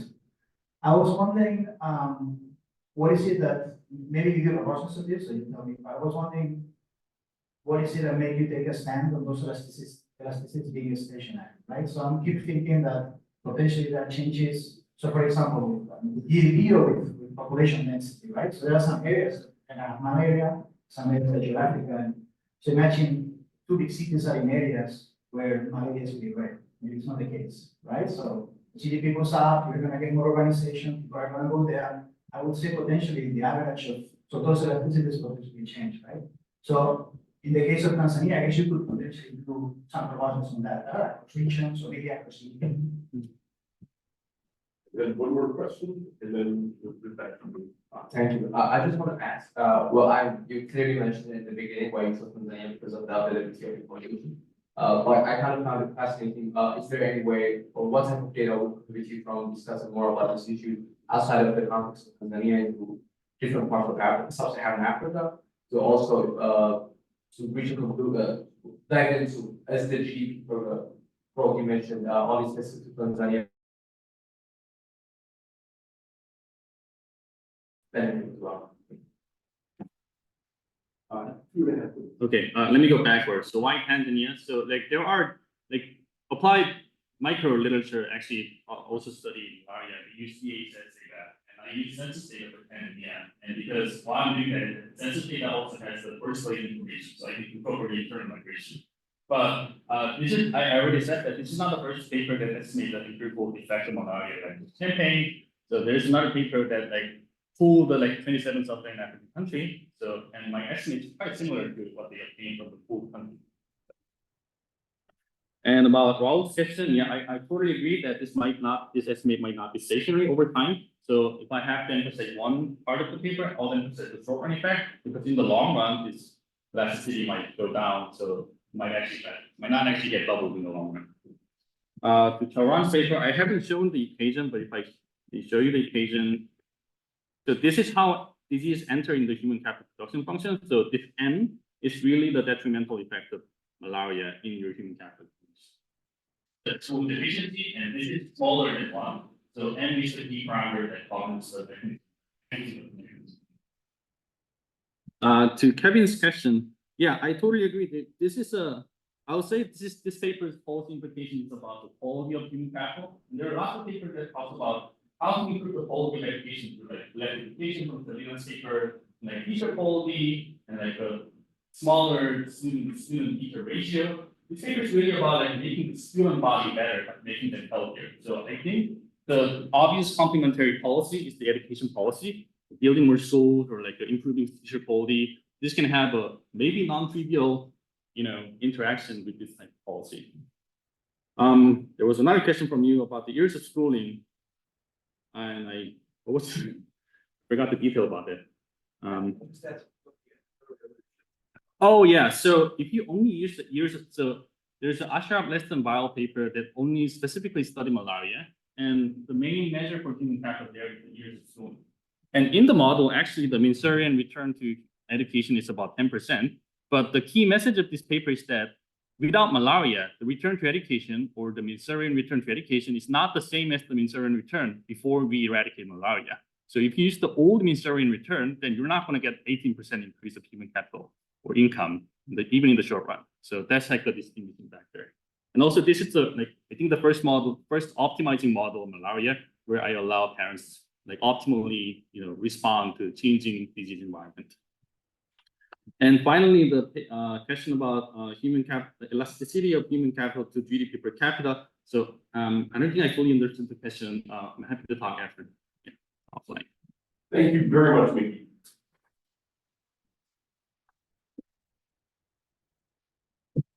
The program has a non-existent break, but I think we should take an actual break. So can we take a short break and reconvene at 12:30?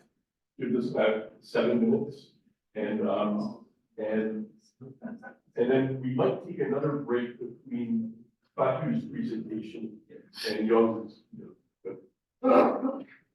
Let's be back at 12:30. That would be great.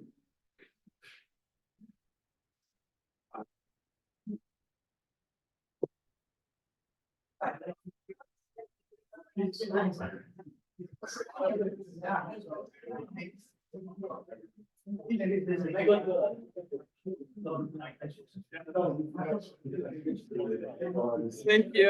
Okay, I was using this.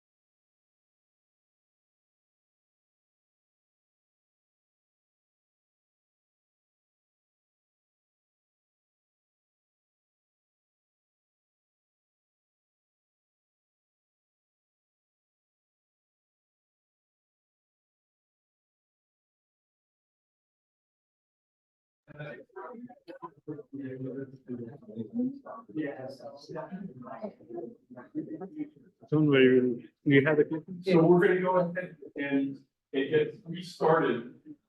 Can I just ask everyone, so our discussion for Fatou's paper is.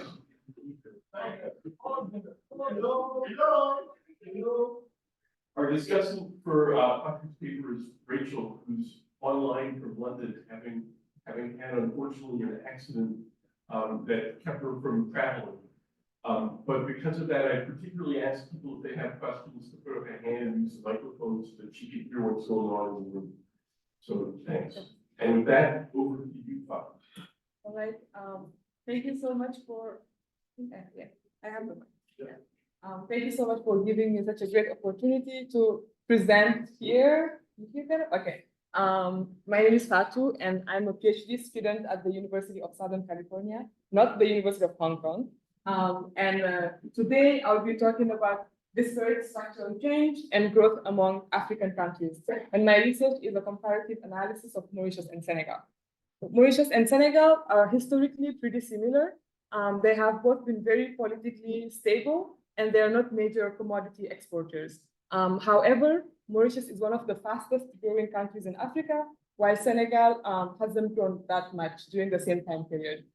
We see that in this picture. So this is the real GDP per capita for each country, Mauritius and Senegal. And then we see that Mauritius grew exponentially much faster, at least relative to Senegal. And when we look at the sectoral composition of their economies, not surprisingly, we see that in Mauritius, the services sector is booming. This is the value-added share of the services sector in Mauritius and Senegal from 1980 to 2019. So in Mauritius, the services sector is booming, while in Senegal, the value-added share has been constant. And when we then, it follows from that in the other sectors in Mauritius, the other sectors are declining, while in Senegal, their value-added shares are also constant. And I just wanted to point out that the boom of the services sector in Mauritius is largely independent of the services and tourism sector. When I do this exercise, excluding the tourism and the services industries, I get the same picture more or less. So then in this project, I try to explore the factors that can explain the different growth experiences and structural change patterns that we observe in these two countries. So I do two main things. First, I do an empirical accounting of the two economies, and I use growth accounting techniques to do that. And essentially, the goal of this set of exercises is to estimate the extent to which the TFP, total factor productivity, capital, and labor contributed or not to the country's aggregate and sectoral growth. And then second, I do a structural accounting. I use a 3-sector neoclassical growth model of structural transformation and calibrate the model to match data in Mauritius and Senegal. And I track the model to see the extent to which it can account for facts of structural transformation in these two countries. And then I run some counterfactual growth exercises. Okay. So from these exercises, I find that Mauritius and Senegal had very similar growth in factor inputs, or in labor inputs.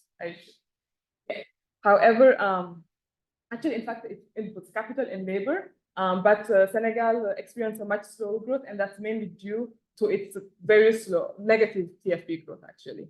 And then I also found that in both countries, labor moves to the services sector. However, in Mauritius, the services sector has the highest TFP growth, while in Senegal, the services sector has the lowest TFP growth. In order to understand the mechanism behind these different dynamics of sector reallocation, then I use the model, and I find that income effects are the strongest predictors of structural transformation in these two countries, and that's why in Mauritius we observe that the services sector is booming, even though it has the highest TFP growth. And I'll explain further what I mean by that. And then I also find that Senegal would have grown 2.5 times faster between 1980 and 2019 if it had the sectoral TFP growth of Mauritius. So for today's presentation, I'll first go over the data work, and then I'll go over growth accounting exercises and the results, and then finally the model. So for the data, when undertaking this project, the main challenge was essentially data. And the reason why was that what I needed was national accounts data, historical national accounts data. Now, both of these countries, they have national accounts data. However, these countries have used different systems of national accounts over the years, mainly three. And then these different systems of national accounts, they're different in mainly in how they classify industries, for example, and also how they define certain variables. And then another challenge is that there is a huge underestimation of labor shares of income in these countries, especially in developing African countries, because of the large size of the informal sector. And thanks to the work of Doug, we all know that, I guess. And there are mainly three databases that come close to closing the data gap. We have the 10-sector database and the economic transformation database from the Groningen Growth and Development Center, and they have sectoral data for value added and employment. However, for my exercise, I also need sectoral income data, so compensation of employees and gross operating surplus, which they don't have. And then we also have the ERA input-output tables, but these input-output tables, they mostly rely on extrapolations, which make them less reliable for national accounts data. Okay, so thanks to a very generous grant from STEG, part of my contribution was to overcome this data challenge and actually collect archival data and construct historical and consistent series, national account series from 1980 to 2019 for both countries. So I construct value added, compensation of employees, gross operating surplus, and gross capital formation for both of these countries at a fairly disaggregated level of industry classification with 19 industries. And then I also, from the data that I constructed, I was able to derive aggregate and sectoral TFP and capital series for the countries as well.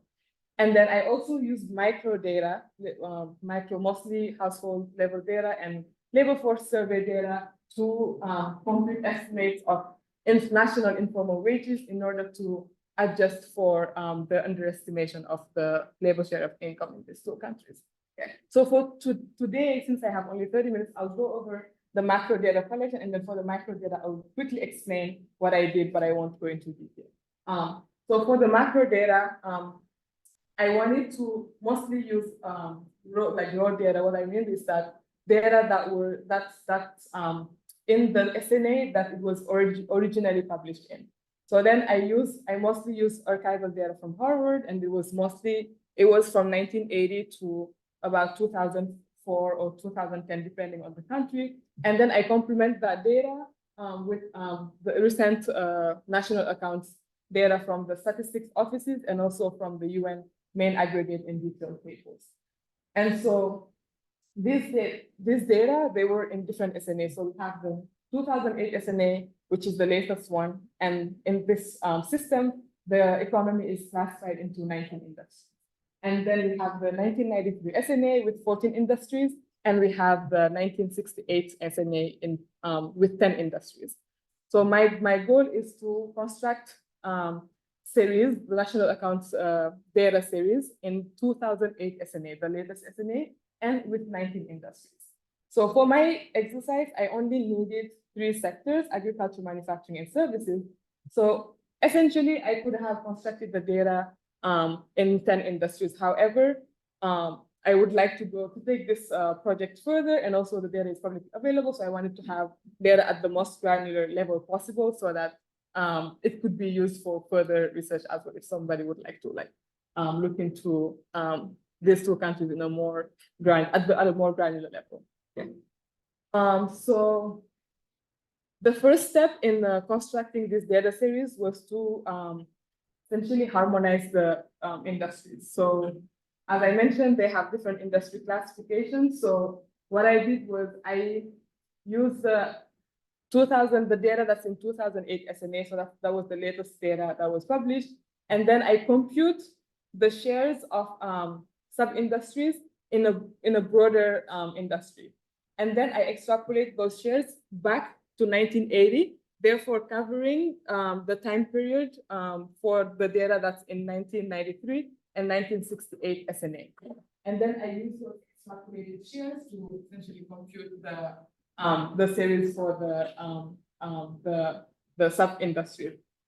For example, here I have, there is in 2008 SNA, or in 1993 SNA, utilities was only one industry. It was electricity, gas, and water. However, in 2008 SNA, it was split into two industries. We have, or sub-industries. We have electricity, gas, steam, and air conditioning, and then water supply, sewage. So I use the data in 2008 SNA, and I compute the share of electricity out of the total industry, total utility industry, utilities industry, and then I extrapolate this share back to 1980, and I use the extrapolation here to compute the to get a series for electricity only, or like each sub-industry. Okay, so once I have harmonized the industries across all SNAs, now then I have to make the series consistent, all in 2008 SNA. And so what I do is that I again use the latest national account estimate that are in 2008 SNA, and then the series from the earlier period and in the 1993 and 1968 SNA, now they're reclassified into 19 industries. So I use them, and then I make sure that there is at least one overlapping year between the different SNAs, and then I use the growth rate to backcast series in the 2008 SNA. I think this methodology is pretty standard. I believe that that's what Groningen does as well in the computation. Okay, I got a yes. So that's what I do with the macro data. Okay. So again, as I mentioned, there is a huge underestimation of the factor shares of income in this, or underestimate of the labor share of income in this country. So I attempt at least at correcting for those mismeasurements by using microdata to get national estimates of income from the informal sector and also self-employment income. And I use for Mauritius, I have the continuous multi-purpose household survey, which is from 1999 to 2018. And then for Senegal, I have the labor force survey, which unfortunately is only from 2015 to 2019. So I mean, both of these countries, they don't have micro data that go back to 1980, at least that I'm aware of. So that's a shortcoming of this exercise. And then I use the micro data to estimate national informal wages, and how I do it, broadly speaking, is essentially I derive national informal employment by age group and gender, and multiply that by the average informal wages by age group and gender that I observe from the micro data. I have more slides about this, but because of time, I'll just stop there. Okay, so that's the data work. And now I'm gonna talk about the growth accounting exercises. Okay, so for this growth accounting exercise, I do the exercise at the, oh yeah.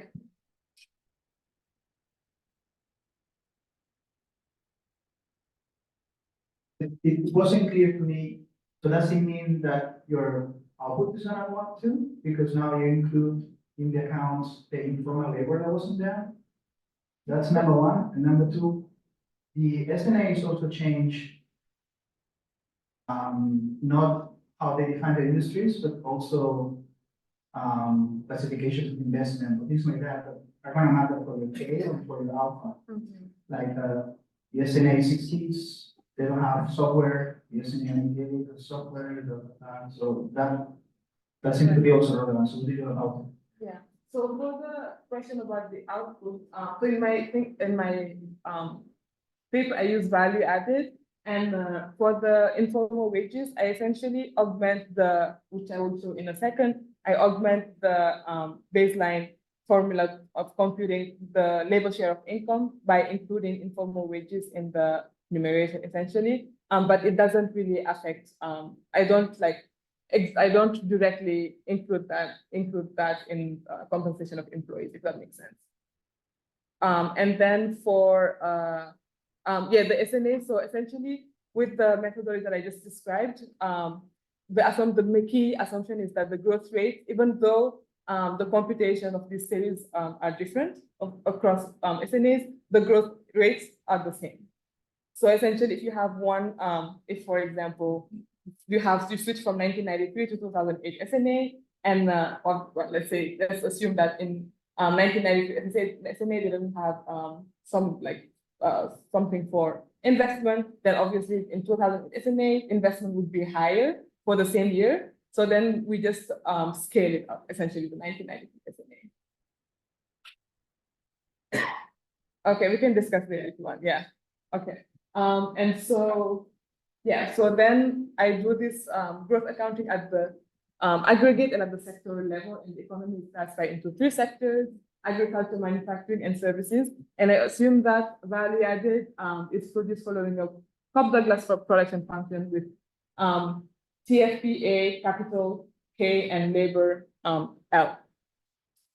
And then I do 2 main decompositions. First, I decompose value added, the growth rate of value added in terms of the growth rate of TFP, the growth rate of capital, and the growth rate of labor. And then I decompose the growth rate of value added to a working age person in terms of the growth rate of a TFP factor, and then the growth rate of a measure of capital difference of K over Y, and then the growth rate of labor inputs, L, or employment by working age. And I take the averages of the 1-year growth rates over each decade and then over the whole sample period. And the sample is from 1980 to 2019. So when computing factor share, so this is the baseline formula, straightforward formula that I use for the labor share of income, just taking the ratio between compensation of employees and total income. And then again, this is a suboptimal measure because gross operating surplus both capital and labor. And so I adjust for that by including self-employment income in the computation. So again, it's still not ideal, but I tried. And I will show that it honestly doesn't make much of a difference, and it's because the microdata time period is very small. So these are the results. So we see that here we have I show the aggregate labor shares of income for both countries, and that's the baseline one, and this is adjusted, and this is the difference. And in both countries, the difference is pretty minimal, I would say. And then when I do for Mauritius at the sectoral level, agriculture, manufacturing, and services, adjusting for informal wages makes the most difference in agriculture and manufacturing compared to services. And then in Senegal, it's also very marginal, the change. Okay, and then after I get the factor shares of income, I compute capital stock series using the perpetual inventory methods. And so I use different methods, perpetual inventory methods, and also by getting an initial level of capital. And I get fairly consistent estimates of the capital stock series. So going forward, I'll just use one of the methodologies, my preferred one. Okay, and then finally, I get a TFP residual that's from the production function. And we see this picture, there is like a very drastic difference in the TFP trajectories of the 2 countries. So you can probably already guess where the story is going. So from the growth account, so these are the results from the aggregate growth accounting exercise.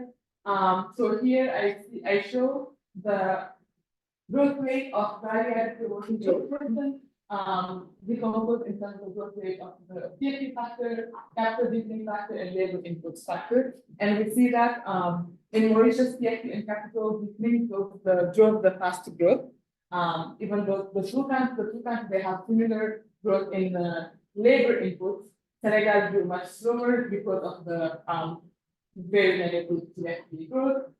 So really TFP stands out as the driver of the difference between the 2 countries' growth experiences. Okay, and then I also do sectoral growth accounting, as I mentioned. So I'm just going to quickly show the picture for the sectoral TFP, for the TFP series for the 2 countries. So we can see that in Mauritius, services sectors, TFP is growing much faster, and then manufacturing, and in agriculture, TFP is declining. And in Senegal, in all sectors, TFP is declining, except for agriculture from 2010. And that coincides actually with when the government put into place a policy to promote production in agriculture by like increasing access to intermediate inputs, for example. And these are the results from the sectoral growth accounting. It's a lot of numbers, but what I want to point out is that you can see that in both Mauritius and Senegal, labor inputs are growing really fast. However, in Mauritius, the labor input in the services sector are growing really fast. However, in Mauritius, the services sector has the highest CFP growth, while in Senegal, it has the lowest CFP growth. So, okay. Yes. So,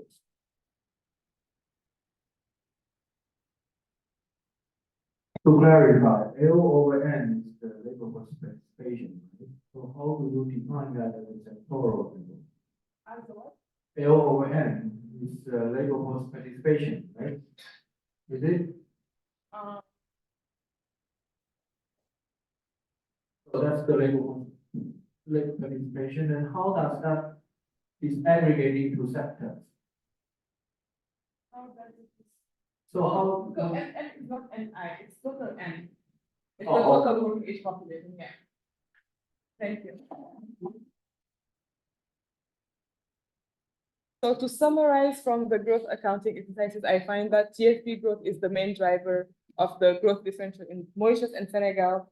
And in both countries, we observe that labor is moving to the services sector, but in Mauritius, the services sector has the highest CFP growth, while in Senegal, it has the lowest CFP growth. So now I'm going to use a model to try and understand the mechanism behind these different dynamics of sector reallocation of labor. Model. Okay, so this model is the classical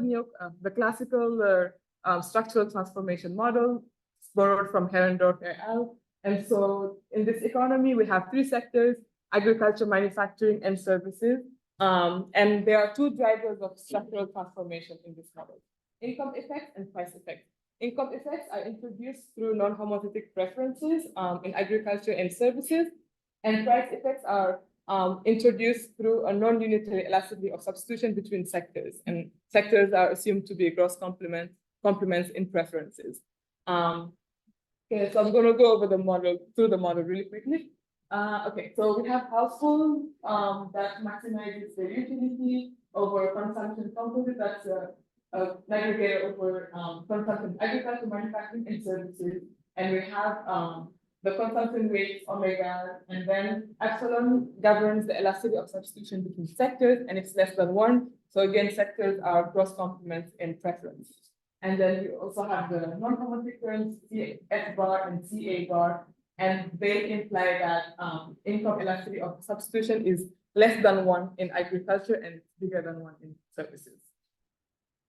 And so these are the optimized conditions from the household. So this is going to show quickly that we can see from equations 13 and 14 that if the price of agriculture increases relative to the price of manufacturing or the price of services, the spending share of or the consumption share of agriculture would increase relative to the other sectors.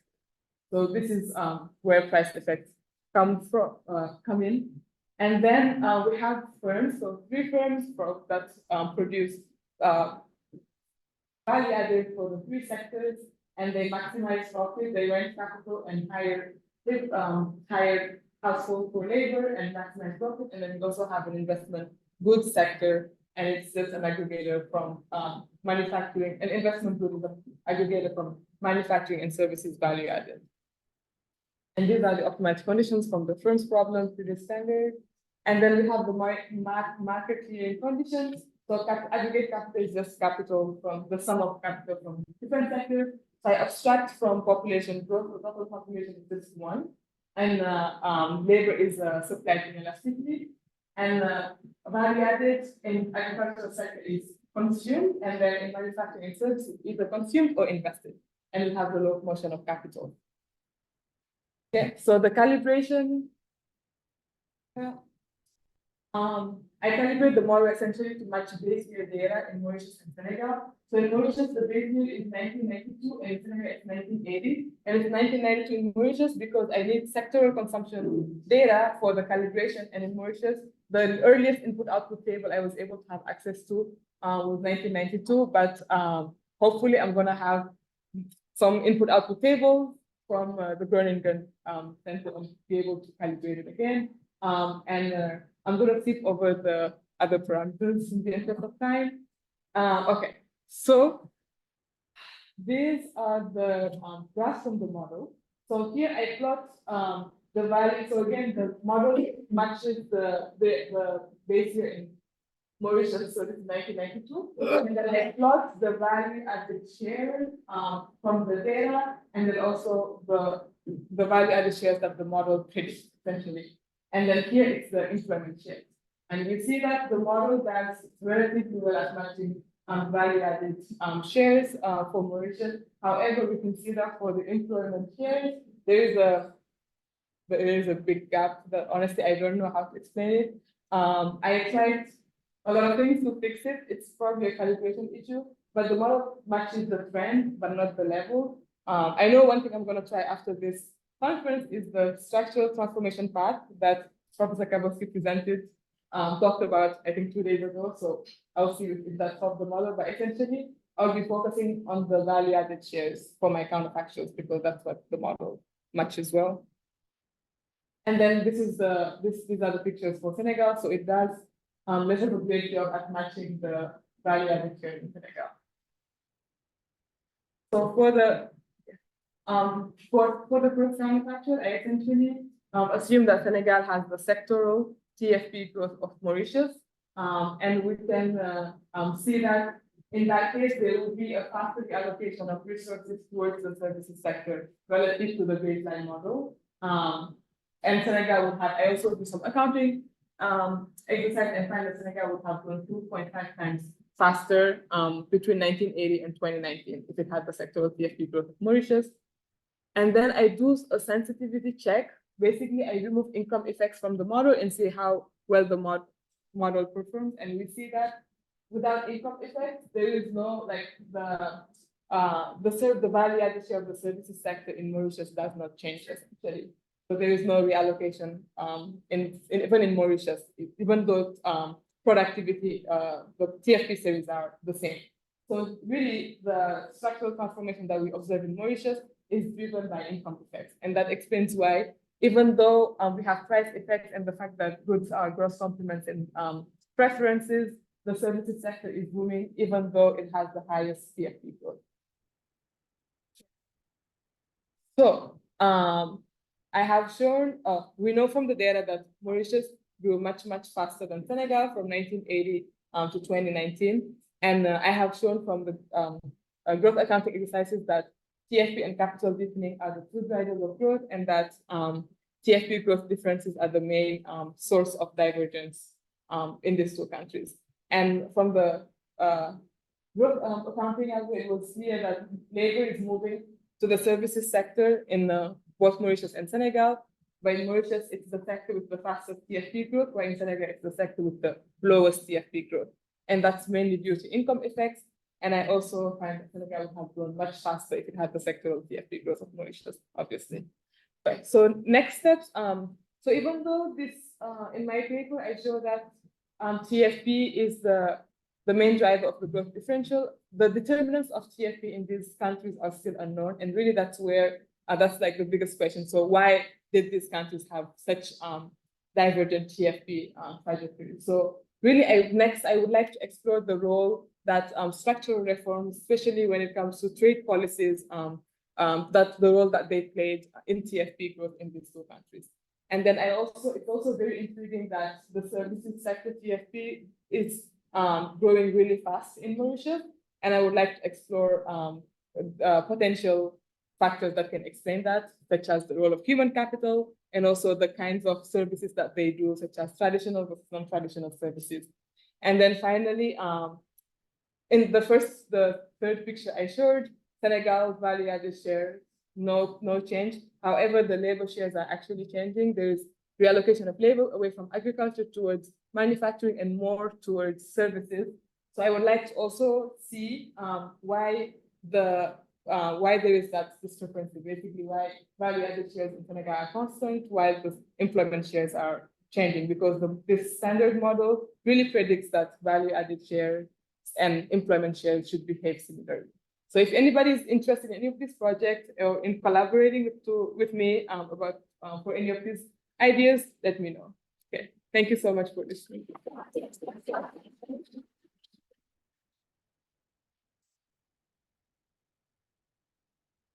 I'm going to hand things over now in a second to Rachel. And Rachel, we really appreciate your willingness to do the discussion online.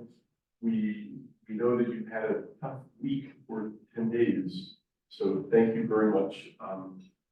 And great, you've got your slides and we can see you. Fantastic. So all yours. Thank you so much for accommodating me talking online. Yeah, it's really a pity. I'm really looking forward to see all of you in person, but unfortunately, things do happen in life. So thank you for inviting me to discuss this paper. I think it's a very important, step for us who are working on structural transformation to understand better what is happening to structural transformation for a large set of developing countries, which we don't have data. The literature focus quite a lot on a developed country. So we really, want to see more, what's really happening. Is it the same thing, replicate of the historical episode we saw, or is there something very special to today's developing country? So I think this paper has a big contribution to that. So Fatou gave a very detailed talk about how she constructed the data. So that is one of the way I see it, is one of the major contribution of the paper, which is to construct this sectorial data for two African countries, Senegal and Mauritius. So I'm not going to repeat what she has done, but she made a big effort trying to make sure the consistency over time and merging different data sources, and then deriving her own sectorial TFP series and the aggregate TFP series, combining both macro data and the micro data. Now, her finding, though, is quite, striking, I would say. So first, when we only look at the GDP per capita growth, there's a big difference between Mauritius and Senegal. And that huge difference is also reflected a bit in terms of their structural transformation, where in Mauritius, we see a figure that is very similar to what we see in the textbook versions for structural transformation. There's a rise in services, a mild hump in manufacturing, and declining agriculture. What is interesting in Senegal is that there was basically no structural change in value added, but there's actually a massive structural change in employment. If you look at agriculture, it declined, hugely from more than 60% to a much lower level, about 20% at the end of the sample period. So that is a very striking picture. And so then she conducted the aggregate growth accounting. She finds that the Senegal is one striking thing for Senegal is actually, as you can see from her figure early on, TFP is actually falling in Senegal. Okay, and it's accompanied by a very fast growth in capital, whereas the labor is very similar to Mauritius. Okay, so this is quite, I would say, it's quite puzzling for such big decline in the TFP. Then she also reported the sectorial growth accounting. So I summarized the little table here. As you can see, she highlighted that the TFP growth was negative in agriculture for Mauritius, but very high in services. In Senegal, on the other hand, both manufacturing and services are negative TFP growth. It's only the agriculture during the last decade has very high TFP growth. In terms of labor shares, she also shows that the ranking of the labor shares are quite different across these two countries. For example, the services is more labor intensive in Mauritius, but it's the manufacturing that's more labor the services is least labor intensive in Mauritius, whereas manufacturing is least labor intensive in Senegal. So this ranking is also a little bit different than our typical thinking of the structural transformation based on the previous literature. So that's the overview on the data part. Then she has a model part. The objective of the model part is basically say, what could be, driving this big difference in terms of aggregate growth and in terms of structural transformation in these two countries. Suppose we use a typical structural transformation model, abstract from other friction. Okay, so that was the objective of the model part. And very do that, we was trying to see, where's the problem, and then perhaps come up with some sort of policy suggestion, or, which is what she did, was mentioning what happened if Senegal have Mauritius TFP. So the key thing is the structure of the model is taken from the Harandor, Rogerson, and Valentini in their handbook chapter. So it's a generalized CES with allowing for the non-homomorphic term. The production function is Cobb-Douglas, okay, beta being the labor share. And then she set up the model, and then she calibrate the model, and then feed in the TFP growth rate that she mentioned. She measure, and then she conduct 3 counterfactual exercise. Basically, look at if Senegal had Mauritius TFP growth, what happened, and if all 3 sectors had the same technology in both countries, what happened, and then if Senegal had the same technology, meaning the same labor share as Mauritius, what happened. Her conclusion, which we have seen earlier on as well, is that income effect is the most important part.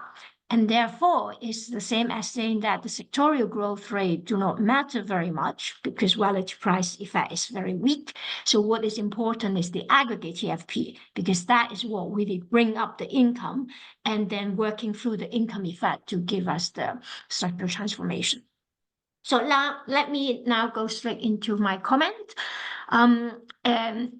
As I mentioned, I think it's a very important paper for us to understand what is happening in today's developing country, their structural transformation. And she did a very careful job trying to put the data together. But, because the number is quite striking, so I just wanted to, have a few comments on it, and hopefully, she can do a bit more work to help us understand it better. So she had an adjustment for self-employment and informal employment using the microdata, which is the part about the household survey. But these microdata only exist post-2000. And then, so what she did is she used the adjustment, the ratio of what is in the microdata, and then apply the same ratio of adjustment to the whole period.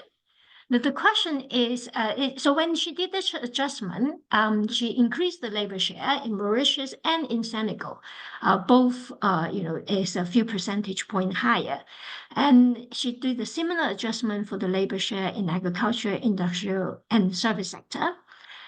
The way, if you remember those numbers that we're showing, is even after the adjustment, the labor share are very low for those of us who were on structural transformation. So to see the point, only, for example, for industry, for manufacturing, the labor share in Senegal was only 0.31. So that is a very low number. Now, it could be, what is happening in the data, but it would be nice to show the time trend in these series and their ratio during 2001 to 2019, because I'm not sure this, relative importance of self-employment and informal employment is the same throughout 1980 to 2019. So my feeling is that, it could be that informal employment relative to other employment is falling over time. So maybe we can learn something even for the 20 years between 2001 to 2019 if we show this series. And then if there is a trend in that ratio, so maybe we shouldn't apply the same ratio for adjustment. Maybe we have to sort of,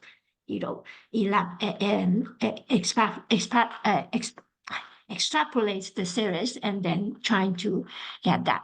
Another question I have in terms of constructing those sectorial TFP is, again, once we see this series, we will have a better sense.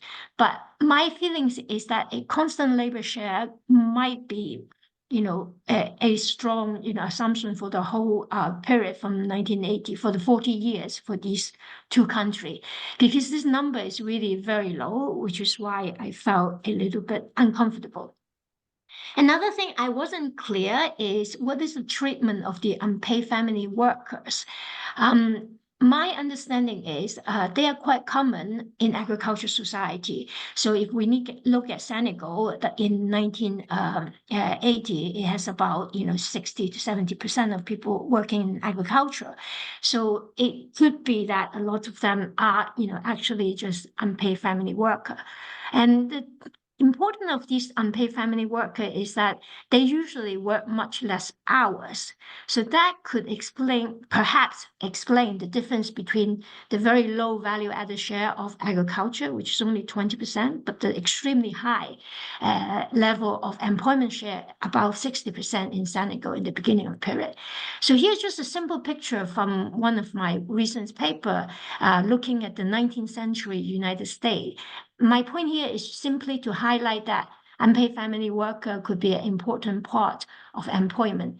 The ILO estimate of unpaid family worker is about 20% of total employment in 1990s. This is the average, but a much higher number for low-income country. So in the 19th century, we do see that this light gray area is what we estimate as the unpaid family worker in agriculture. Is much bigger for women compared to men. But as you can see, it's more than 50% of the employment, especially for women. So I'm not so sure how because I couldn't see it from the paper, but perhaps Fatou has classified them somehow. But it's just one of my curiosity. The second comment on the data is that typically, in the structural transformation literature, when we want to compare the importance of income effect versus relative price effect, the price data is very important. So we need to have some sense of the real share. I believe the figure, the value added share that was being presented is nominal value added share.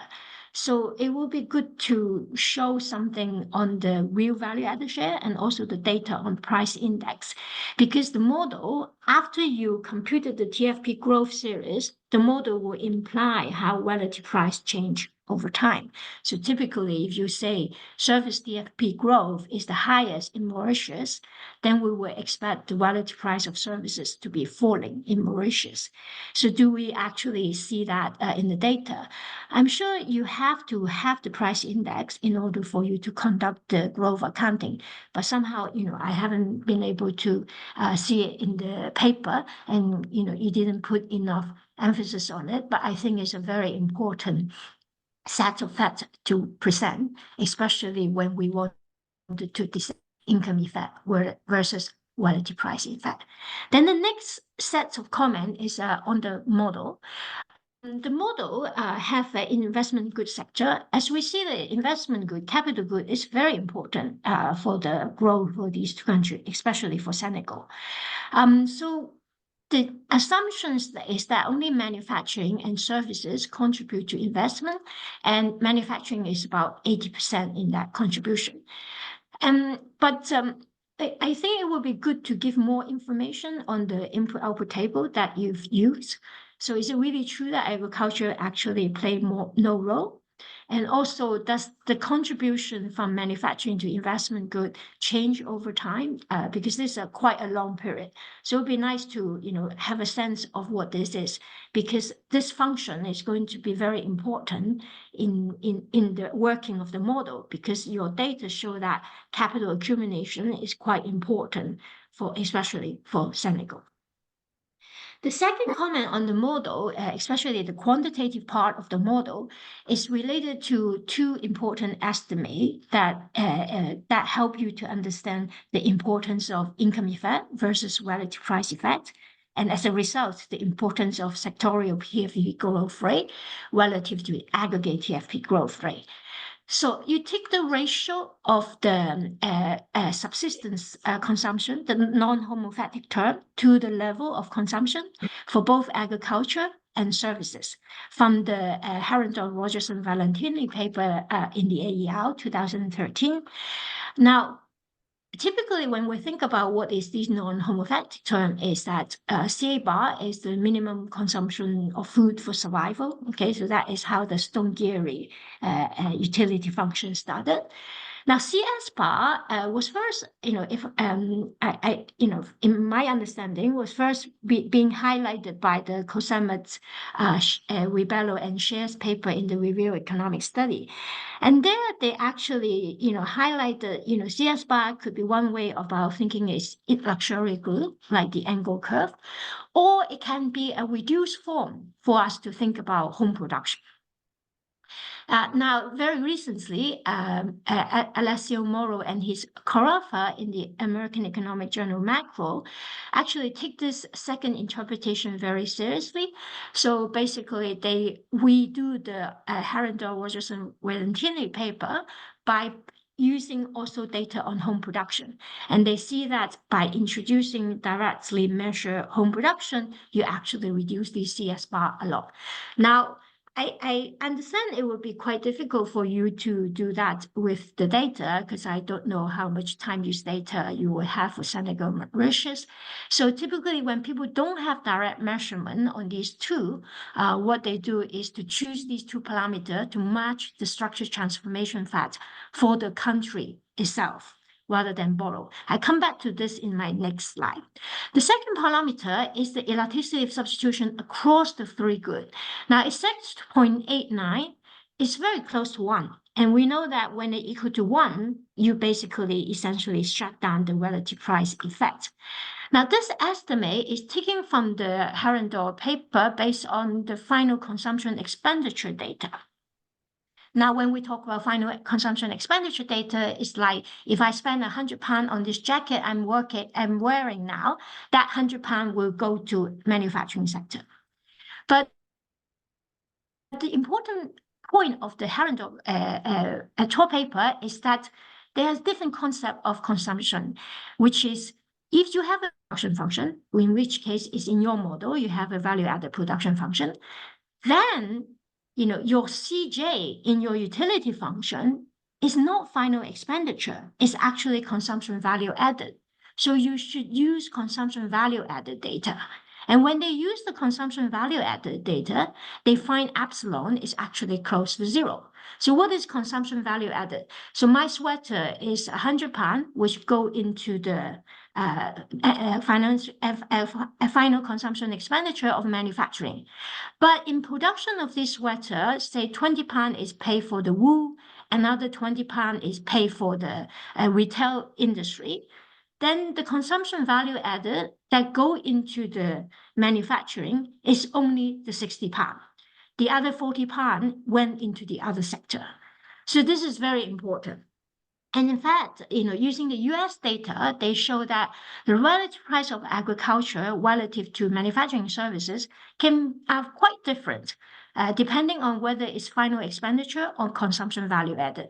If it's final expenditure, then the relative price of agriculture actually rise compared to manufacturing. But if it's consumption value added, then the relative price of agriculture will actually fall relative to manufacturing. The intuition is very simple. When you look at the expenditure, final expenditure, the input of other sectors is contained in it. So if you mix in it, then so like in the case of agriculture relative price, when you put the manufacturing input into the final expenditure that is spent on agriculture, then you're basically putting a higher price into it, and which is why it could explain the differences in the relative price. Now, because you adopted a value-added production function, so you have to focus on the case that it is a consumption value-added data. Okay, so what I think overall is, I don't think it's such, maybe perhaps it's not a good idea to just borrow estimate from the US. Now, first, they have very different pattern of structure change, Senegal and Mauritius from the US, okay, especially Senegal. Now, the paper, Harrington's paper, they estimate these data based on US consumption and price data. As I mentioned, if you look at the consumption value added share in the US, it's only 10% in 1947. And the price of agriculture is falling relative to both manufacturing services. In your case, it suggests that it wasn't the case for Senegal even in 1980. For example, the agricultural employment share in US is only 15% in 1947, but Senegal only achieved that in 2019. So the second, I'm finishing in truth slide. So the second part is that the baseline model also, I think the second point is more concerning because the baseline model does not match the structural transformation fact, and especially for Senegal. So that will make it very difficult to think about counterfactual exercises. So usually we think about counterfactual when the baseline is doing a good job. So I would say, maybe perhaps you should choose this estimate to match the structural change fact in the country itself. So I just want to give one final comment. I think the main theme of the paper, the way it's written, focuses too much on saying whether it's income effect, substitute effect, whether it's sectorial TFP growth or aggregate TFP growth. But as you can see, this conclusion depends very much on how the calibration is done. And more importantly, I'm not so sure this is the most interesting address. I think there are many other more important questions to answer. Like, for example, why is TFP growth negative? Senegal in agriculture and in non-agriculture in Senegal? Is it something real, or perhaps could it be due to overestimation of growth or labor and especially capital in the case of Senegal? So some more discussion on how this is being done, how we can think about it would be important. And another thing is, why was agriculture so inefficient in Senegal? It employs 70% of labor, but only produced 20% of value added. And how did it suddenly become one of the only sectors that have positive TFP growth for the last decade? Is it really simply the intermediate, you were saying government was encouraging them to buy intermediate goods, or maybe there's something to do with a mobility barrier that finally people can leave agriculture and they will just surplus labor in agriculture. And learning about that could also give some lesson about developing countries. So I will just stop there and leave it for general discussion.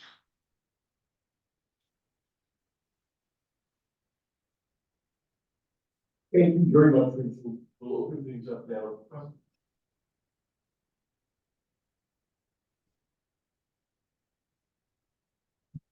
Well, with a quick comment, you mentioned that you won't be able to simultaneously match the economy share and the value added share of the sector. Most likely you will need a vector. For instance, the difference between agricultural economy share and the value added share, I think is exactly the agricultural productivity gap that Dog and Goethe are working on. So without ad hoc mechanism, I doubt if the model can indulgently regenerate that, maybe you will need a way.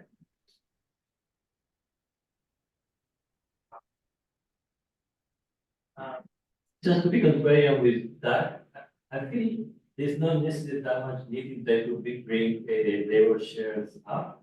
There are reasons why poor countries using technologies that might be more labor intensive. They have low regulatory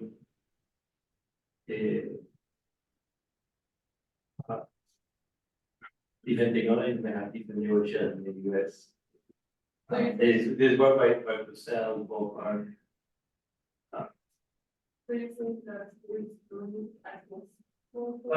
it might not. It could be the labor share that is for intrinsic reasons.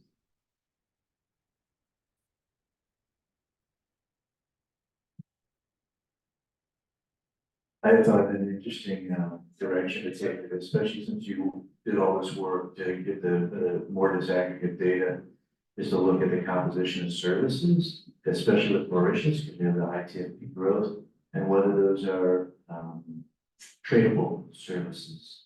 Because if you have ITFP growth in a tradable sector, then it's not surprising that the share increases.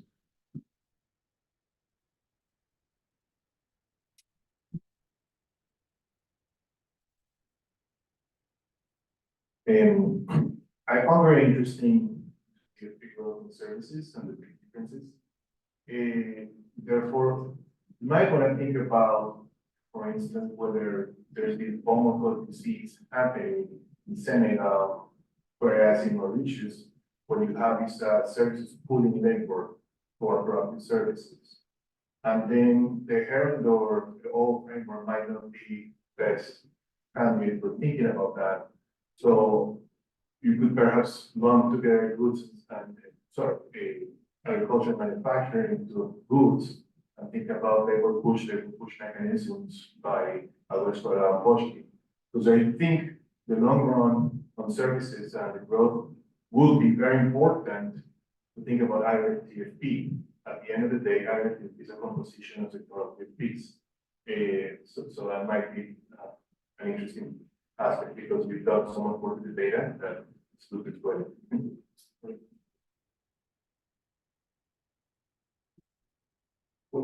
Yeah, just two quick things. So, having seen what you do with the adjusted labor share, I will have proceeded differently. I will have, instead of adding it to the numerator, I will have subtracted it from the denominator, because that would be a way to be consistent with what actually DAC does, I think, in the paper that it has, or one way that is more consistent with that. That would boost the share with that. And because the way you're doing it is you're getting the data and adding it to income, right? But then the denominator is inconsistent with the labor income that you're having, right? So we can talk about it later. And the other thing is that with Chaoran, we have some work on survey data.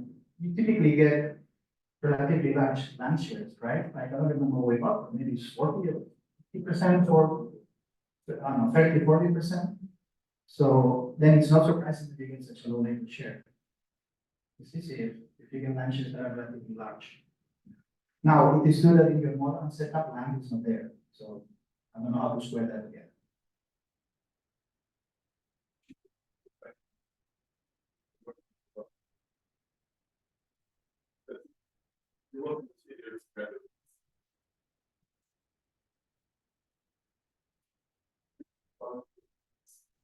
Any of the comments not from anyone or not, that's your prerogative.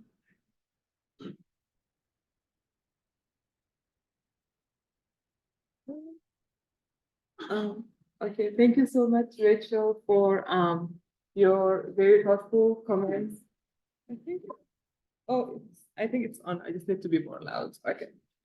Thank you so much, Rachel, for the very thoughtful comments and feedback on my paper. I will definitely take all of these things into account going forward. This is very much a work in progress, and I'll be working more on it after the job market because I'm on the job market. I'm just trying to see. So in terms of your data comment, your second data comment about prices, unfortunately, I didn't have data on sectoral prices for these countries. I don't know if they exist.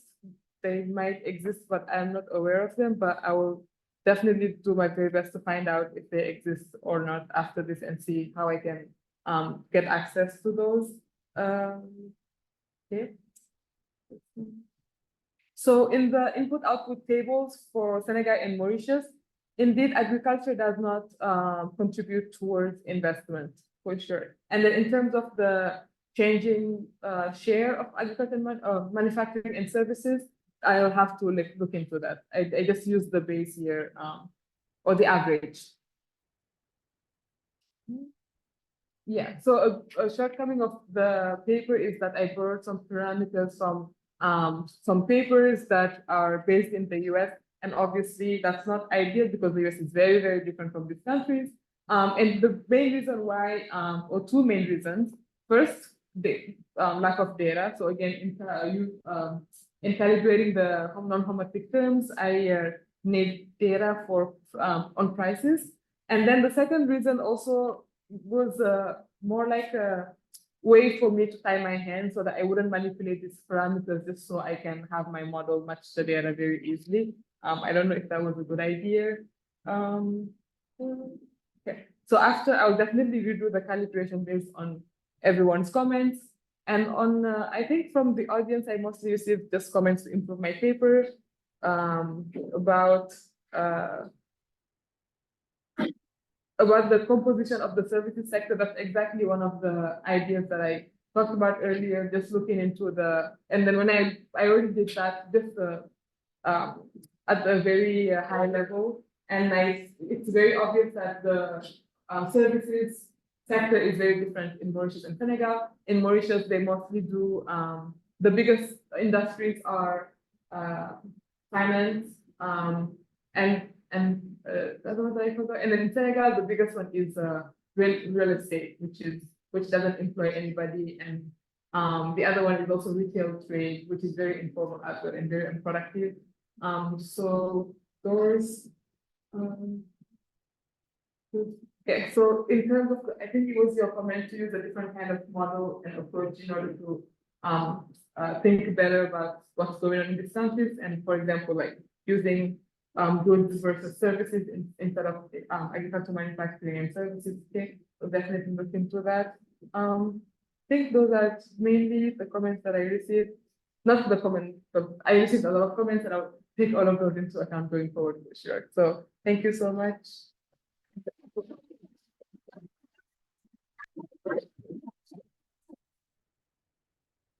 So thank you, Fatou. Thank you, Rachel, again for joining us, and really appreciate it.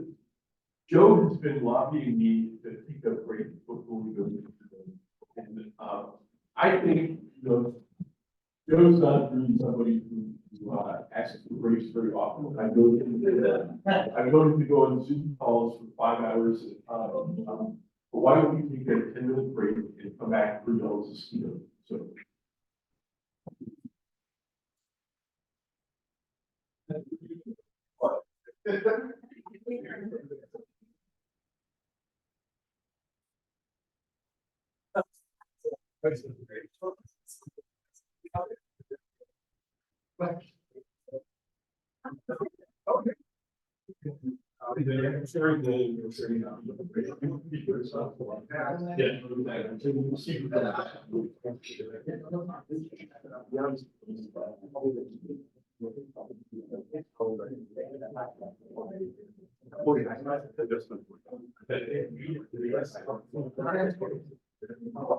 Just curious.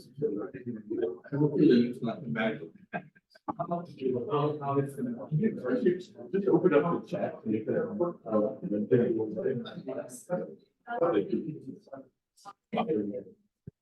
On my chat.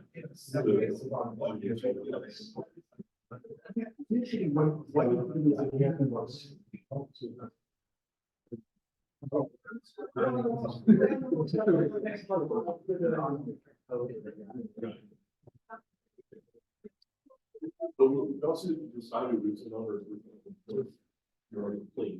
And then it's the program is lots, and another parallel. So, shall I put it? We can go full screen on that. Okay. I think you should also open up Young's. Yeah, it's already open on this. Okay, perfect. No, I thought I had opened it here. This side.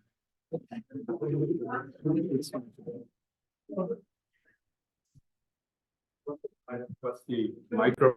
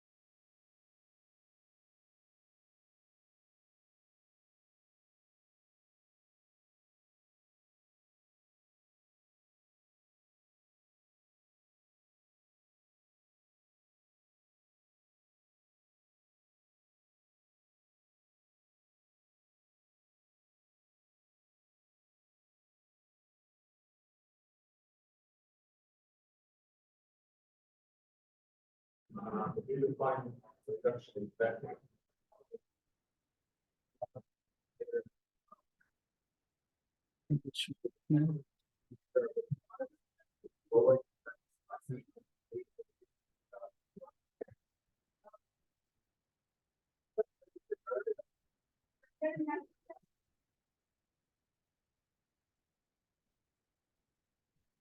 That's the first level of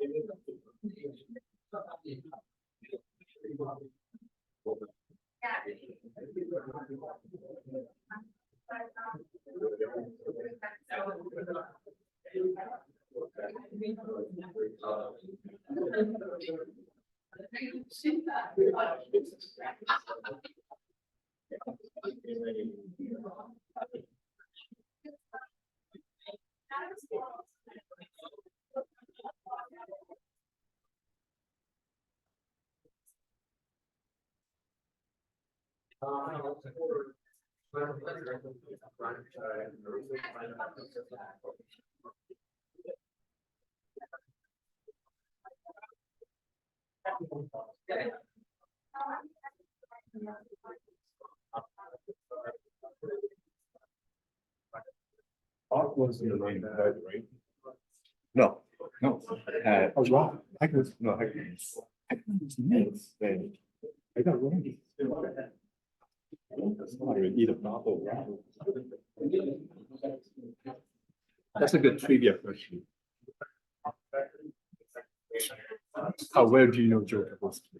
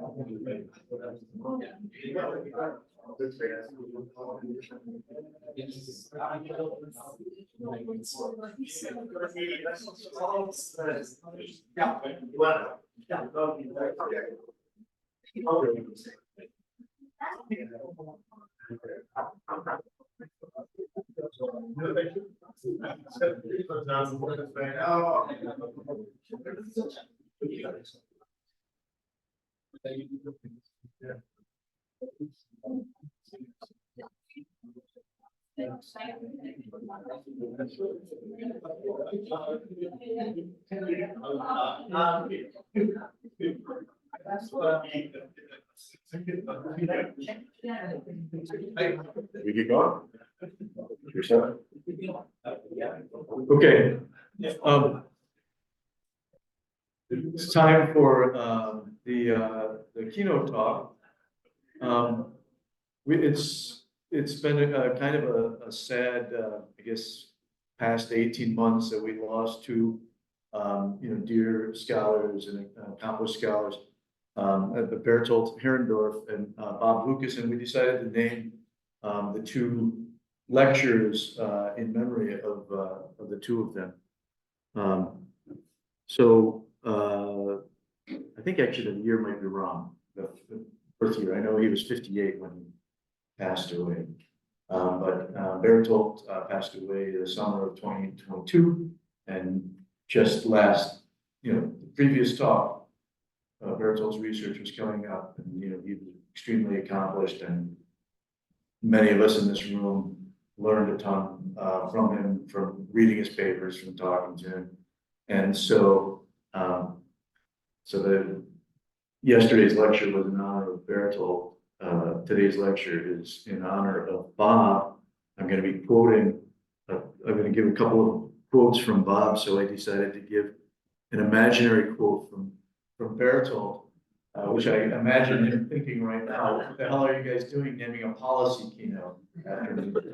But we thought a little bit of irony was something that Bertolt would appreciate.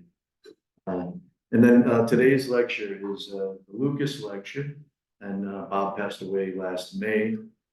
And I wanted to first start by reading, we had invited Nancy Stokey, and she wasn't able to travel here, but she did give me something to read. Robert E. Lukas became famous for his work on business cycles and monetary economics, but economic growth was the focus of most of his work in the later half of his career. He was especially interested in, let's see if I can do this. No, that can work. Okay. He was especially interested in understanding the processes behind sustained per capita income growth in developing countries, the movement out of agriculture, the process of the growth of cities, all of which are instrumental in structural transformation and economic growth. Bob is, of course, this is not Nancy, this is me. Bob is, of course, famous for saying once you start thinking about growth, it's impossible to think about anything. It's hard to think about anything else. So he was, cared very deeply about working on the most important questions and spent the second half of his career doing that. And Nancy said that she thought it was entirely appropriate and that Bob would be honored and delighted that we had named the lecture after him. Just personally, I think Bob was one of my advisors and probably the person that had the most influence in forming how I think about doing economics. I've quoted 3 times in my papers, I've quoted other people, and they've all been Bob. And so here's one of them. If we understand the process of economic growth or of anything else, we ought to be capable of demonstrating this knowledge by creating it in these pen and paper and computer-equipped laboratories of ours. If we know what an economic miracle is, we ought to be able to make one. And another laureate that we lost recently is Ed Prescott. And Doug told me that when he told Prescott he was going to go to Africa, Ed said you can learn a lot from pathological economies or something like that, which sounds very much like Ed. But Bob also thought, I think, that we could learn a lot by studying miracle economies. So I think it's very important to study, the last paper we had, studying economies in Africa, but also studying miracle economies. So that segues into this quote. Simply advising a society to follow the Korean model is a little like advising an aspiring basketball player to follow the Michael Jordan model. To make use of someone else's successful performance at any task, one needs to be able to break this performance down into its component parts so that one can see what each part contributes to the whole, which aspects of this performance are imitable, and of these, which are worth imitating. One needs, in short, a theory. And that sounds like just a perfect picture for what STEG is about and what we're trying to do. And so, and the reference to Korea segues very nicely into our keynote speaker, who I want to make Young's uncomfortable. So, I made him a little bit younger than he actually is, which I just found out. But Young's is Douglas C. North Distinguished Professor in Economics. He is obviously an expert in, I think probably his best work is in financial development. He's an expert in work in financial development and growth, technology and jobs. And most important for today, he's an expert in industrial policy, especially the Korean experience. So we're very happy to have Young giving a keynote.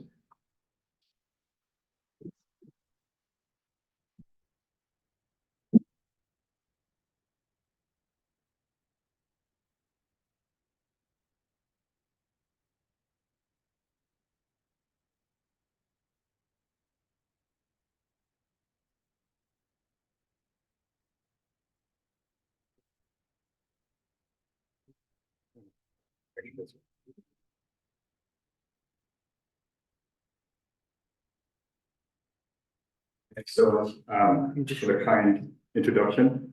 So let me just say a few words about. I had the luck of knowing Bob fairly well, actually. So I was a grad student when I visited Chicago for 6 months. That's how I actually came to pick up friends with Bob. And I would hang out at the Chicago happy hours, and my memory is Bob pushing beyond his beer tank and then passing it out to grad students. Such a kind person. I know that I will never become the kind he was, but I aspire to be the kind of person that he was.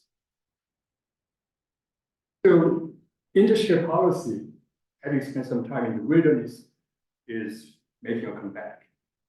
So roughly speaking, the definition is that policies that stimulate specific economic activities.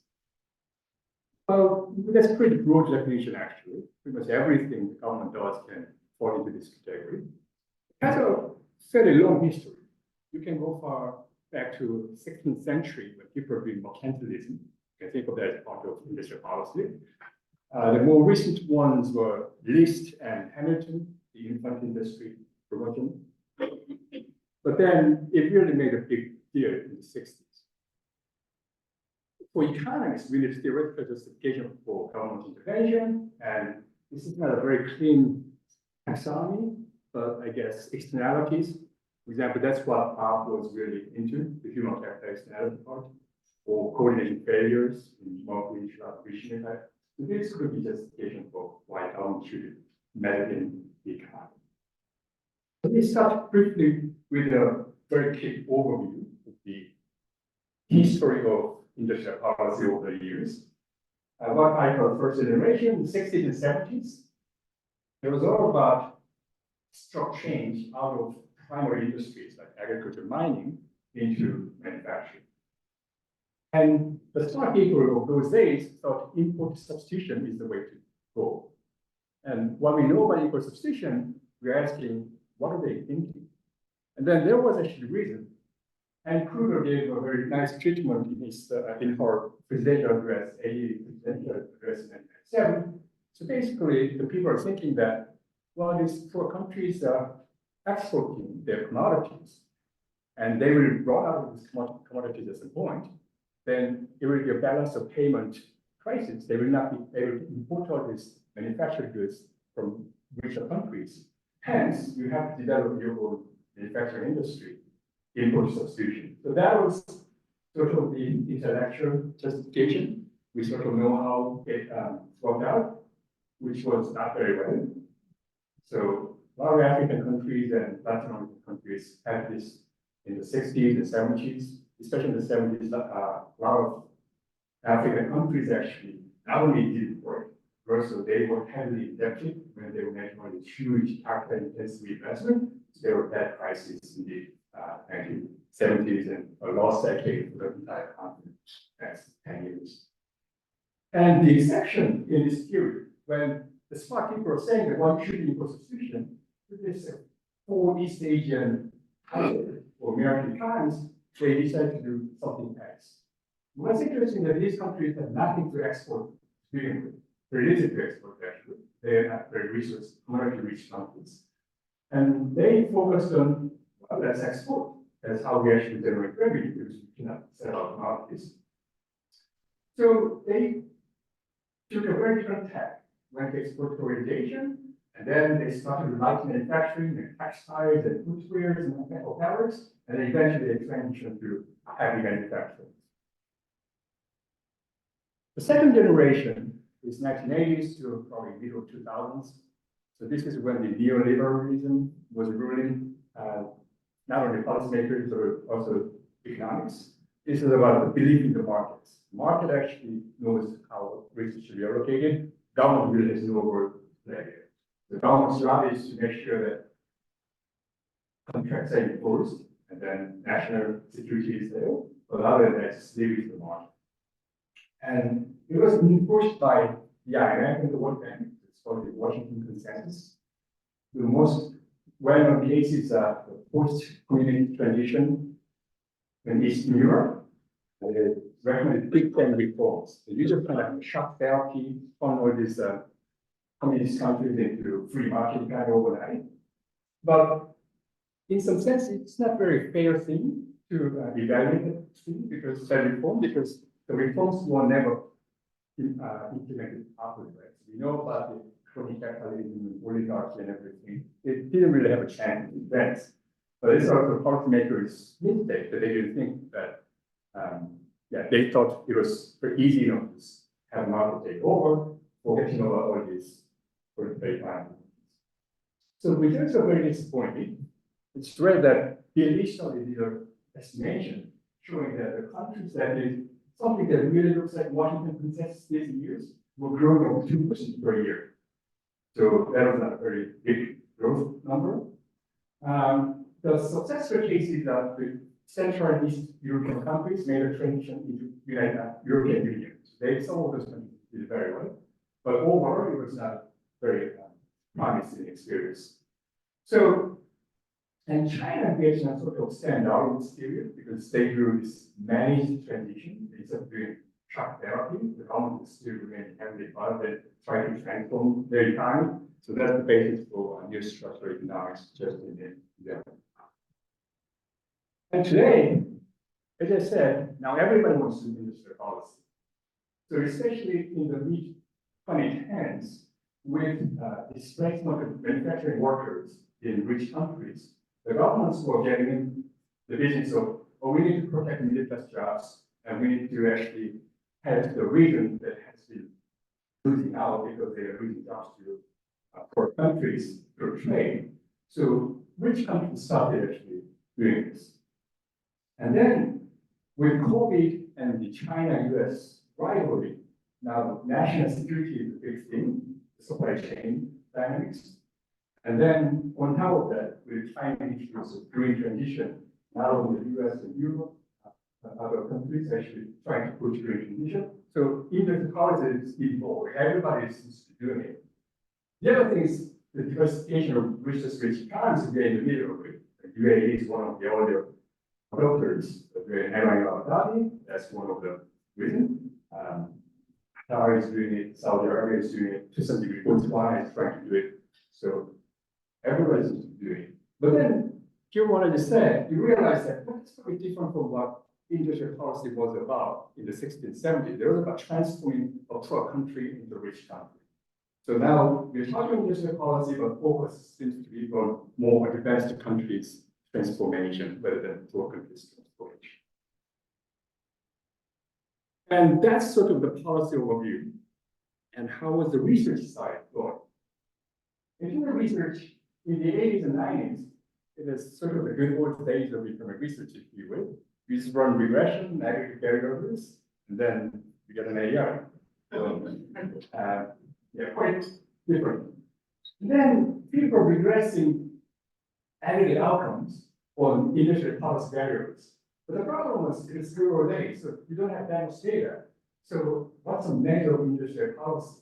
And oftentimes the only thing people had was tariff rate.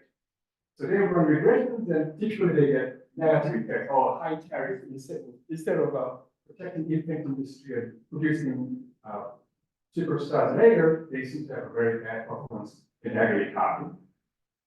So by doing this, because the available measure of industrial policy was this tariff rate, people are basically confounding trade policy with industrial policy. And more economists don't agree on that many things. And one thing that most economists agree on is that free trade is a good thing. It starts from Adam Smith.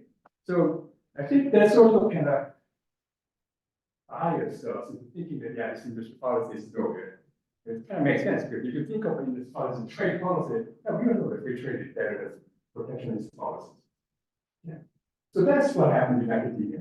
And then in the 90s and 2000s, with the Washington consensus and reforms, there's a small literature also showing that whether reforms generate fast growth. Saxon Warner, Blanchard has a book on post-communist conditions and Austrian company has growth accelerations. There's a small cottage industry doing that, but nothing super rigorous. And today, with the credibility revolution in economics, we are getting a lot of really fun research. And what's interesting is that not all of them, I have another slide for research using contemporary data, but there's a lot of historical analysis. And then they do different view at industry region level and show that actually some types of industry policy were having desired effect. Just, I'm sure I'm missing some important papers, but these are, I'm just looking at the history papers using historical data. The GRS uses a Macroeconomic blockade or vacuum spinning in France, and Caoran is about the Apollo mission, the effect of NASA Apollo mission for US regional development. So it covers a really interesting, unique data and very good identification with long life. I'm going to oversimplify all these papers, and this is my takeaway from reading these beautiful papers. Maybe there's some bias, publication bias, that it seems like the policies seem to have expected and desired effects. Meaning, if there's a policy, leads to economic development. And the interesting thing is these are historical papers. The effects have a very long run. And the other thing is that not all papers are like this, but then the papers that look at the heterogeneous effects, they find that the initial conditions seem to matter. Meaning, you over the treated places, the places that were initially more developed or more promising tended to benefit more. So this is a really great set of papers.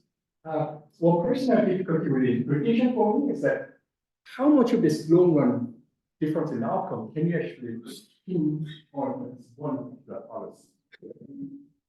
Essentially, when there's this initial condition narrowing thing, meaning region A got treated, region A and B are identical, A got treated, B didn't get treated, and then the next year, A actually got an effect, possibly more developed, B doesn't.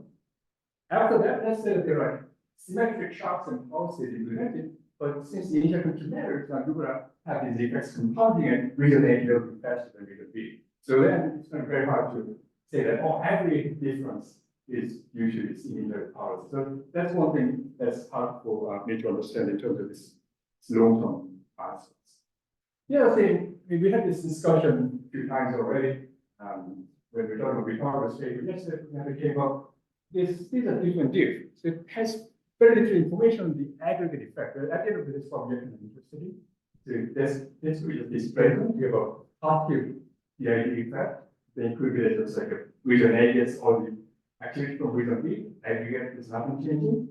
If there's CEPR, as we talked about yesterday, well, then you may find no DID effect, but the aggregate effect could be pretty large. So it's not very informative about the aggregate effect, which we really care about. This table by China Moretti on the next value of Roshi after 50 years. And that's precisely what they find, that they show that the agglomeration effect that happened in the TPA region almost completely offset the reduction in agglomeration effect in the rest of the economy. So it seems like a regional benefit is allowed, but overall, there was not much of a agglomerative effect for the entire eye. So this is kind of difficult one. So that segues into guidance policymakers. Can you actually, what can we recommend to the policymakers based on this exciting set of papers? Well, it's a historical paper, so it's not validity always a question mark. And then these papers are very good at showing that there was an effect, but very little effort typically is exerted on figuring out what is the exact market behavior, exact mechanism that made this work. I'm going to talk about some exceptions at the end. And then, like recovery state. This paper, no, that's a Magnet's paper the other day, that there's no real like cost-benefit analysis. So the positive effect, but was it good idea to do it or not? We don't know.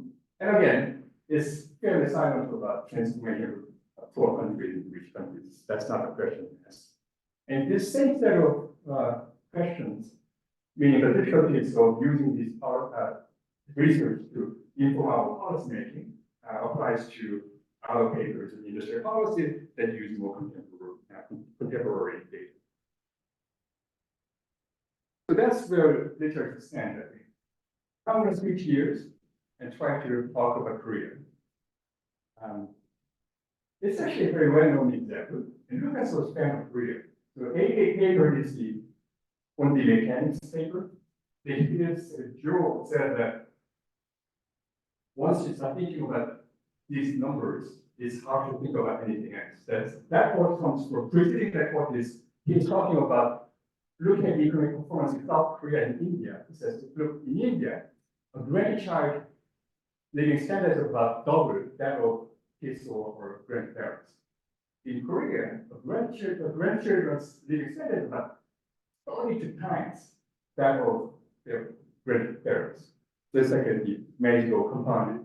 And then that's when he started talking about, it's hard to think about anything else. In 93, that's the econometric paper, the Making of Miracle paper, it starts with a paragraph comparing South Korea and the Philippines. It's a remarkable, he says, about 1960, the two countries were pretty much identical. Same population, same per capita income, same organization, same industry structure, similar rate of export share of the primary commodities. If anything, the Philippines had better education than South Korea. Next 20 years, South Korea grew at about 7% per year. The Philippines about 1.8% per year. Huge difference in living standard after 20 years. So he was talking about this, and that's the Korean here is referring to. It's a drawing. Not sure how many of you know this. Julian wrote this, so hopefully you have some Ukraine. She wrote a paper in 1965 talking about the Korean miracle. She was talking about the North Korean economic miracle. The country went from, after the war, a completely fledged country in 1953 to a very vibrant manufacturing hub in 1965. Sure, right, this is miracle. Yeah. Good thing, yeah, she didn't probably see what happened after 12 years. And there has been some really research interest using industrial microlevel data. And then they all focus on the heavy and chemical industry intervention in the 1970s. But before I talk about that, I didn't mean for you to actually understand what this figure is. I'm just gonna make up stuff. So this is ranking of countries by per capita GDP for each decade, 1970 to 2010. So say 2015, the richest country is Qatar, and the poorest country is Burundi. I don't want you to, and this is like a ranking of each country changes from 1970s to 2010s. Let me say two things. Two lines stand out.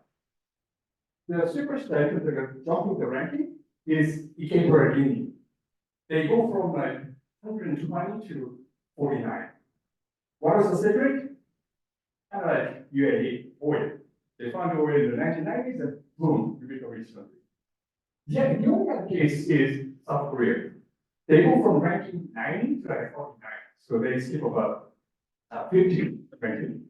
And most of that actually happened between 1970 and 1995. After that, once you become rich enough, then it becomes a harder question to go up in the ranking. So the reason why I say this is that I'm not saying this because I'm Korean, but actually you try to look at Americans, there are not that many Americans, and South Korea really stands out. Like in Singapore and Hong Kong, they used to have kind of picture. You see Singapore here and you see Macau here in terms of jumping a lot of rankings, but they already have reached the 1970s. So Korea really stands out. Then I wanted to learn more about, I had my own understanding of what Korean economy was like. But then I wanted to see what people were saying. So I read some old papers.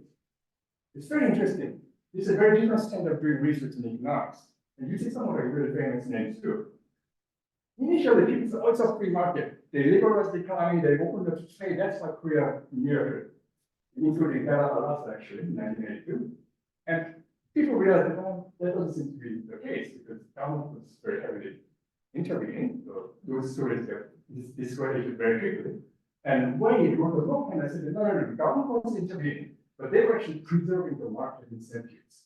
So that's one theory.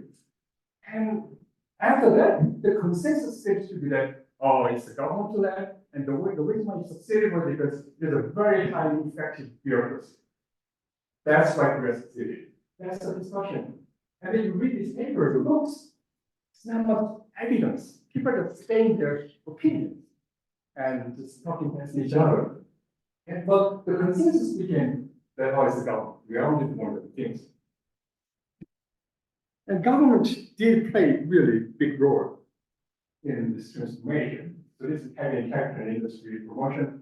In 1973, the president said, oh, we should do heavy and chemical industry promotion. The actually stated goal was that we want to have 10 billion US dollar export per year. That's what we want. When they announced this, the export was about 2 billion US dollars per year. So they said, well, we want to respect them. How did you know that actually doing heavy chemical industry will help you raise your annual export from 2 to 10 billion US dollars? Japan's experience. That's what Japan did about 10 years ago.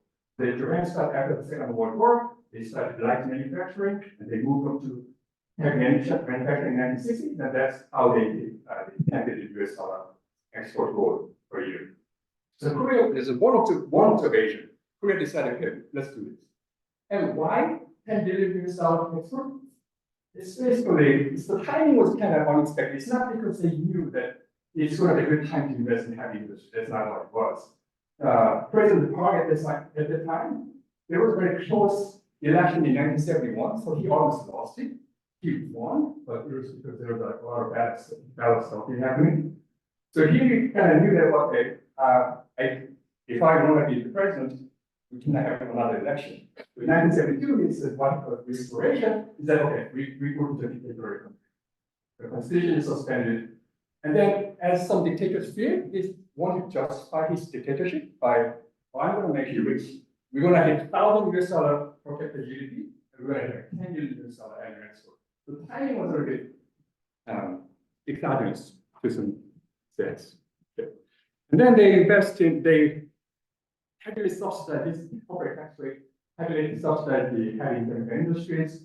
They actually give a lot of subsidies along the red line to heavy chemical industries relative to the other industries. And then they build infrastructure, industrial complexes around the country. But it ends in 1979, after the President Parker assassinated in 1979. And then after that, a lot of this policy gets undone by the next administration. So they realized there was too much investment in the heavy chemical industry. There was a crisis in early 1979 because people didn't have enough consumer goods and everything. So that's what they rationalization. We don't actually remove all this overinvestment in HCI. They actually reverse it. So I'm mindful of time here, so let me be very brief. So all I want to say is that it has desired effect. It's different industry on that. So that the blue line is what you look at. It's a low scale. So once you do the policy of targeted regions, they have the increase by a factor of 8, basically. It's like a humongous change. The other thing I want to say is that it was mostly input use and output increase. It's not really about the TFPO industry region that increasing. So it's, if you know the old literatures, kind of similar to what Alvin Young was saying about it was more input increase rather than shift increase. But I want to take a step back and show you a different picture that was the high-end industry 73, 79? Was that like a really exceptional period? Not really. Look at the blue line, that's the value per worker in manufacturing. You would say that from the late 60s to like mid 2000s, yeah, they are doing very well. So heavy and chemical industry, there's no reason to really go all in on the heavy and chemical industry. And when you're reading all these old papers and discussions, there's one thing missing. They always say that it's the government, it's the bureaucrats, the government decides this and then do things happen. And at the end of the day, the government decided the policies, but somebody has to go and do the real work. How did it work? There's very little documentation of this. So one of the things I've been doing the last several months is to my own private research of kind of reading magazine interviews given by high-ranking government officials and CEOs of these companies. Trying to better understand what was happening and then what was the role of this private sector. Because everybody said, oh, it's the government. The two most successful cases are heavy and chemical industry. There are other things that we better forget about. So the two successful ones during this period were steel and shipbuilding. It's very interesting. The official documentations talk a lot about government support. They don't talk much about the private business people. The other thing they don't talk much about is the role of Japan. So Costco is like one of the biggest steel companies in the world right now. So they just started from like nothing really. But how do you actually build a steel mill out of nothing? The important thing was that there was a lot of Japanese technology to transfer. So there are 3 steel companies in Japan, including Nippon Steel. They were actually very friendly to Chen, who was actually educated in Japan. So they helped him. So you say, oh yeah, you just follow what you can do. That's not very true. But you can actually start with a small mill, like it's 600,000 tons per year production. Then Costco said, no, we want to go with 1 million. Japanese people said, no, that's not possible. They did it. And when you go to shipbuilding, it's 300 tons, 300 tons. If you were like obsessed and no, we want to do shipbuilding. People are very negative, no, it's not going to work. But then it took a lot of these efforts. But how it really was possible was that there's a technology transfer from a British shipbuilding firm, and then they got transferred from Barclays, a British thing. And then you're building ships, where is the engine for the ship comes from? Well, it came from Japan. So, but that's not the end of the story. They defined the expectation by building much larger dock, where you could build a much bigger ship than what people thought was possible. So what I know is that the role of entrepreneurs and technology transfer from Japan or Britain, for example, in addition to the government support, was really important. So Joe yesterday, after seeing the amazing talk of Yaron Yarko, told me that you have to have some highlight pictures. That's what I said. So let me show you something funny. So when Chaoran was trying to convince the British shipbuilder and British bank, giving the technology and money, they said, well, you guys have no experience. There's no shipbuilding industry in Korea. Why should we think we do it? In his own memoir, what he says is this. He took money, take a note from my wallet, showed him this is 500 Korean won. Those that are less than $1 actually. What you see here is that this is military ship. It's called a Hawker ship in Korea. So they built it. This is the Commodore Lee. So they built this thing in the 16th century when they were fighting in Japan. So he showed us that, look, we built an ironclad ship in the 16th century. So we shouldn't be able to do this. So that actually convinced the Ecuador shipbuilders and the Barclays Bank to actually give them the technology money. And I talk about technology transfer, but yeah, we kind of talk about, and the way we think about these models is that, oh, you just kind of get the better technology and you can do it. But that's not really true. So what's really interesting is the other color picture. So when Hyundai wanted to get into car manufacturing, Someone told them, no, you have to have your own lives. Before they were just kind of assembling like Ford cars. And then now, no, you have to actually do your own car. So they sent a 28-year-old employee, Mr. Lee, to Italy, to Italy design, because there's a famous design, car design studio, Italy design, now part of Lamborghini.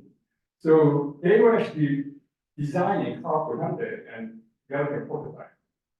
Then, of course, Mr. Lee didn't speak a word of Italian, and the Italians didn't speak a word of English. And then, frankly, they were not very friendly in terms of teaching him how to write down whatever he can figure out what this guy is doing. And he has like 3 volumes of his notebooks. So what I want to say is that technology transfer, it's not like a automatic thing. It's actually it takes a lot of efforts. And then these people are like super committed and super highly motivated. And that's how actually they were able to make it work. So it's not just government subsidy. It's actually the entrepreneurial efforts and ingenuity, really, and commitment. Yeah. When we talk about the heavy chemical industry as a long-term effect, although it ended in 1979, it's a different story. If you look at cars, the Hyundai Motors, they didn't really succeed in the 70s. In the policy period, they really succeeded in the late 80s when they started exporting copper axle to the United States market. So that's when they really started to become big.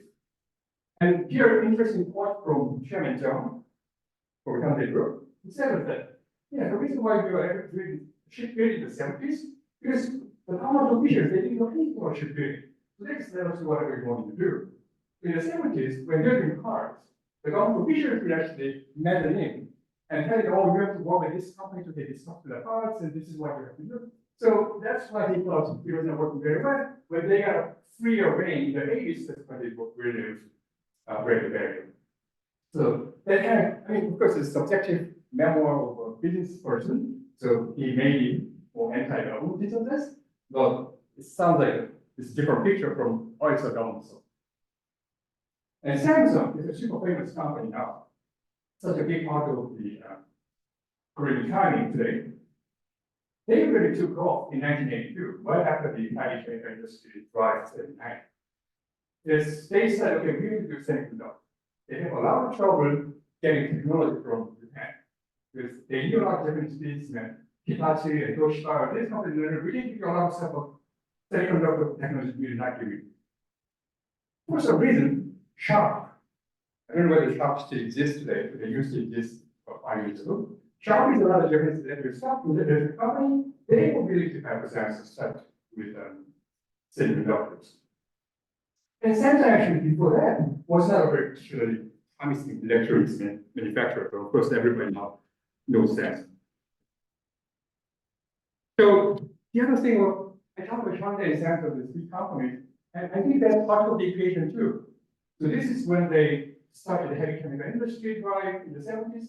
This is share of the gross sales of this big business group firm in manufacturing divided by gross sales of manufacturing in the country. You share by 20%, and then you jump at 20%.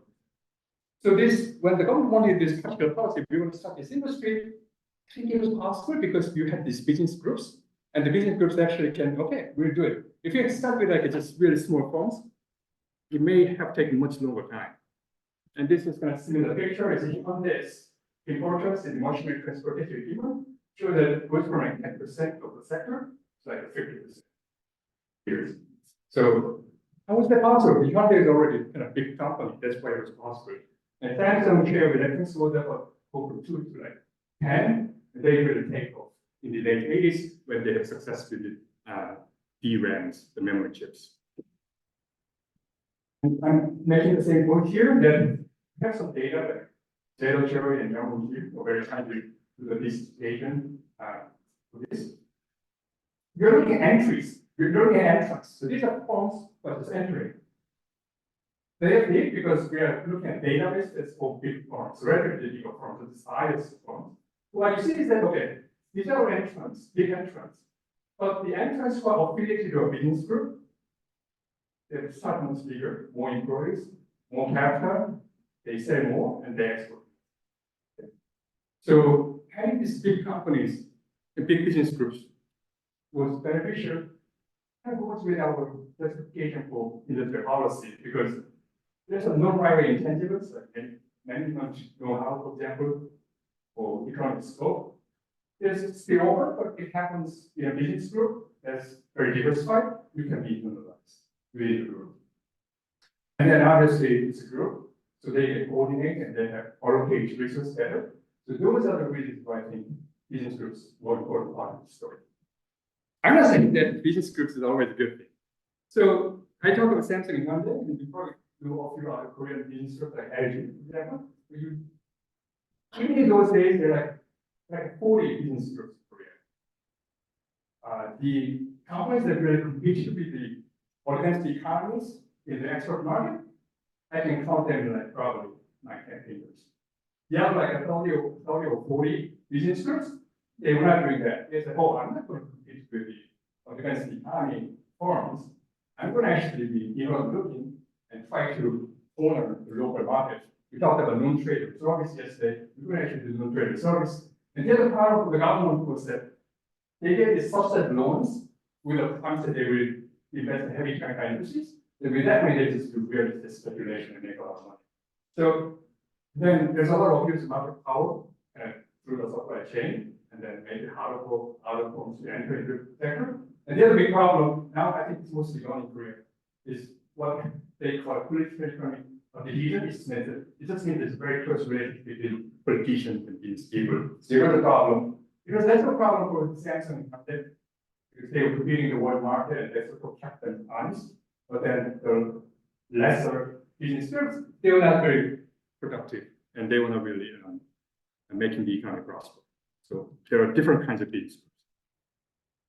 The question today is this repeatable? Korea succeeded that way. We do this in other countries. I think Korea was lucky in many ways. One thing we tended to discount this as an economist, but I really think people were really highly motivated. They really believed in sacrificing themselves for future generations. People were working really obsessively for common goal. So this sounds like a lot of cliches, but I think there's really an element of truth in that. In those days, I look at the statistics. South Korea in 1970, the average worker was working 3,000 hours per year. That's like 60 hours per week. Then I think unless you have not even like a reacher, but also you actually believe in making a contribution, probably you could not have only back to superhuman habits. And this is what the Koreans don't want to talk about because Japan colonized Korea for 35 years in 1995, and obviously I'm okay, but like my older generation, they really understand. Well, I think that's why they don't talk about Japan's heritage. Japan was used to it for many different reasons. One is that Korea was thinking that, oh, we are just like 15 years behind Japan. So look at what Japan did like 15 years ago, and then we try to do the same thing. And we know it's possible because Japan did it, so it should be possible to do this. That blueprint would have us taken to stay. And as I talk about, Japan's response really to give the Korean firms technology, not the best ones, but then what they thought, well, we're going to use this technology, no, why don't we use it? And then they were very important trade partners because I talk about shipbuilding, the engines of these ships came from Japan. So they got a lot of engineering people from Japan, sometimes more advanced ones. Then they actually sold the final product to Japan. So that was a very close relationship. And because people hated Japan, it became a great source of motivation. They're like, no, we want to beat Japan. So that was it. And I saw a factor too. These are the curious in the 70s and the 80s. There's a lot of industrial structural change happening on the economy that they were happy to let it happen. So Korea was just, okay, so people are not making things in rich countries, so we're going to make goods. And in the 1980s, as the US is now afraid of China, in the 1980s, they were afraid of Japan. So you probably don't know this book by Michael Crichton, The Rising Sun. There's a movie I made, it's a pretty bad movie actually. So people in the US, they're very worried about rising Japan, buying all the things in Hollywood and New York and everything.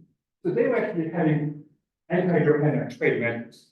And Korea saw that opportunity, okay, then if they are keeping Japan tariff, we're going to actually go to the US market. So there's actually external factors working in Korea's favor. Current situation is very different, right? As I said, Now everybody wants to do industry policy, especially advanced economies, they want to go protectionist of industry policy.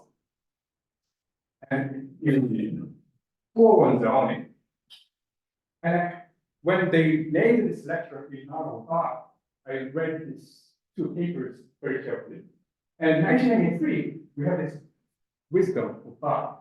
He said that talking about this increasing return through human capital externality and becoming rich through trade, he kind of said that well, it may be a possibility for one country to do this, but it may not be a development strategy collectively for all the developing countries at the same time. So, but if everybody's trying to do it, maybe it's hard to do it. And the other thing is that change in manufacturing. So Korea's advantage is that we don't ship labor. Baby boom period, population is growing, we want young people who are educated and they're really more hard for low wage. So that was a comparative advantage, how they succeeded for one part. But now, as you know, a lot of automation is happening, and now in manufacturing through the polarization process, scale intensity will come really high. The cheap labor may not be the source of competitive advantage as in the past years. And not only that, in many Southeast Asian countries, even to the extent that cheap labor, actually, all cheap labor is a source of competitive advantage, they are going into demographic conditions with low fertility, the population not growing as fast, so it may not be a very strong source of a competitive advantage. Okay, so that's sort of what happens, and this is my own research wish list. So what should we do as researchers? What should we do? I really hope there will be a continuation, just like STEG, exactly what we're doing.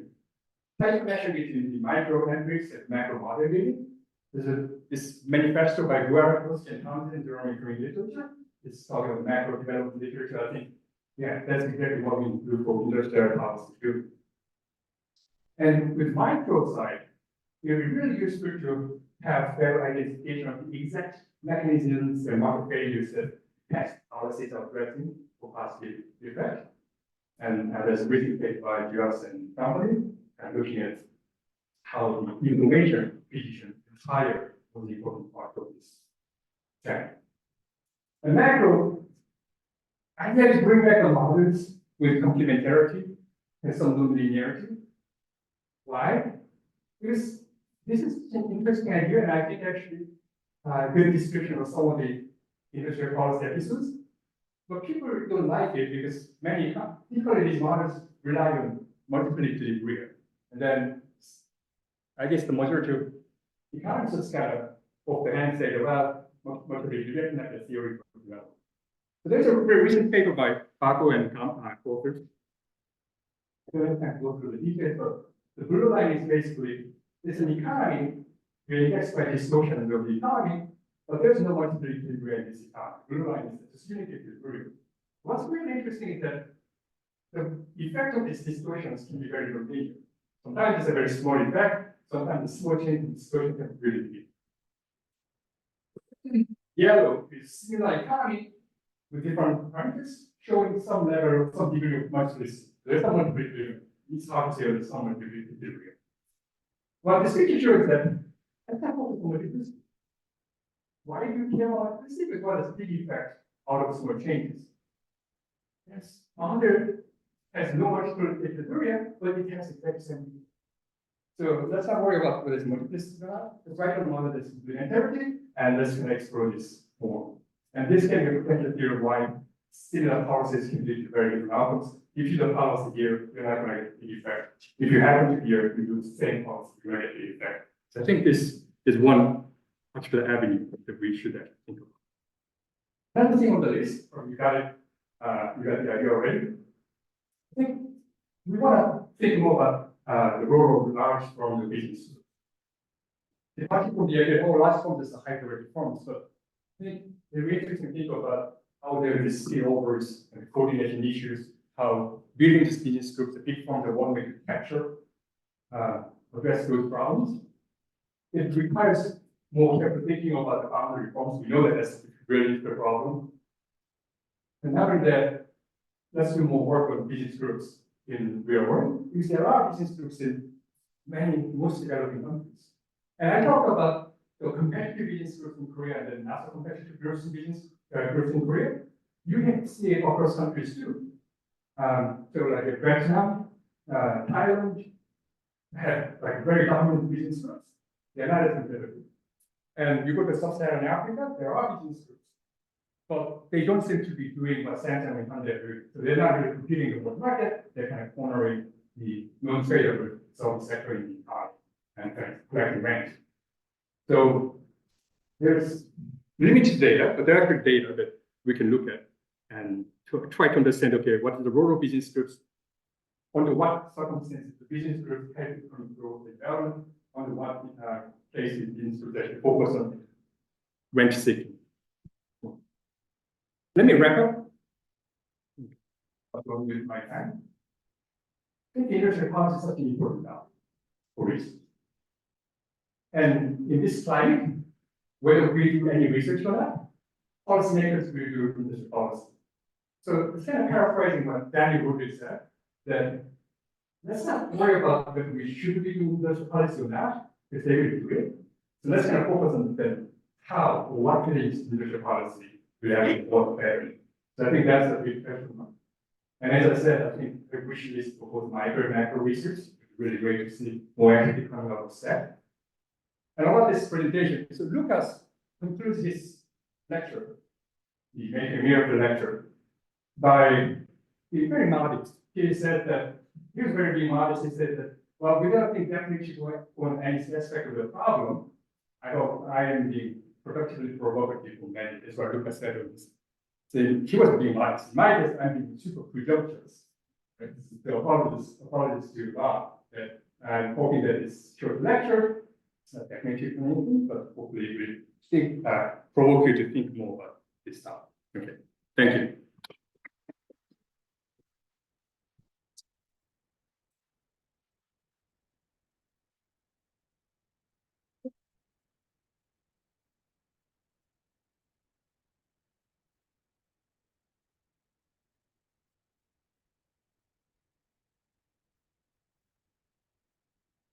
So two questions actually. One is, you didn't talk about the role of agriculture at all in the Korean political. I was wondering if you could say a few words.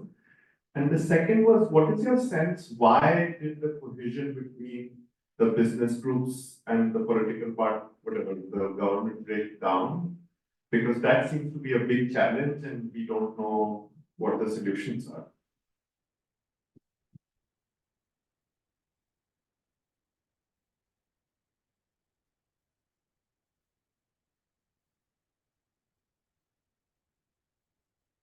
Thank you for the presentation. It was great. So I have two questions. One, you mentioned about encouragement and the drive of everyone in Korea. And then you talked about Japan. My limited understanding of South Korea is that the idea of common enemy during the Nazi imperial industrialization was crucial. In part, used to call up the export soldiers and export quotas and the like. And I would like to know if you think that has been an important unifying thing, especially early on. The second is more like a comment. Bob Lukas used to say always, when we talk about Korea, that Ansby wouldn't be happy about it. Sorry. Bob Ansby wouldn't be happy about the experience of South Korea. Oh, okay. Yeah. Do you have a comment on that?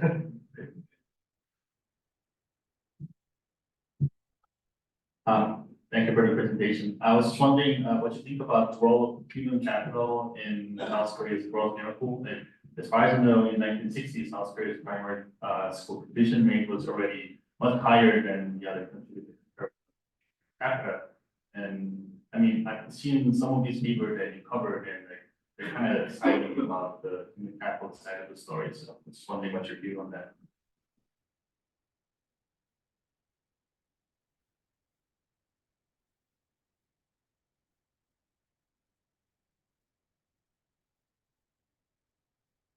Yeah, it's fascinating.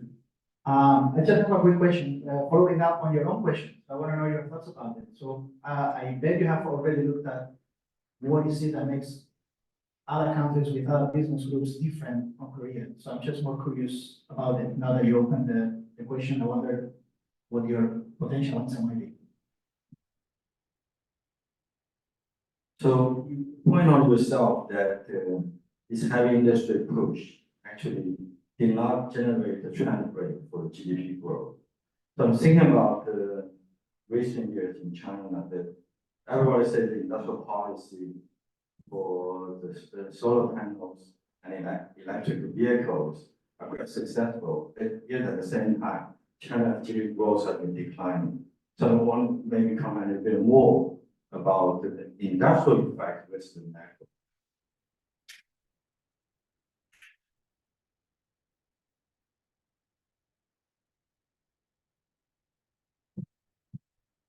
Thank you.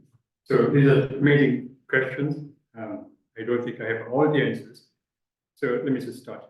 So agriculture. It is true that I think it's more like the late 50s and early 60s. That's when the land reforms were being done. So actually, before that, it was very hard to actually sell land to each other. So one of the reasons why the manufacturing sector grew so quickly was that there were agriculture releasing a lot of people. So there's like a lot of big population young people, and they realized that, okay, now people are buying big plots and then mechanizing slowly in the 60s, and you don't need as many workers, and then they were going to other cities for manufacturing. It was true that agricultural productivity was rising, and part of the reason is actually land reform. And the political division, the problem was that in the 90s, when Korea finally became real democracy, that's the democracy freedom fighters thought that the chairmans were kind of colluding with these military dictators and military presidents, civilian presidents who used to work for the army and everything. So it was more like a political approach. So they were actually finding this connection. And now the very high level of cleanliness, that's a way for it. I mean, it sounds like to do anything with the politicians and the journalists and at some point it has become much harder. And I think sometimes it's very counterproductive in the sense that there's instances of it's a purge. So like they don't have any gradation. It's like every interaction with the politician is a bad thing. So they went through the other. But that's more like the shift that the democratization brought. And then to Felipe's question, yeah, I think in Karen had this thought that outrage is not a good policy, right? So I think they were using Japan as a sort of motivation with the competitiveness, but at the same time, they're smart enough, the elite and business people, and even the government, smart enough to actually deal with Japan for the necessary matters. So they were very pragmatic, although they were trying to hide it from the rest of the country, but they were actually pragmatic about it. Yeah, I mean, I guess probably it's about comparative advantage that actually comparative advantage is something that can be changed over time with investment. So, and then that requires some sort of coordination. I would say that's one reason that not as a static trade theory may not be the best answer to this. And Minki asked for human capital. Yeah, it is the schooling was such an important part. But as I said, in the 1960s, the tertiary education, there was less people getting tertiary education created in the Philippines. My personal take is that it's really about, today I think it's backfiring. But I think in the old days, it's not about like learning things in school. It's not really about values, but it's actually discipline. If you will, it's sort of a brainwash that lasted through my generation. You should really think about the common good, you think about the country, if necessary, you can sacrifice yourself for the future generations. And then it had a really disciplined, motivated workforce with high morale. So as an economist, we think, yeah, that sounds like a kind of baloney. But I really think that was an important part. That I think that's the part where the human capital is very important. The people are very disciplined, very determined. And the interesting thing that I see in the US and Korea, and when I was growing, actually it's Korea now too, that there is no carrots. It's not about you are supposed to do a good job. If you don't do a good job, shame on you. We're gonna punish you, ostracize you. So there was very high level of way to motivate people, and then make people work really hard and very honest. That has changed in Korea right now dramatically. And I think personally, probably it's one of the reasons why Korea people are not very happy nowadays, and they not want to have children. I'm not saying that's always a good thing, right? So too much of the discipline and peer pressure can be a really bad thing. So Korea suffered that. And to Rob's questions, I don't know about why Samsung and companies, Samsung and companies, they said that, okay, no, we want to compete with the best companies, and we want to beat Japan, we want to beat the US, we want to beat the UK. I don't know what the motivation was, but that's how really they felt. You can say, yeah, that's baloney. They can say that, but that's not how they really do it in practice. But you look at this, and they are saying it in front of their employees like all the time. So if you're really stuck about it, probably employees will have to solve it, but I think people really believed it. But as I said, in other companies, they were happy to collect money. Then how can we actually? India is an interesting case, right? So I didn't talk about it, but India right now, finally small bodies and developed strategies rely on 6 large groups, right? The Tata, the reliance groups. So maybe that could work. It depends on how they react, whether really try to have the Indian economy take off, or if no, we're not collect rent. It's something we'll see. So it's a dimension that's very hard to say with pure economics and pure numbers, I think. Then the more I read about this, maybe I'm getting old, that the more I'm getting convinced that these elements are actually important. How actually people thought of and how people are brainwashed to think like this. Okay. Then to finally to Chaoran's question, yes, I think it has to be done at scale, right? So just like South Korea, right? So the thing about South Korea, Samsung, for example, is a huge company. So now 20% of South Korean non-residential investment is Samsung Electronics.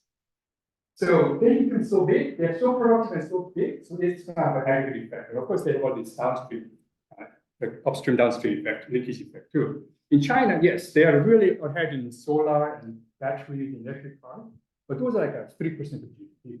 So it's small. I guess one thing is that China is such a big country, so it's hard to turn such a big country into #1 in every sector, and especially when you have a really big real estate sector, having construction and real estate really strong. But in Korea, I think the lucky thing was that these guys, as I showed, these guys became really big, really quickly. I'm not saying that that's all a good thing, but then they happened to be productive and they became really big. So that had aggregate effect. So just working on niche economies really. Yeah. So yeah, it starts in the 60s, very fast, and then after 2000 kind of dies down. So what I'm trying to say is that this period was not really exceptional in the sense that since the 60s, that's what they've been doing. Right? So and then as Lukas noted, I mean, this is like unprecedented. Maintaining that level of growth rate for like 40 years, this is unprecedented. And that's because these guys actually started with light manufacturing, jumping to heavy manufacturing, and then even within heavy, go from steel and shipbuilding, the next decade go to cars and electronic. They were able to make these transitions, the big products guys are making the transition. So, but how? I don't know. I'm showing you how it worked, but then why it was possible, exactly what did they actually know? Can it be repeatable by other countries? I think there's a big question mark. And my thinking now is that given all the change in the external trajectory and factors, probably it's not going to be an easy thing for other countries to emulate. And as we saw in the data, it was a very exceptional experience. Not like a 10-year career.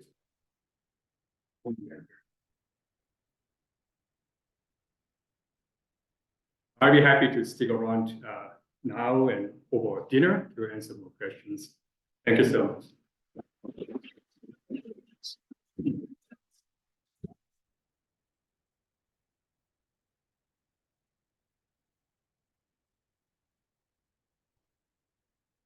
So a couple of things.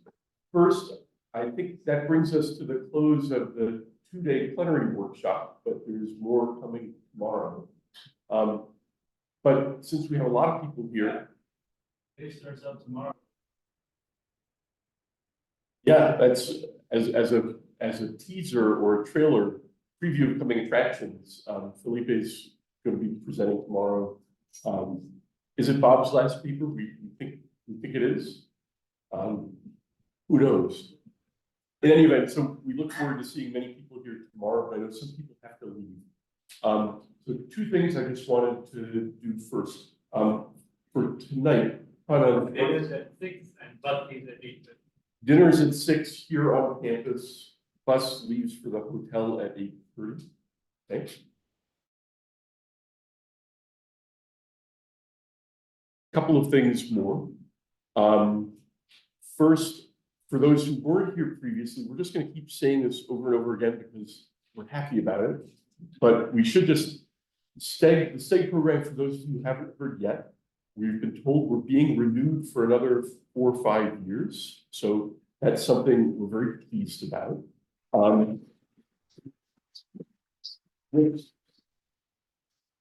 We've also been future STEG conference, so please keep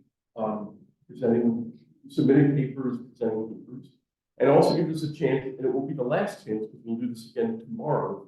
But again, since some people have to leave, a chance to thank our hosts here at NYU. We thank the whole group from NYU Abu Dhabi for hosting us. I want to specifically thank Proffen, who's been doing an enormous amount.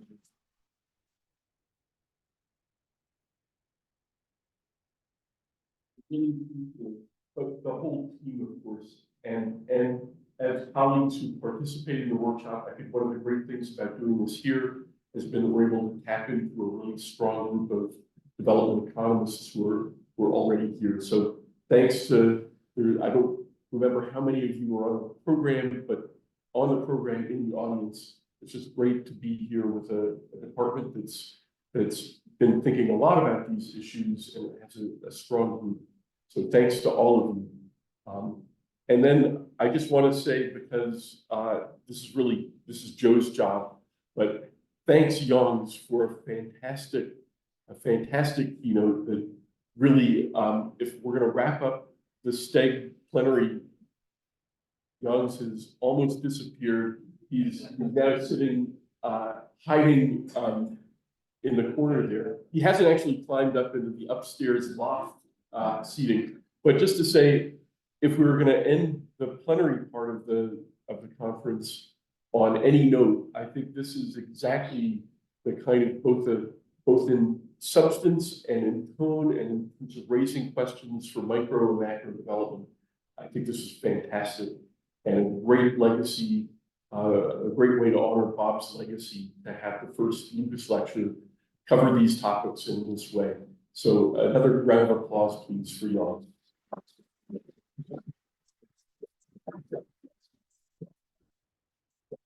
And on that note, I think we're free to wander around and get in trouble until 6 o'clock. Where are we actually going to be at 6 o'clock? The Torch Club just above the dining area. I guess we'll find it. Thanks again. And see you all tomorrow.